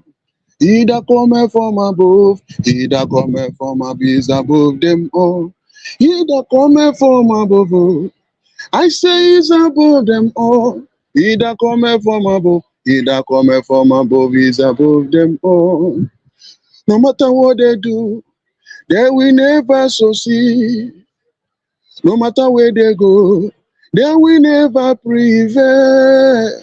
One thing I have to tell them now, he that cometh from above is above them all, is above their kingdom. Anywhere they gather, anywhere they are, he that cometh from above, he that cometh from above, he that cometh from above, he that cometh from above is above them all. He that cometh from above, he that cometh from above is above them all. That is what I have to tell them. Mazi, today it's our wakekeeping. So God bless you, all our Zenobia family. All today we wake up against tomorrow. Yes, sir. Okay. And it still remains small thing, honestly. It still remains small. I take a risk anyway, but it is well. It's a risk I take based on what is on ground. But I don't know how I will face those people. But it is well. Thank you, sir. Yes. Ocean Master, greetings from here. Grab the mic. Yeah. Yeah, Mazi Kelen Nandewu. Yeah, thank you for the wonderful program. It's a very brilliant one, very nice one. Today, I want to thank our brother that spoke. The other brother, then I don't know if it's Madam Origin or Madam Oju that talk before. These are two brothers. Her submission was very wonderful, very wonderful one. You see, the only thing I add when you talk about these people. Okay, they are very close to our leader Mazi Nnamdi Kanu. I don't think they are very close to him. Mazi Kelenna, you know those who are very close to you. Those who are very close to you are the people who listen to you, who knows your voice, who will understand your movement even before you make it. You understand? Those who can hearken to you, those are your close friends. Not like these people, this DOS and all these people that are, wandering social media today, calling Mazi Nnamdi Kanu names. So that is the only way I want to contribute something. And that the only place I want to contribute something. Then another thing is about his brothers. You are calling them to join USB Redeclared. That's a very wonderful one. Mazi Kelenna, if you are not brother of Mazi Nnamdi Kanu, I am not. We are not blood brothers. We are not of the same father, the same mother. We might not be even from the same state. But it's you that is calling them to do the right thing. What does that tell you? So this is part of the biggest problem. It is not about IPOB. It is about Mazi Nnamdi Kanu, his life, the situation he's facing today. Again, Mazi Nnamdi Kanu is not fighting just IPOB. He's fighting for a cause. There is an objective that attached to that, which is go and get Biafra. Today, Biafra have been declared. What are we looking for document of IPOB again to do? Because I had some, I don't know if it's true that he's talking about Mazi Nnamdi Kanu Nahaji document IPOB. What are we going to do with the document of IPOB again? It has become irrelevant and inconsequential. Because now, our nation has been declared as a nation, not as an organization. So these people, if Kanu Takano, then this year master prophet. That now, if they love their own brother and believe that they want their own brother, which is our leader Mazi Nnamdi Kanu, to come out, if they believe in the pains that that man is facing, they should do the right thing. Nobody needs to tell them to walk faster, run faster to the United States of Biafra, table everything before them. By now, where they had a season, where they had a supposed season, to lead the way forward. How are we going to get my brother out? I join Aka together. But however, Mazi Kelenna, no matter how they play their dangerous game, no matter how they try, to con themselves, believing that they are calling Biafrans or they are calling Mazi Nnamdi Kanu, Mazi Nnamdi Kanu will be definitely out. No matter the way he will be definitely out. That's it. And you see, this the US now apata na social media well, I don't blame them because they are never for this journey. They are never truthful to themselves, neither to the thing that they swear and oath to. They are never truthful, my brother, because if they are truthful to this, Mazi Kelenna, watch it. You join, IPOB, Mazi Nnamdi Kanu, you proceed with the time. From the IPOB, we went to autopilot, to government in exile, now to the main government of United States of Biafra. Do we relent? Do we stop at the road? Because we see something, we see where we are going to, and we focus on it. And that is where we are. Then those people who want to remain where they are, it means that they are not in for this journey. So let them continue wandering on social media, trying to discredit Mazi Nnamdi Kanu, trying to say all manner of, look, let me say this. You see, no matter whoever, not only them, whoever they will say about Mazi Nnamdi Kanu, it can never change any stand of the love, of the genuineness, of that God gift upon Mazi Nnamdi Kanu. I love Mazi Nnamdi Kanu with everything in me. And I trust that people love him with everything in them. Those who love him, they love him. Mazi Nnamdi Kanu know that these people, they don't love him. That's why they was there and he's looking for 100 men. So, my brother, you see, let them continue, but one thing is fact. They will never subdue truth. Upon all this, if you see they are doing, very soon they will disappear, just like they always disappear. And it will be to utmost shame of them that Mazi Nnamdi Kanu will come out. And whoever that is asking, my brother, we have outgrown this now.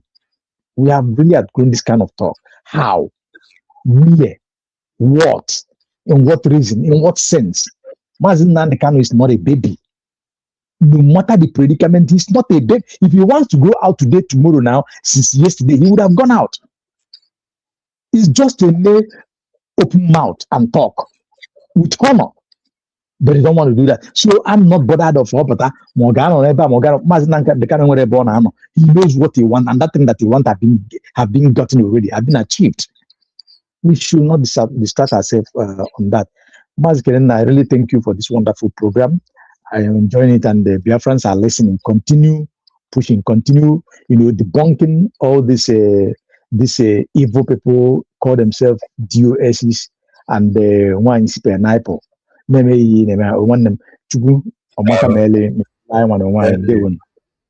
you. O nwere ebe ikwutechara na onye nọ mmadụ nso na-eme ife onye a na-achọ. Onye na-eme ife onye a na-achọ bụ onye. Your mic is off. Sorry. But can you hear me? Yourself. No, the thing is going on here. Check from your end. Can you hear me? No sound. No sound. Don't mute yourself. No sound. We can hear you. We can hear you. You can hear me, right? No sound. Yes. No sound. Yes, we can hear you. We can hear you. No sound. We can hear you. From my end, audio okay. Okay. Not yes. Yet. Let's No move to sound. The mic is not on. Greg, grab the mic. Unmute yourself. Kelena, no sound. No sound. Unmute yourself. The problem is from your own end, brother. It's on. Yeah. The mic is on, bro. I think it's on. No sound yet.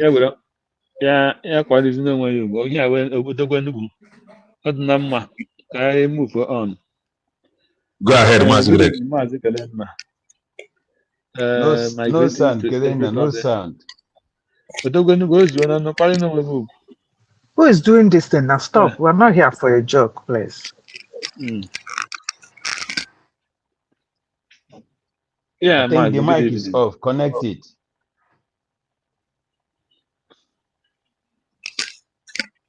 Go ahead, Mazi Greg. No, not yet. No sound. Should I come mute? Go ahead. Yeah, thank you. My greetings to Biafrans. Kenedre onye awona puro krede Biafra. Onye dukwa onye Biafra awona mma. Ya dere ma ndị ọjọọ ma ndị mmadụ, as long as you born Biafra, ya dekwara gị mma. Iwezi aka gị sị na ọ gaghị adịrị gị mma, Chukwu were gakwara blessing ya. Also, I give them peace. Those who reject the peace, and you take your peace back. So My greetings to Biafrans and our greetings to our leader, Mazi Nnamdi Kanu. Ya dịkwara ya mma ebe ọ nọ na ndị niile gbaa ya okirikiri. Our greetings to Mazi PM ebe ọ nọ na ndị niile gbaa ya okirikiri. And our Deputy Prime Minister, Dr. Ngozi Arabeze, and all the cabinet and the media. Ndị niile gbaa unu okirikiri, gbaa unu nye unu ike iji wee na-arụ ọrụ a n'ihi na it's a physical and a spiritual fight, which those on the side of God will win, and we on the side of God. So the point here is this: the question you ask yourself, if you remember the prayer Mazi Nnamdi Kanu, the leader of IPOB, prayed 2 weeks before he was kidnapped, and all that program and that his prayer, then you ask yourself, after he was kidnapped, these people showcase that they are not ready for freedom. They don't know the way for freedom. They don't know what they're supposed to do for freedom. And Simon Ekman on the mist come and start calling them, come, our master has been kidnapped. Come together, let us start where he stopped. They pushed him aside and say, no, you are not a member of IPUB. I'm just cutting everything short because Mazi Nnamdi is giving people 2 minutes.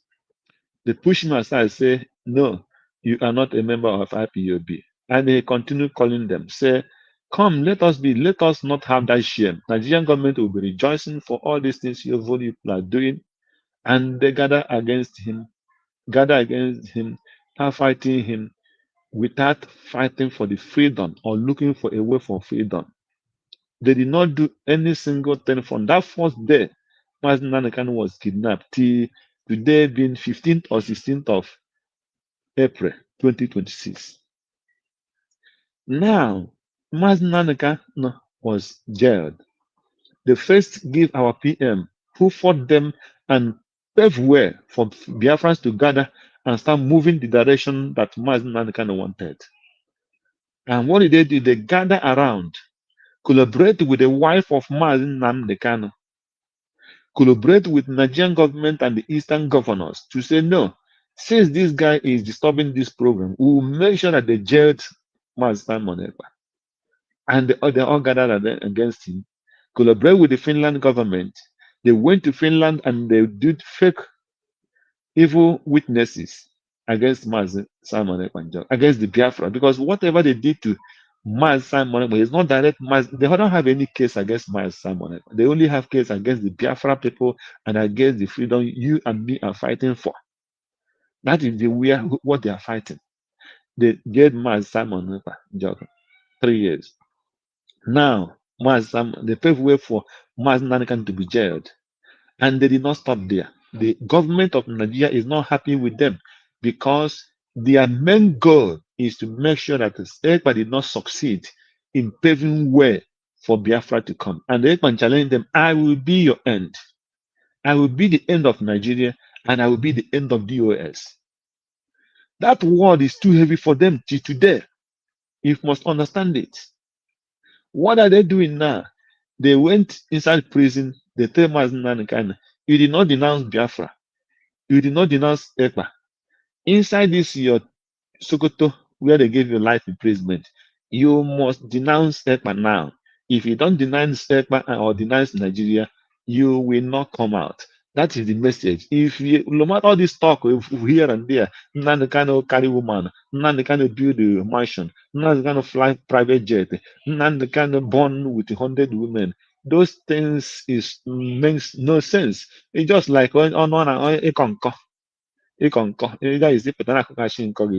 making sense. So their main goal, what they want to achieve, is to stop you. And those gullible ones who follow them with the wife of Mazi Nnamdi Kanu and the brothers of Man, all of them gathered. The wife of Mazi Nnamdi Kanu and the brothers of Mazi Nnamdi Kanu and all those criminals, All of them having different agendas. Some want money, some want the power, some want many things. And as things are growing, many will be diverted into those power, into those their interest. Now they see that Biafra is declared. Nigerian government is not happy with them. They say fight Mazi Nnamdi Kanu because there is pressure for Nigerian government to release him. And they don't want to bow to that pressure. So they want to make sure that before they release him, let's get them into confusion again so that he will be inside the Sokoto prison and they cause Mazi Nnamdi Kanu, Mazi Simon Ekpa, so that when he calls him, there will be much trouble. That is the only thing. There is no other thing you see that game that is playing. You see, that is what they want to achieve. But the Biafrans are very, very clever. That is why if Mazi Nnamdi Kanu is inside that place today, if he is not recognizing United States of Biafra, as at last week or last 2 weeks, I will say I will blame him. But for today, I'm telling you, I will not blame Mazi Nnamdi Kanu for not coming open and say I stand with the United States of Biafra. Honestly, since these 2 weeks, I changed my stand for that because these people have different things they are fighting for. Now they want Mazi Nnamdi Kanu to denounce again who? My Simon Ekpa. Remember, they wanted to use Maswell in the court and they did not succeed. And today, tell me a woman in this world, tell me a woman in this world who they will come out even when they have not jailed Mazi Nnamdi Kanu. And somebody is calling for the federal government. The man, the wife of Mazi Nnamdi Kanu told you that he is the best media in the whole world. The same man come out and tell the federal government that he should hang Mazi, give him a sentence of hanging, life, or jail him 99 years. That is that was this criminal in South Africa. So, and this woman till today, she keep quiet, she don't say one word. Today they are giving the husband different accusations that is more than anything, and she kept quiet. What do you think? What do you think? There is no other thing than the woman and these people have ganged up from the one with Ifeanyi to betray the husband. And every Biafran should stand on his feet and know that things cannot change. They can never change because they have eaten their this thing. So the only thing Biafrans will do is to continue fighting as Galena and all the medias are fighting. Come out and fight these people until we get our recognition. That is what they are. That is the only thing that will destroy them. Once there is one country that they recognize Biafra, bam, you will see them, they will know that the land will have turned to be too hot for them. So all this noise you see, they want to make the United States of Biafra to distract us from what we are doing. They will not succeed. We will fight them and we will not be distracted. The media we have now is not like it's not like a vam. It's not like we go 247. I went down and I sent her 1,000 before her kuoku. And because they give their soul and their mind and their body for this battle, that is why you see things moving. I'm telling you, we never had this media, this kind of media we have now. We never have this kind of media. I said it from the Taiwan. Kelena, just 1 minute. I will close now. I said when Dr. Ngozi come and say, I will not have this media to be in my government. If you're a media, if you're an information minister, it's not every media will just pack in and become information minister. No. I want to know those who dedicate, who really want to fight for Biafra. It's not the people I will be sending 1,000 for them to talk before they can talk. These ones, nobody's sending them kekan, and they are talking, they are fighting, they're putting their life into risk. And they are doing the best work in the whole world. So Biafra should support them and give them very strong backing. And this will they fade away, and Ogenkere will soon fade away because Ogenkere is another branch that will fight Mazi Simon Ekpa if God releases him in this appeal. The same thing these people are doing. They are already done it already because they are called him Sabo. They are calling, he sold out. The same thing DOS is doing to Mazi Nnamdi Kanu. That is what they did to Simon Ekpa, and they will not stop. But still, they will fail. Mazi, thank you, Kelena. God bless you, and bless all Biafrans. Thank you, Mazi Greg. We must continue. Mazi Nnamdi Kanu at least contributed to even in America. Mana ụmụnne ya ịma na ana m eti mkpu na mbido izi ụmụnne ya really have a part to play. Onye aka ọ ga-enye aka. John C. Ọmaka Mele, grab the mic. Yeah, Mazi Kenena, good evening. Hello. Ọmaka Mele, my brother. Udo dịrị dịkwanụ ndị na-achọ Biafra, ndị ji ezi obi were ekwu okwu Biafra. Ịma na ikwuru na nwere owe adịghị izi, ọ bụghị ọgụ nne na-anọrọ nwa. Mba eziokwu ka ọ bụ. Mazi Kenena, o nwere ihe akwụkwọ nsọ kwuru. Baịbụl sị na mgbe ịfụrụ ka a na-anụ ọgụ ebe a na-anụ ọgụ ebe a, ị mara na ọbịbịa Jizọs adịgo nso. Ewu na-ewu ata ya na-eme na Biafra. Nwere onwe anyị adịgo ndị a anyị ga-agba afọ ọtọ ka ọ bụ onwe ụbọchị. Mazi Kenena, ebugatana ya na-eme ebe a. Ọkụma wewe a na-agbọ na soshal midia ya gbawa na anyị na-ediri ya ka ị kwuru ya ka ọ dị, anyị na-ediri ya bikos na ọ bụ na ihe dị otu emeghọ nwere owu anụwa anyị adịbụghị ready for it.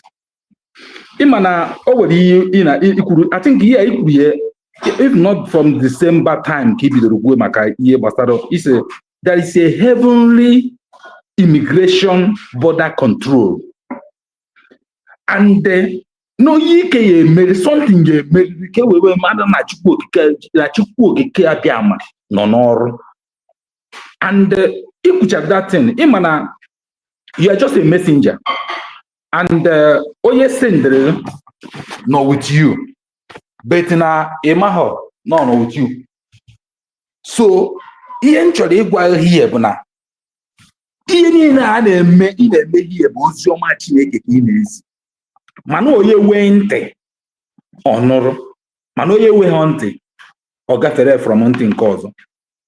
O nwere ihe Maazị Ịkpa Njọkụ kwuru, o nwere mbọ sọpụta na soshal midia na platfọm ya wee sị na today ka ya gwa ndị Biafra n'ọfọ na ogu ka ya bụ Maazị Simon Ịkpa Njọkụ ji were aga na ya na-aghọ iyi today na ọ bụrụ na o nwere ihe mere ndị ya sị na ha bụ ndị DOS, ndị a sị na ha bụ ndị IPOB members by oath, na ọ bụrụ na o nwere ihe mere ha, ihe ọ bụla ha mere n'isi ya bụ Simon Ịkpa Njọkụ ka ọ rụọ ọrụ, mana ọ bụrụ na o nweghị ihe ya mere ha wee na-agba nịkanịka, ihe ọ bụla ha mere ya bịarịrị back to sender. In one way they shall gather, but in 7 ways they will scatter, because they are not gathering for the purpose of God. They are not gathering for the purpose of Biafra.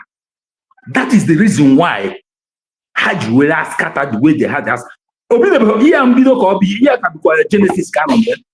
By the time we run Matthew, we run na Revelation. That is a lot of things that happen. If you watch here, if you know where that's what it over. We our reader Mazi Nnamdi Kanu na this problem. Mazi Njọkụ, our BM, we see near advice, but not the culture in that advice. Man, they came that advice open. Oh, Maria and then we yet we bend down now. A dangerous mission on Agaya. But no Ochokwa Ogenti, Ochoho happen. Today, here Omezbel. All those things to show you that now this man bear with the open heart and a pure heart and a pure spirit. But because of these people, the Bible says that the God of this world have blinded their eyes. They have eyes, but they cannot see. They have ear, but they cannot hear. Just because of what? They have given their soul to the devil. They have sold their soul. And Oya Melhaji blackmailed a lot of people. And having one at social media now as no media warrior group trap that message. That message, yeah. Jame Simon Ekpanjoko attack. Boy, menka. Because of na ha feel no so ha of Mazi Simon Mazi Nnamdi Kanu. And the Nnamdi Kanu agwa hezio. And na because of na Mazi Nnamdi Kanu siri ihe ọbụla ndị dị US kwuru ya eme. Ha chefuzie na Mazi Nnamdi Kanu before ọba n'ime must go and listen to Mazi Simon Ekpanjoko and they share his program. I forget all those things because they have been blinded by that name DOS. And how they focus that side. And can't really take much time. My prayer is that this our Deputy Prime Minister, Dr. Ngozi Orabese, now this journey you take go now about that journey of becoming a senator. Kachuku okike abia mapuri mihe niile meye ka obia na mmezi. Ka o wee nwee ike gosi ha na ya bụ Chukwu okike abia ma bie sendire n'ọrụ ọnọ n'ime because no bụrụ na that thing bịa na mmezi ọnụ kwuru njọ ya ekwu mma ọnụ gburu ogiri ọsọ ya emecha ya rụrụ ya bụ ogiri ma rachaa ya Maazị Kenenna and metere m n'ebekwa unu nọgba bụ ndị na-ekwu ya bụ eziokwu anyị ma onu nọ na ya anyị ma onu ha ekpere anyị ụtụtụ ehihie ayasị bika Chukwu okike abịa ma na-agba unu ume na-eyi unu mmụọ amara and na-eyi unu mmụọ wisdom nghọta na amamihe ka unu continue n'ọrụ unu nọ n'ime ya. A time shall come when you people will reap what you have sowed. Thank you so much.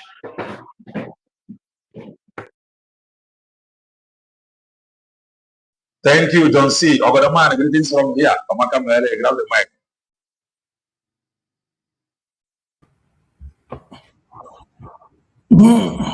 Yeah, well, good morning. Ayabayego, good afternoon from you. Ayabayego, good afternoon from you. And there, my brother. I greet each and every one of us. I thank God for today. Because onye di na-eru ana mechi anya tete onye goro obasi ekene for seeing the life of the day, because that is the most important thing. Ma ndị nọ n'ime ma ndị nọ n'iro ma ndị nọ n'ọhịa anyị nche na-amụchi anya n'uwe. So I give glory to God that at least I'm here today. Na afụkwa that aka nwere ndị nọ na-eku ume ka m si eku. I joined the program a little bit, probably I would say like in so, but you do it to comments people want to make. It falls back to DOS and to HANA social media. For one to regain his sanity, I think we should, Onye Charono should limit him or herself in one particular account. Just like it is well not on only X. I know them on Facebook. I know not those places. So I'm on a lot of things is happening. It's very, very draining because I fall sick. And I'm I know that at a point this thing get into me. It gets into me actually. So the health, because in now we'll go to my take good care of my health, because all these things here forever is very, very draining to I don't know about you, but it's very, very draining and it's very depressing. Because I go, I'm going DOS. Again, let me make this point. Many people do not even understand what DOS is all about. People DOS. This is the problem. Yes, this is a problem many people don't even know. And I see DOS. It's like a body Mazi Nnamdi Kanu created. He created it for a purpose. And DOS, again, I have to say it again for people that don't understand. DOS is just individuals. For example, on this part of the world. If I happens to be the person, then it's called coordinator. If I happens to be a coordinator of IPO here in Canada, for example, automatically I'm a DOS. In or Spain, Bruno at the charge of IPOB, you automatically a DOS. Then when you come into that DOS, then we put a stage, higher stage of DOS, because I won't any refer for a jump from anywhere. Or intel of so many things. Oh, so many intels, I don't know where I want on a DOS, and then on a DOS and what intel. So people are misunderstanding these DOS of the stuff. Coming to family aspect of it, we have passed so many things.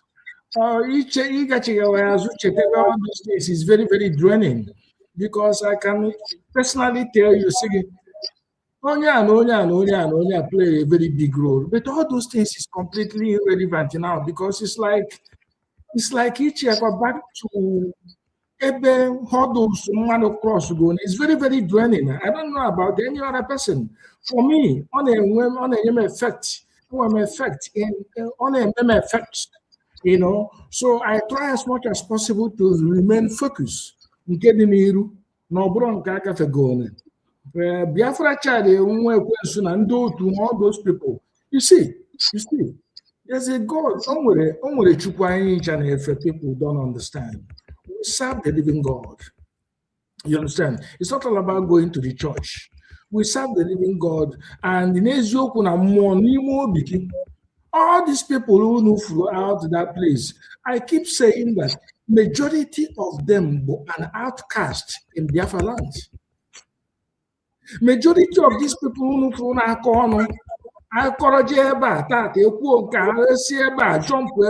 many of these people in one village. Many of these people in one maybe from I'm very, very conscious of myself, of what I say. You understand? Because I'm going to move village, and in the man I'm talking about my village. I'm talking about my own village. You understand? So most of these people who move from Ayaga, see from many of them are outcasts. So I don't even pay attention. I don't even know what they are doing. I deleted so many. I don't even know what they are talking about. But one thing I know is that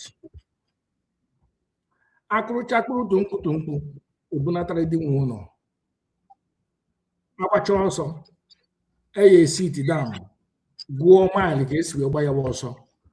And the judgment day. All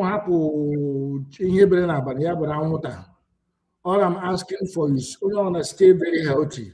Only want to stay focused. Health is the most important thing. Only want to stay focused. Okay? Only want to stay focused. The bottom line is this: the problem all of them have is that we have a home. That home we have is the final. I keep saying it. Regardless of any lead, if but US Trump in the lead, over oppositions, over from different fields. So it's natural. Those people that want Mazi Nnamdi Kanu dead, all of them have died before him. And before Nnamdi Kanu. Simon Ekbom. Before onye ha chọrọ and nna agwaghị adị ndụ emechu na akwa ndị chọrọ ha ọnwụ onye chọrọ gị ọnwụ ga-ebu ụzọ ngodo eje aṅụ nkwụ n'isi onye ahụ na anụ m nkụtụ onye anwa onye ọ na-achọrọ m ọnwụ ga-ebu ụzọ m.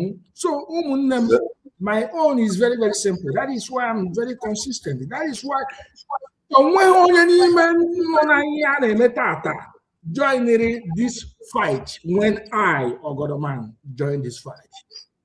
All since 1999, from Mosul to here. And I've never I made the mistake because of one thing, conscience and focus. I know exactly what I'm looking for. Business is down. Although drawn down like I want to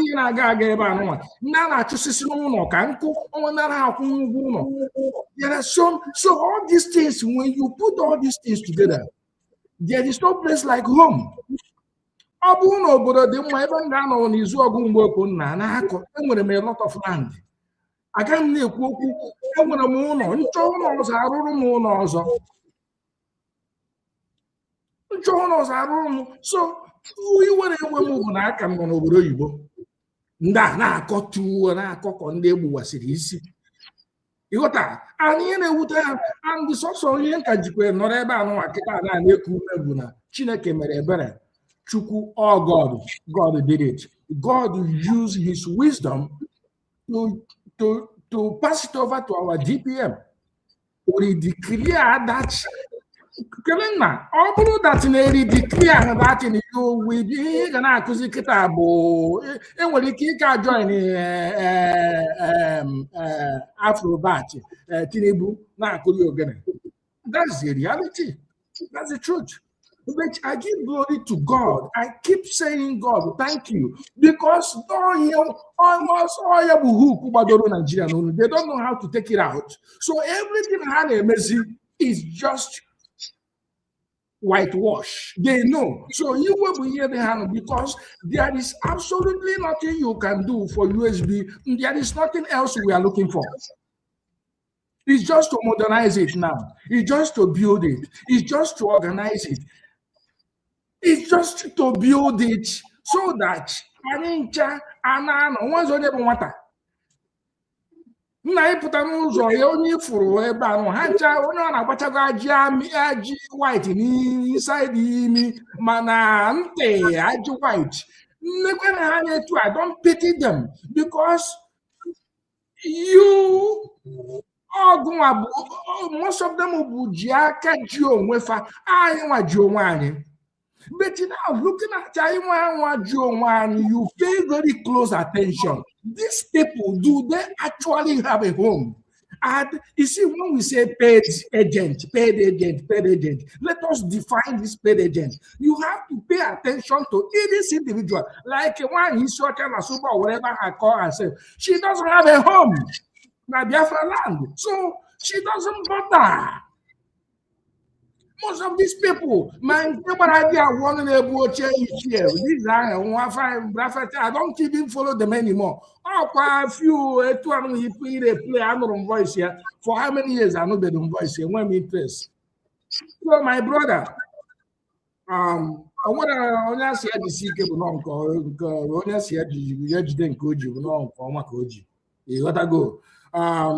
we have to keep going.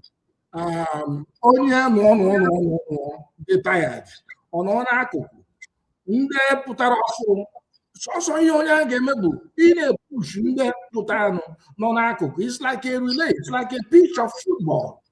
About half time the coach ya fụ na o nwere onye anụnwa na ọ dị ewepụta ya tie onye ọzọ. The bottom line is for winning and we are winning, and the truth is this: we have won. Because I want something we have USB in hand at our hands, and we should be grateful with that. Thank you so much. Thank you. Ogodoman, water kasiga. Ojugo. Greetings from here. Amaka Mayele. Grab the mic.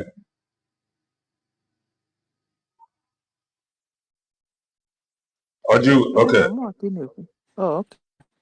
Yes. Go ahead. Okay. I just wanna like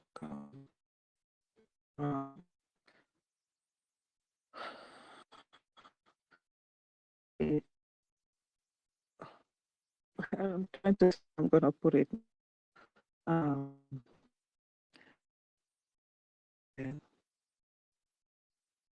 today has really opened our eyes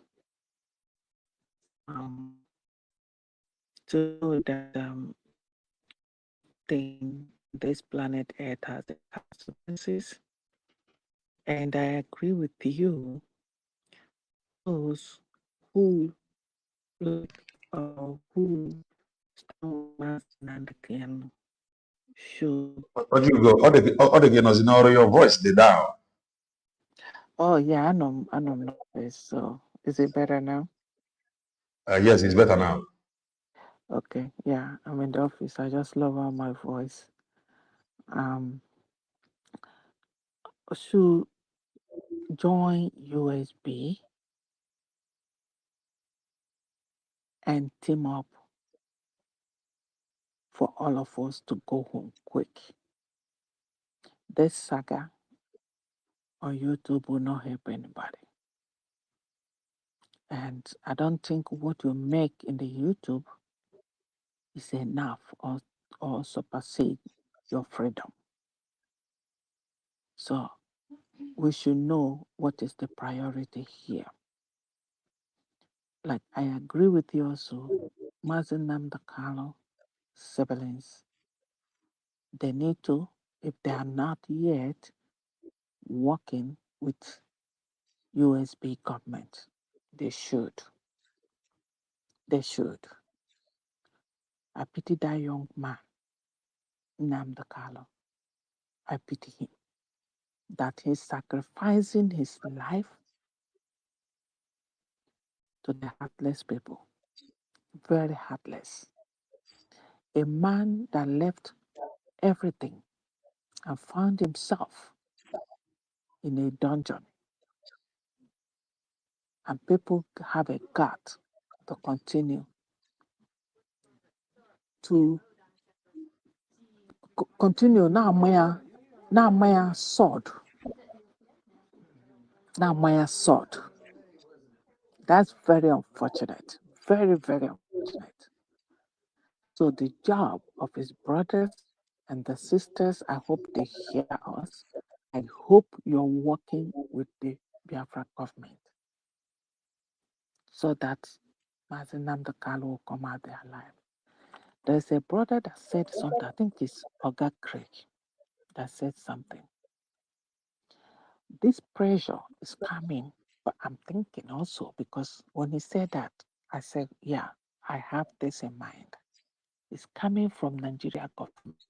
They are using all the agents that have eaten money from them to put pressure on Mazi Nnamdi Kanu's family and the Mazi Nnamdi Kanu for him to say enough and out. They are.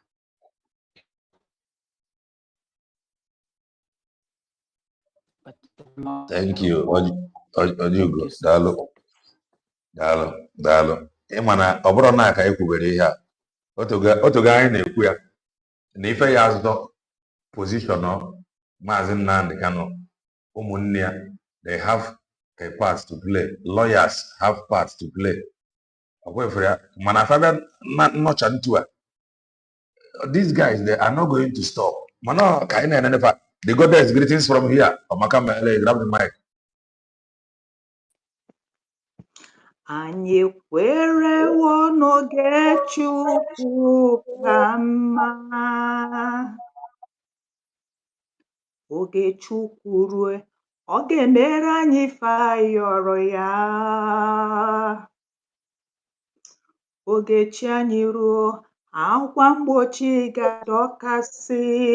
Chai, amara m na ọ ga-adị ka ọrụ ebube. Asị m na ọ ga-adị ka ọrụ ebube Maazị Kelenna.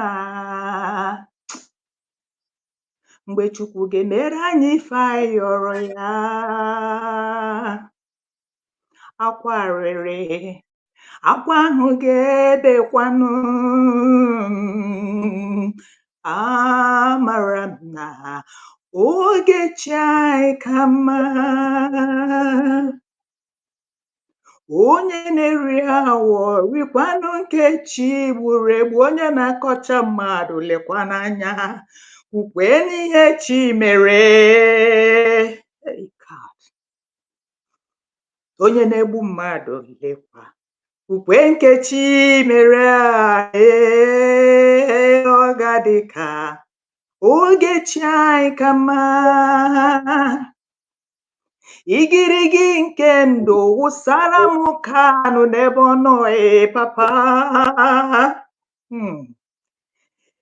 Igirigi na warrior wụsara m Kanu Chimoma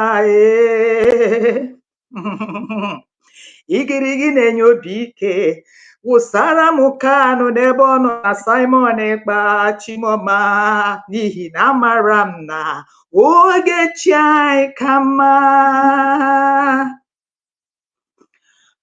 I come with a message. There was this witness in my heart. Mazi Kelena, I greet all of you. I greet every commenters at the comment section. I greet my brothers who have spoken. But the tide has changed. The wave has changed. Onye na-amaghị ga-amara na chi anyị ka mma. I have goose pimple all over me and I have a witness in my heart. And whenever it's like this, I have said it before, I'm a messenger of hope. No matter the situation we are at right now, at this time, ọ sị onye amụma Aịzaya buo amụma nye ụmụ mmadụ gwa ha na ọkpụkpụ ga-eme gịnị, ọkpụkpụ ga-adị ndụ ọzọ. We have reached a stage when God told me after the clash of the Titan, there will be a tsunami. That was how the message came. And the message came again. Or see, in no distant time, I want everybody to mark and asterize. Or see, no gadera enka oru ebube. We can never be held down. We can never be chained down. Or see, on that day, every platform we will unveil ourselves. He said it's a moment of unveiling. Kelena, you will see all the faces of all these good, genuine Biafrans God is using in every media speaking. Most of us, you people don't see. That day, oh joy, and it's going to be very soon because it's going to end in praise. And everybody will be shouting, oh, Madam Ojugo, this is you. Oh, Madam River Goddess. Oh, Madam Origin. Oh, Greg. Oh, everybody. The sign is here. I have given this message. Everybody should mark it. It's going to happen. Then let me come to the program email concerning Bride Friend. I want to give you this message. Yes, you say you have the largest platform or whatever. Pride goes before a fall.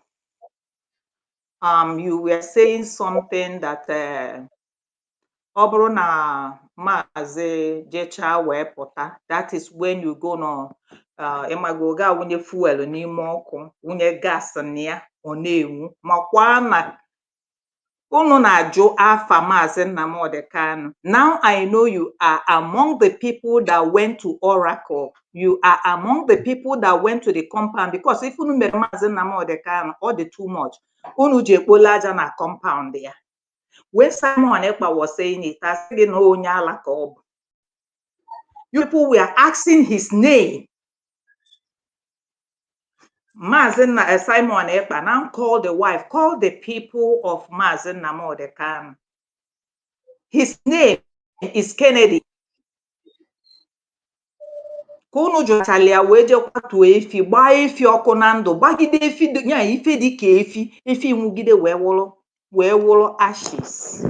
His life is still there.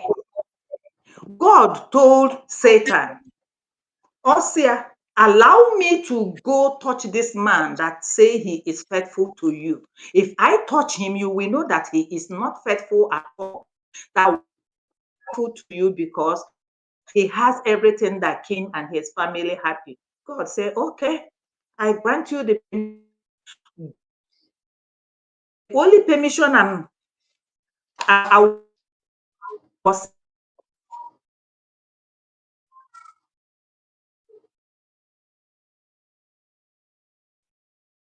The network is hanging now, and we cannot hear you, goddess.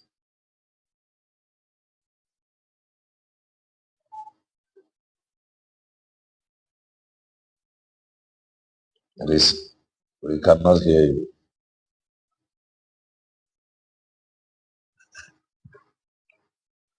We cannot hear you. Maybe gap watch you got your watch you got to bring God win. Tamaka Mele, grab the mic. We are rounding up already.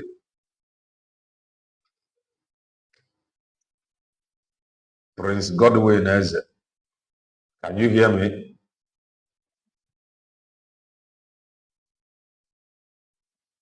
No, he cannot hear me also. He cannot hear me.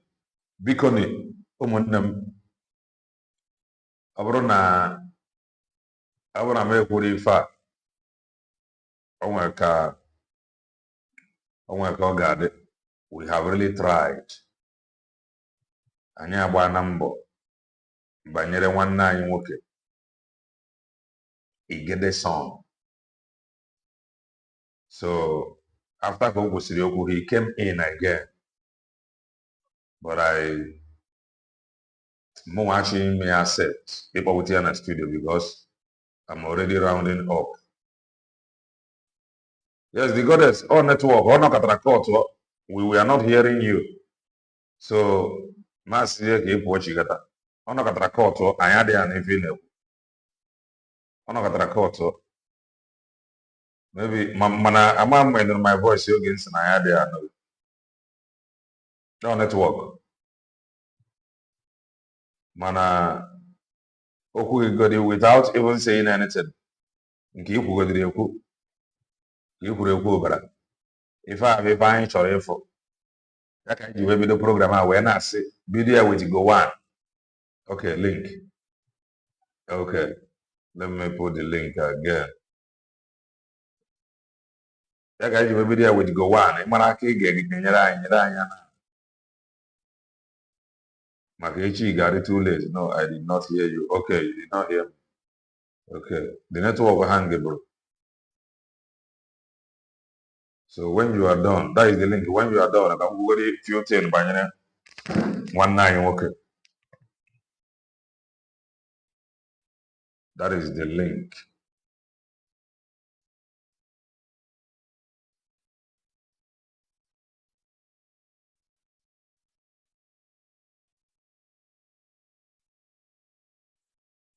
Yes. No, welcome back.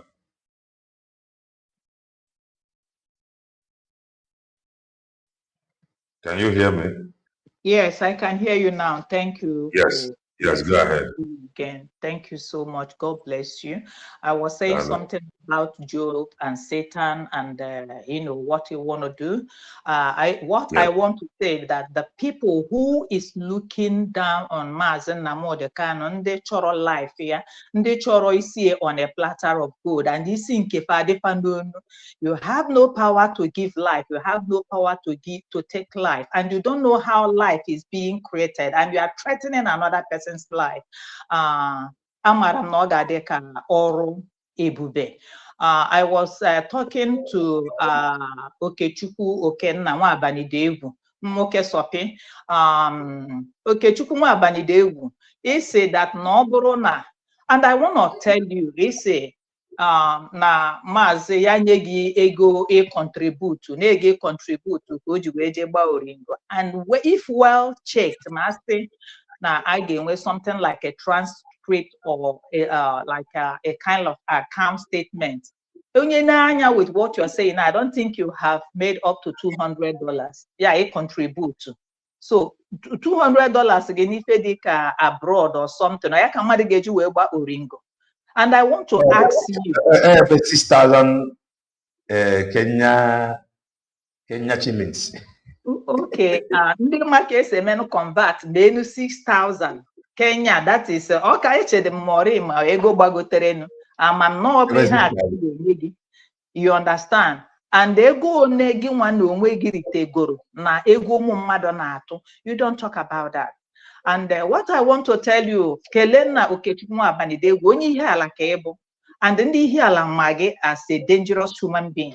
Also ka ịkpachapụrụ wee jewe ebe ije. Kelena Ochukwu na-enye nwa. For you to talk to Mazi Nnamdi Kanu in this way, remember you have a child na-atanye gị mmiri ọkụ na ntị. You know, nwaanyị mụọlụ gị nwa na gịnị nwa akwị ma ihe gị na ya jere. That people came up and that is slander you, bashed you, n'iji nwa ahụ wee mere ọgwụ ego. Nwa ahụ ji wee dị ka ọ bụ imbe. As you are going through that child predicament, are you happy? Is happy? Onye ọbụla nwere mkpa nke dị alia. Onye atọmentiz na mmadụ with ọnwụnwa bịalia. You understand?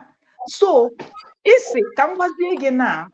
people have done your worst. It's na Mazi pụta iwe mee nke bụ worst. Ka m gwa gị eziokwu maka Chukwu bi n'eluigwe. Ka Mazi pụta godu. If onye ọbụla ji wee gbachigedo nkịtị deludubi because of the pain in our heart, Mazi pụta echi ka inwe that air country kwuo okwu a ka ịma ma ebe ọbụla ebe ị nọ ma ga-eburukwe gị wee gụọlụ gị nke ochie na nke ọfụ. Who the hell you think you are?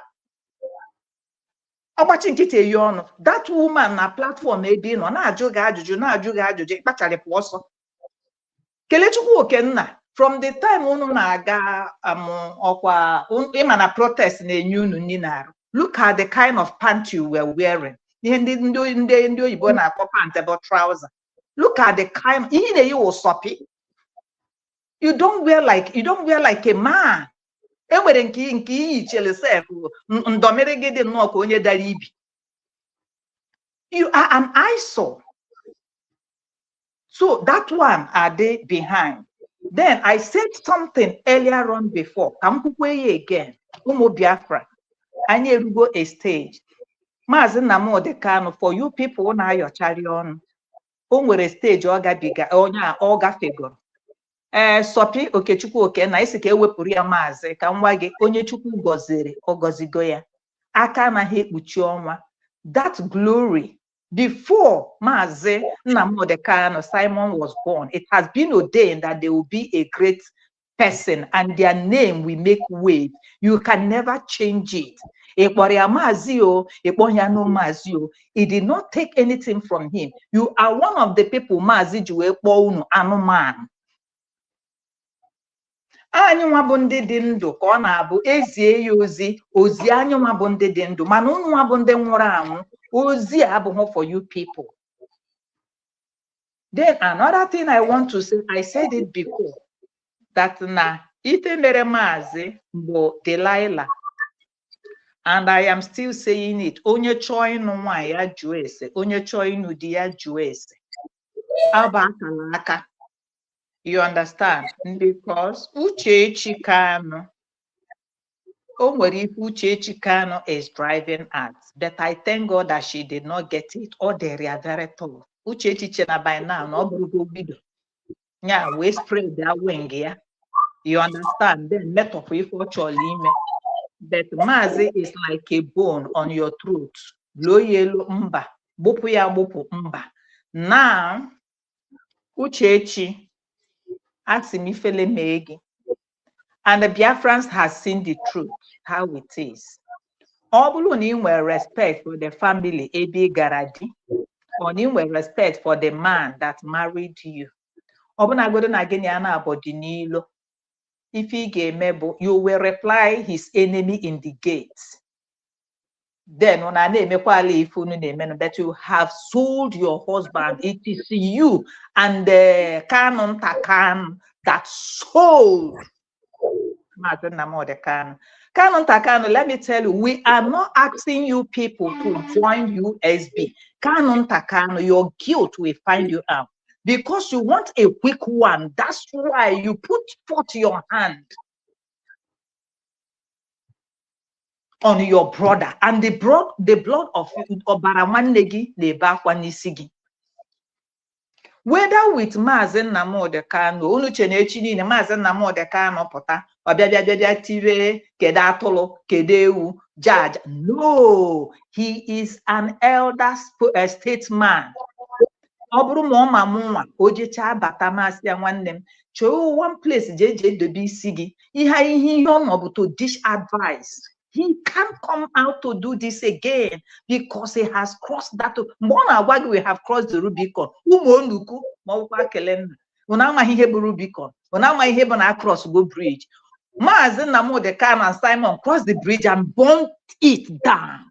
Ọ gbajiri the bridge. Enwezi ihe dị ka ya na-azụ aga n'ihu bụ ndụ. So for one this movement, and you have not asked yourself, since he has been there, this movement is still going on. Since Simon Ekpa is there, the movement is still going on. Whether with him or Wedant, or whether with Simon or Wedant, or whether with Ngozo Rebeza or Wedant, Rubicon across Ugo, movement is going on, and we are there. That's what I want to let you people know. Simon Ekpa kete orugode echi, asi I don't say again. I will end the zoo or not end the bear. Tomorrow it might be killing, I might be any other person, but this journey, all will go, but no sigo. You understand? What dying for? Mazi mụrụ ụmụ ebe a, mazi ọmụọ ụmụ ebe a, mazi ọmụọ ụmụ ebe a, o nwoke nwere ife nya nwere oyologodo na amụ gị nwa kedu ebe ị mụsara nke gị? All you have is water, unproductive water. That's what you have. Mazi Nnamdi Kanu, ebe ị chọrọ slander ya, you want to like ke rubbish ya, ebe nya ọ mụrụ mma ma ọ dị fertile, onye Igbo ka ọ bụ, prince ka ọ bụ, abịa n'ala Igbo, eze, ọ bụrụ mgbe gboo, onye eji ama eze, eze na-enwe ofu nwaanyị, nwee nwaanyị ịtọ, take care of them. So ọ bụghị unu ga-apụta ebe ọ na-abịa na-akọrọ ndị dị ka anyị nwa. So I just want to rest there, Kelena. Thank you. But remember the prophecy Ogadeka Olu Ebube. You understand? And in the Nelanya Mazi Nnamdi Kanu, Kobro na akụkọ n'isi. You people have not learned from the past. Ihe niile neri anyom, ha niile jewere ebe a na-eje. He is still standing. And when I say something about Maxwell, I don't talk to favor anybody. Because that is the enemy in the house. And you people forgot that Geoffrey said he's coming back in another dimension. If confession is coming now, Asisa is coming now, my dear, go and hide your head. We have crossed the Rubicon. All our media team, you guys, also because God used you people at the right time. And we that is speaking, watch, because what they plan, if we have planned, that's why notorious Pentagine Bakwa, Ngozi Pojuru, Ndechewawa, the media team, because they didn't know. Because Hasna media is power. Now talk to but God, God is greater than man. God went ahead of you and listening on your ways. And I rest my mic. Thank you, Kelena, and God bless you. Thank you, thank you, thank you, thank you, thank you. That was wonderful. I can't stop nodding my head and feeling the positive vibration. Thank you so very much for watering us. May He, God, water you in return. Prince Godwin has 1 minute. Grab the mic, 1 minute. 5 hours plus. I was in white painted hair woman. Imagine. 5 hours, 30 minutes almost. I was in one. Can you hear me? Grab the mic if you cannot. Bikone, omunnem. No, he cannot hear me. Omunnem bikone. Anama, I on my phone. My name was if I put now. I want to ma epuria. He get a son more. He can 40 hours somehow. The buy a number. The buy a number. And hey, the thing about Chapanam Nobi. 1 9 okay. Or got a man also na Radria. chai na arịtị na-emecha agbapụchakwa na n'obi ọgọdọ mmanụ nwanne m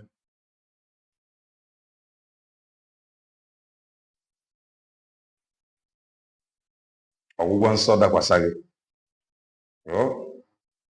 ọgwụgwọ nsọ dakwasa gị ife ọbụla ị na-ediri ife ọbụla ndụ na-ediri ka ndụ dị eze chi ogige ji enye gị ndụ n'elu ndụ ọ ga-eprovaidịrị gị ife na-ediri maka ndụ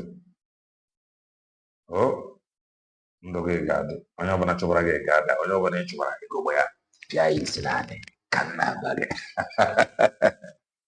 aba gị so nwanne anyị nwoke igede son ọ tụnata abụ wee keep biko nụ afta ka o kwụsịrị okwu ọ sendere m meseji na private chat resendịkwa data akaụntụ biko nụ unu agba na mbọ obodo mara mma ka ọ dị n'oru ka ọ dị n'igbo mana bukoni biko ọnwa onye nwere ife ọ ga-etiri ya bikoni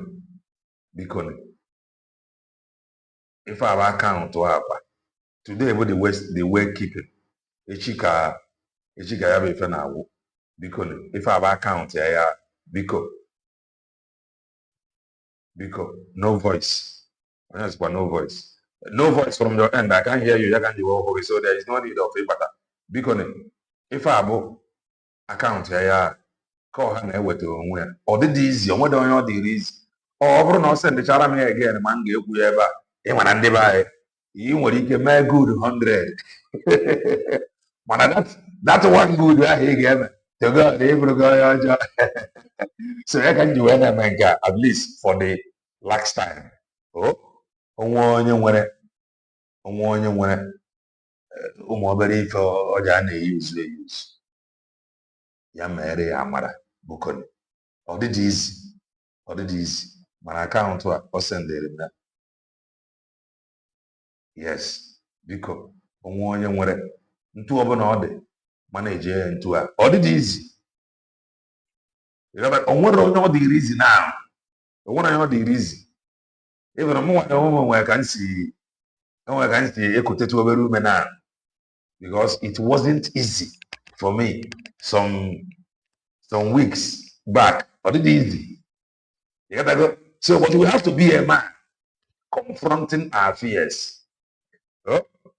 Because one when that area, here about us and the here on a private chat. And say, I'm web there. Then when you come on my web, I now. Don't worry, God, I can get TV.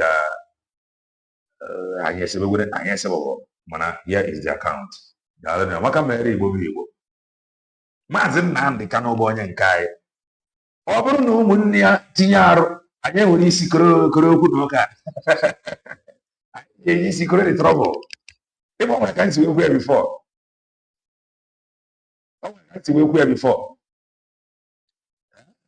ife ahụ m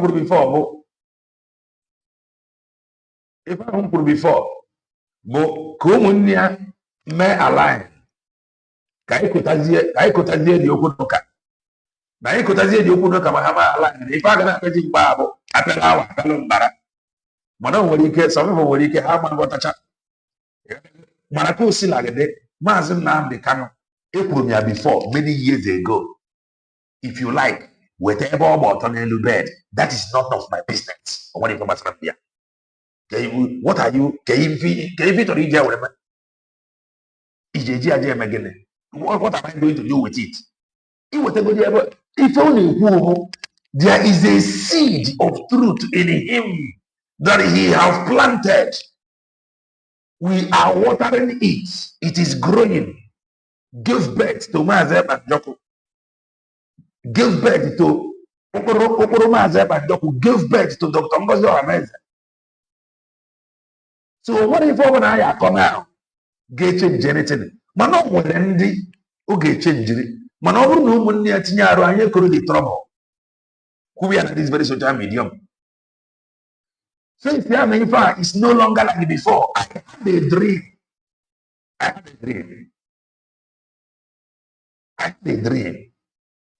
When you have a second time, I had a dream which I have not. I had a dream. If they can align, what is to come? ọ bụrụ na ọkụ ụmụnne ya nọchigara anya ọ nwere ife ha ga-emenwu the gangsters party out. They may not have evidence, but they're going to talk. Then you only why any issue there? Statement in Nana and the Musica,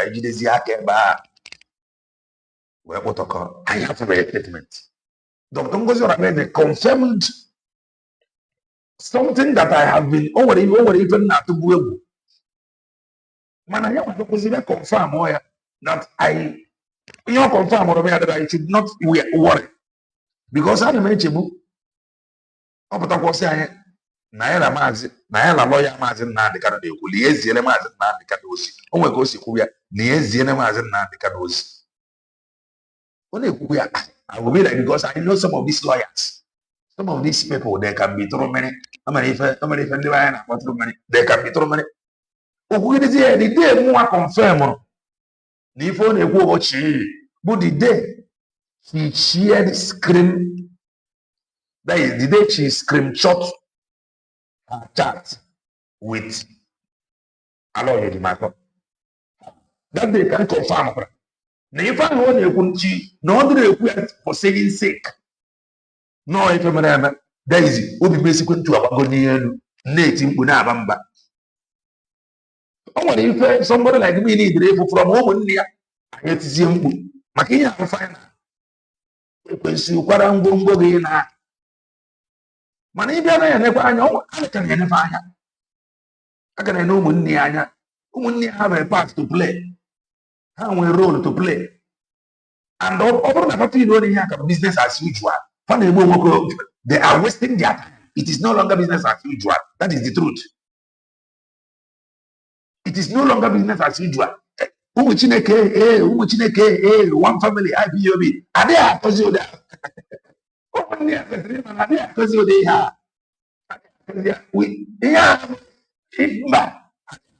So you must align with, just align and allow it. USB declared no as if you know God.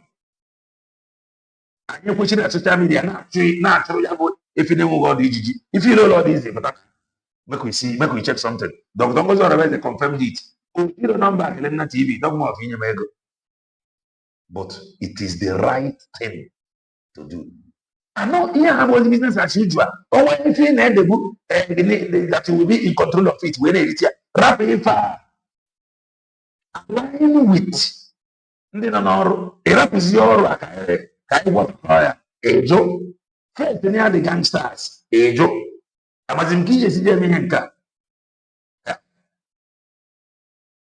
So o nwere ife na-akpali mmadụ mmụọ. O nwere ife na-akpali mmadụ mmụọ. Anyị fụ memo na ụmụnne Mazi Nnamdi Kanu na-ekwu okwu o gosigodi ụfọdụ ndị be anyị that this is not family affair. Ọ bụrụ na family ya na ọ ka nwere ndị na-eche na ife abụ family business, align with ndị nọ n'ọrụ ka ndị a na-eche na ife abụ family affair ka famata that you have aligned with ndị na-ekwu okwu nwere onwe ịrapụzie ka anyị kwere gị ọnụ gị ịgba nkịtị nke ịgbara nkịtị. The only thing ị na-eme mgbe ahụ bụ nna ka fakwube na ihe a family affair. The gangsters pụtara ha na-agwa na ihe a family business, that Mazi Nnamdi Kanu is the reason why na freedom adụrọ ịnọdụ ya because of ife nrite nke gị. Ife onwe ị ga-emere Mazi Nnamdi Kanu go to align with the USB declared where he will have voices. Voice of truth. Mpụta ebe a kwuo okwu mgbe ọ ji eme anyị epuchuo ya amen. We are going to enforce it with prayer. Constantly pronounce it here. Constantly. Because I come on the chat. I have not received 1 naira from anybody. 1 naira, never. Apart from super chat, 1 naira, never. And the 1 naira, a reverend, not just him. Okay, I need the gadget. He goes through what my contact, I don't know. He was the highest donor and others. Okay, a reverend. Or pastor or some a reverend. So what if even expect from woman near can you something if not to put it? Why not to go and tiaro? Even daily 1 naira. Even daily 1 naira. Why are you going and tiaro? What are you telling me? Anyway, tiaro. Mana wanya wana angrasia odezi ka onwere personal interest na they protect more than collective interest. So the more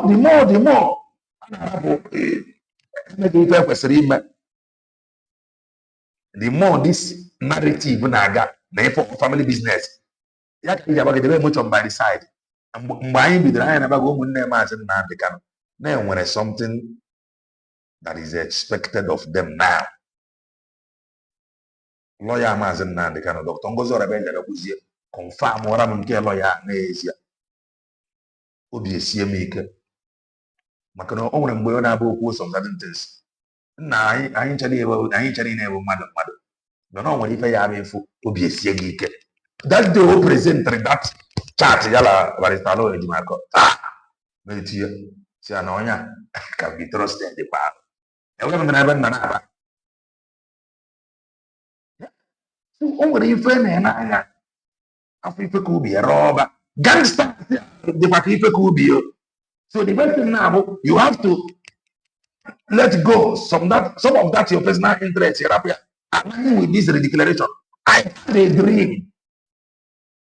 Some of you should stop misinforming these people. Oh, what if I don't know about the Kuraka Jawi Atako? How many times we put here before? I had a dream. Everybody, don't trust anybody. That is the truth. Somebody can be misinformed. Something that is not from him. Somebody can be misinformed. I agree. Somebody, okay, so if you like, leave it. The gangsters can get to them put it next year. If you get to my line now, we pray and the hope. Mazi Nnamdi Kanu na-apụta mana ọ dịbe certain align with ndị n'ọrụ na-ekwu okwu nwere onwe ka isi ebe a tinye ọnụ ka ọ balance ya ka ndị be anyị dia talk mee trigger ka fafụlụ ọ bụrụ family business ọ na-ọbụla ise preach by okay ọmaka mere Igbo bụ Igbo anyị jebe anyị jejeru anyị naba anyị ya na ụbọchị nje okwu apụ ilo. We are protected, we are preserved. All lovers of truth, all supporters of truth. Amaka Mele. May He God protect and preserve us. Echiche ndị ajọ mmụọ, echiche ndị ajọ mmadụ, ọma ndị ire. N'isi Mazi Nnamdi Kanu, maximum security, divine protection, divine coverage. N'isi Mazi Ebanjoko, anyị nwere olileanya. There is every possibility. Na ọ ga-apụta si na biya na-aga apị olileanya ikwu abịa ma doo buko. Ugo 247 said something. Oge ọ ka na-ebido. And o nwere ka nsi wee kwu that this thing anọgo m ya 6-8 months ago. Ọ na-ekwu ya na maybe Eggman breached him. Ndụ Mazi Ebanjoko ụjadị. It was revealed to me. Divine revelation. It was revealed to me personal. This one, he has something to offer. But what if a man from there? Personal encounter. And they are going to have an encounter. Encounter when I had this out. And the Maka now here's the children come there, man. He said, still blessed. And bye for now. If I guys see a church, I'm not one naira. I'm penny. So if I never even see no, even see no your child. Can't now buy for now, stay blessed. I ain't really give you a top. We can buy have enough.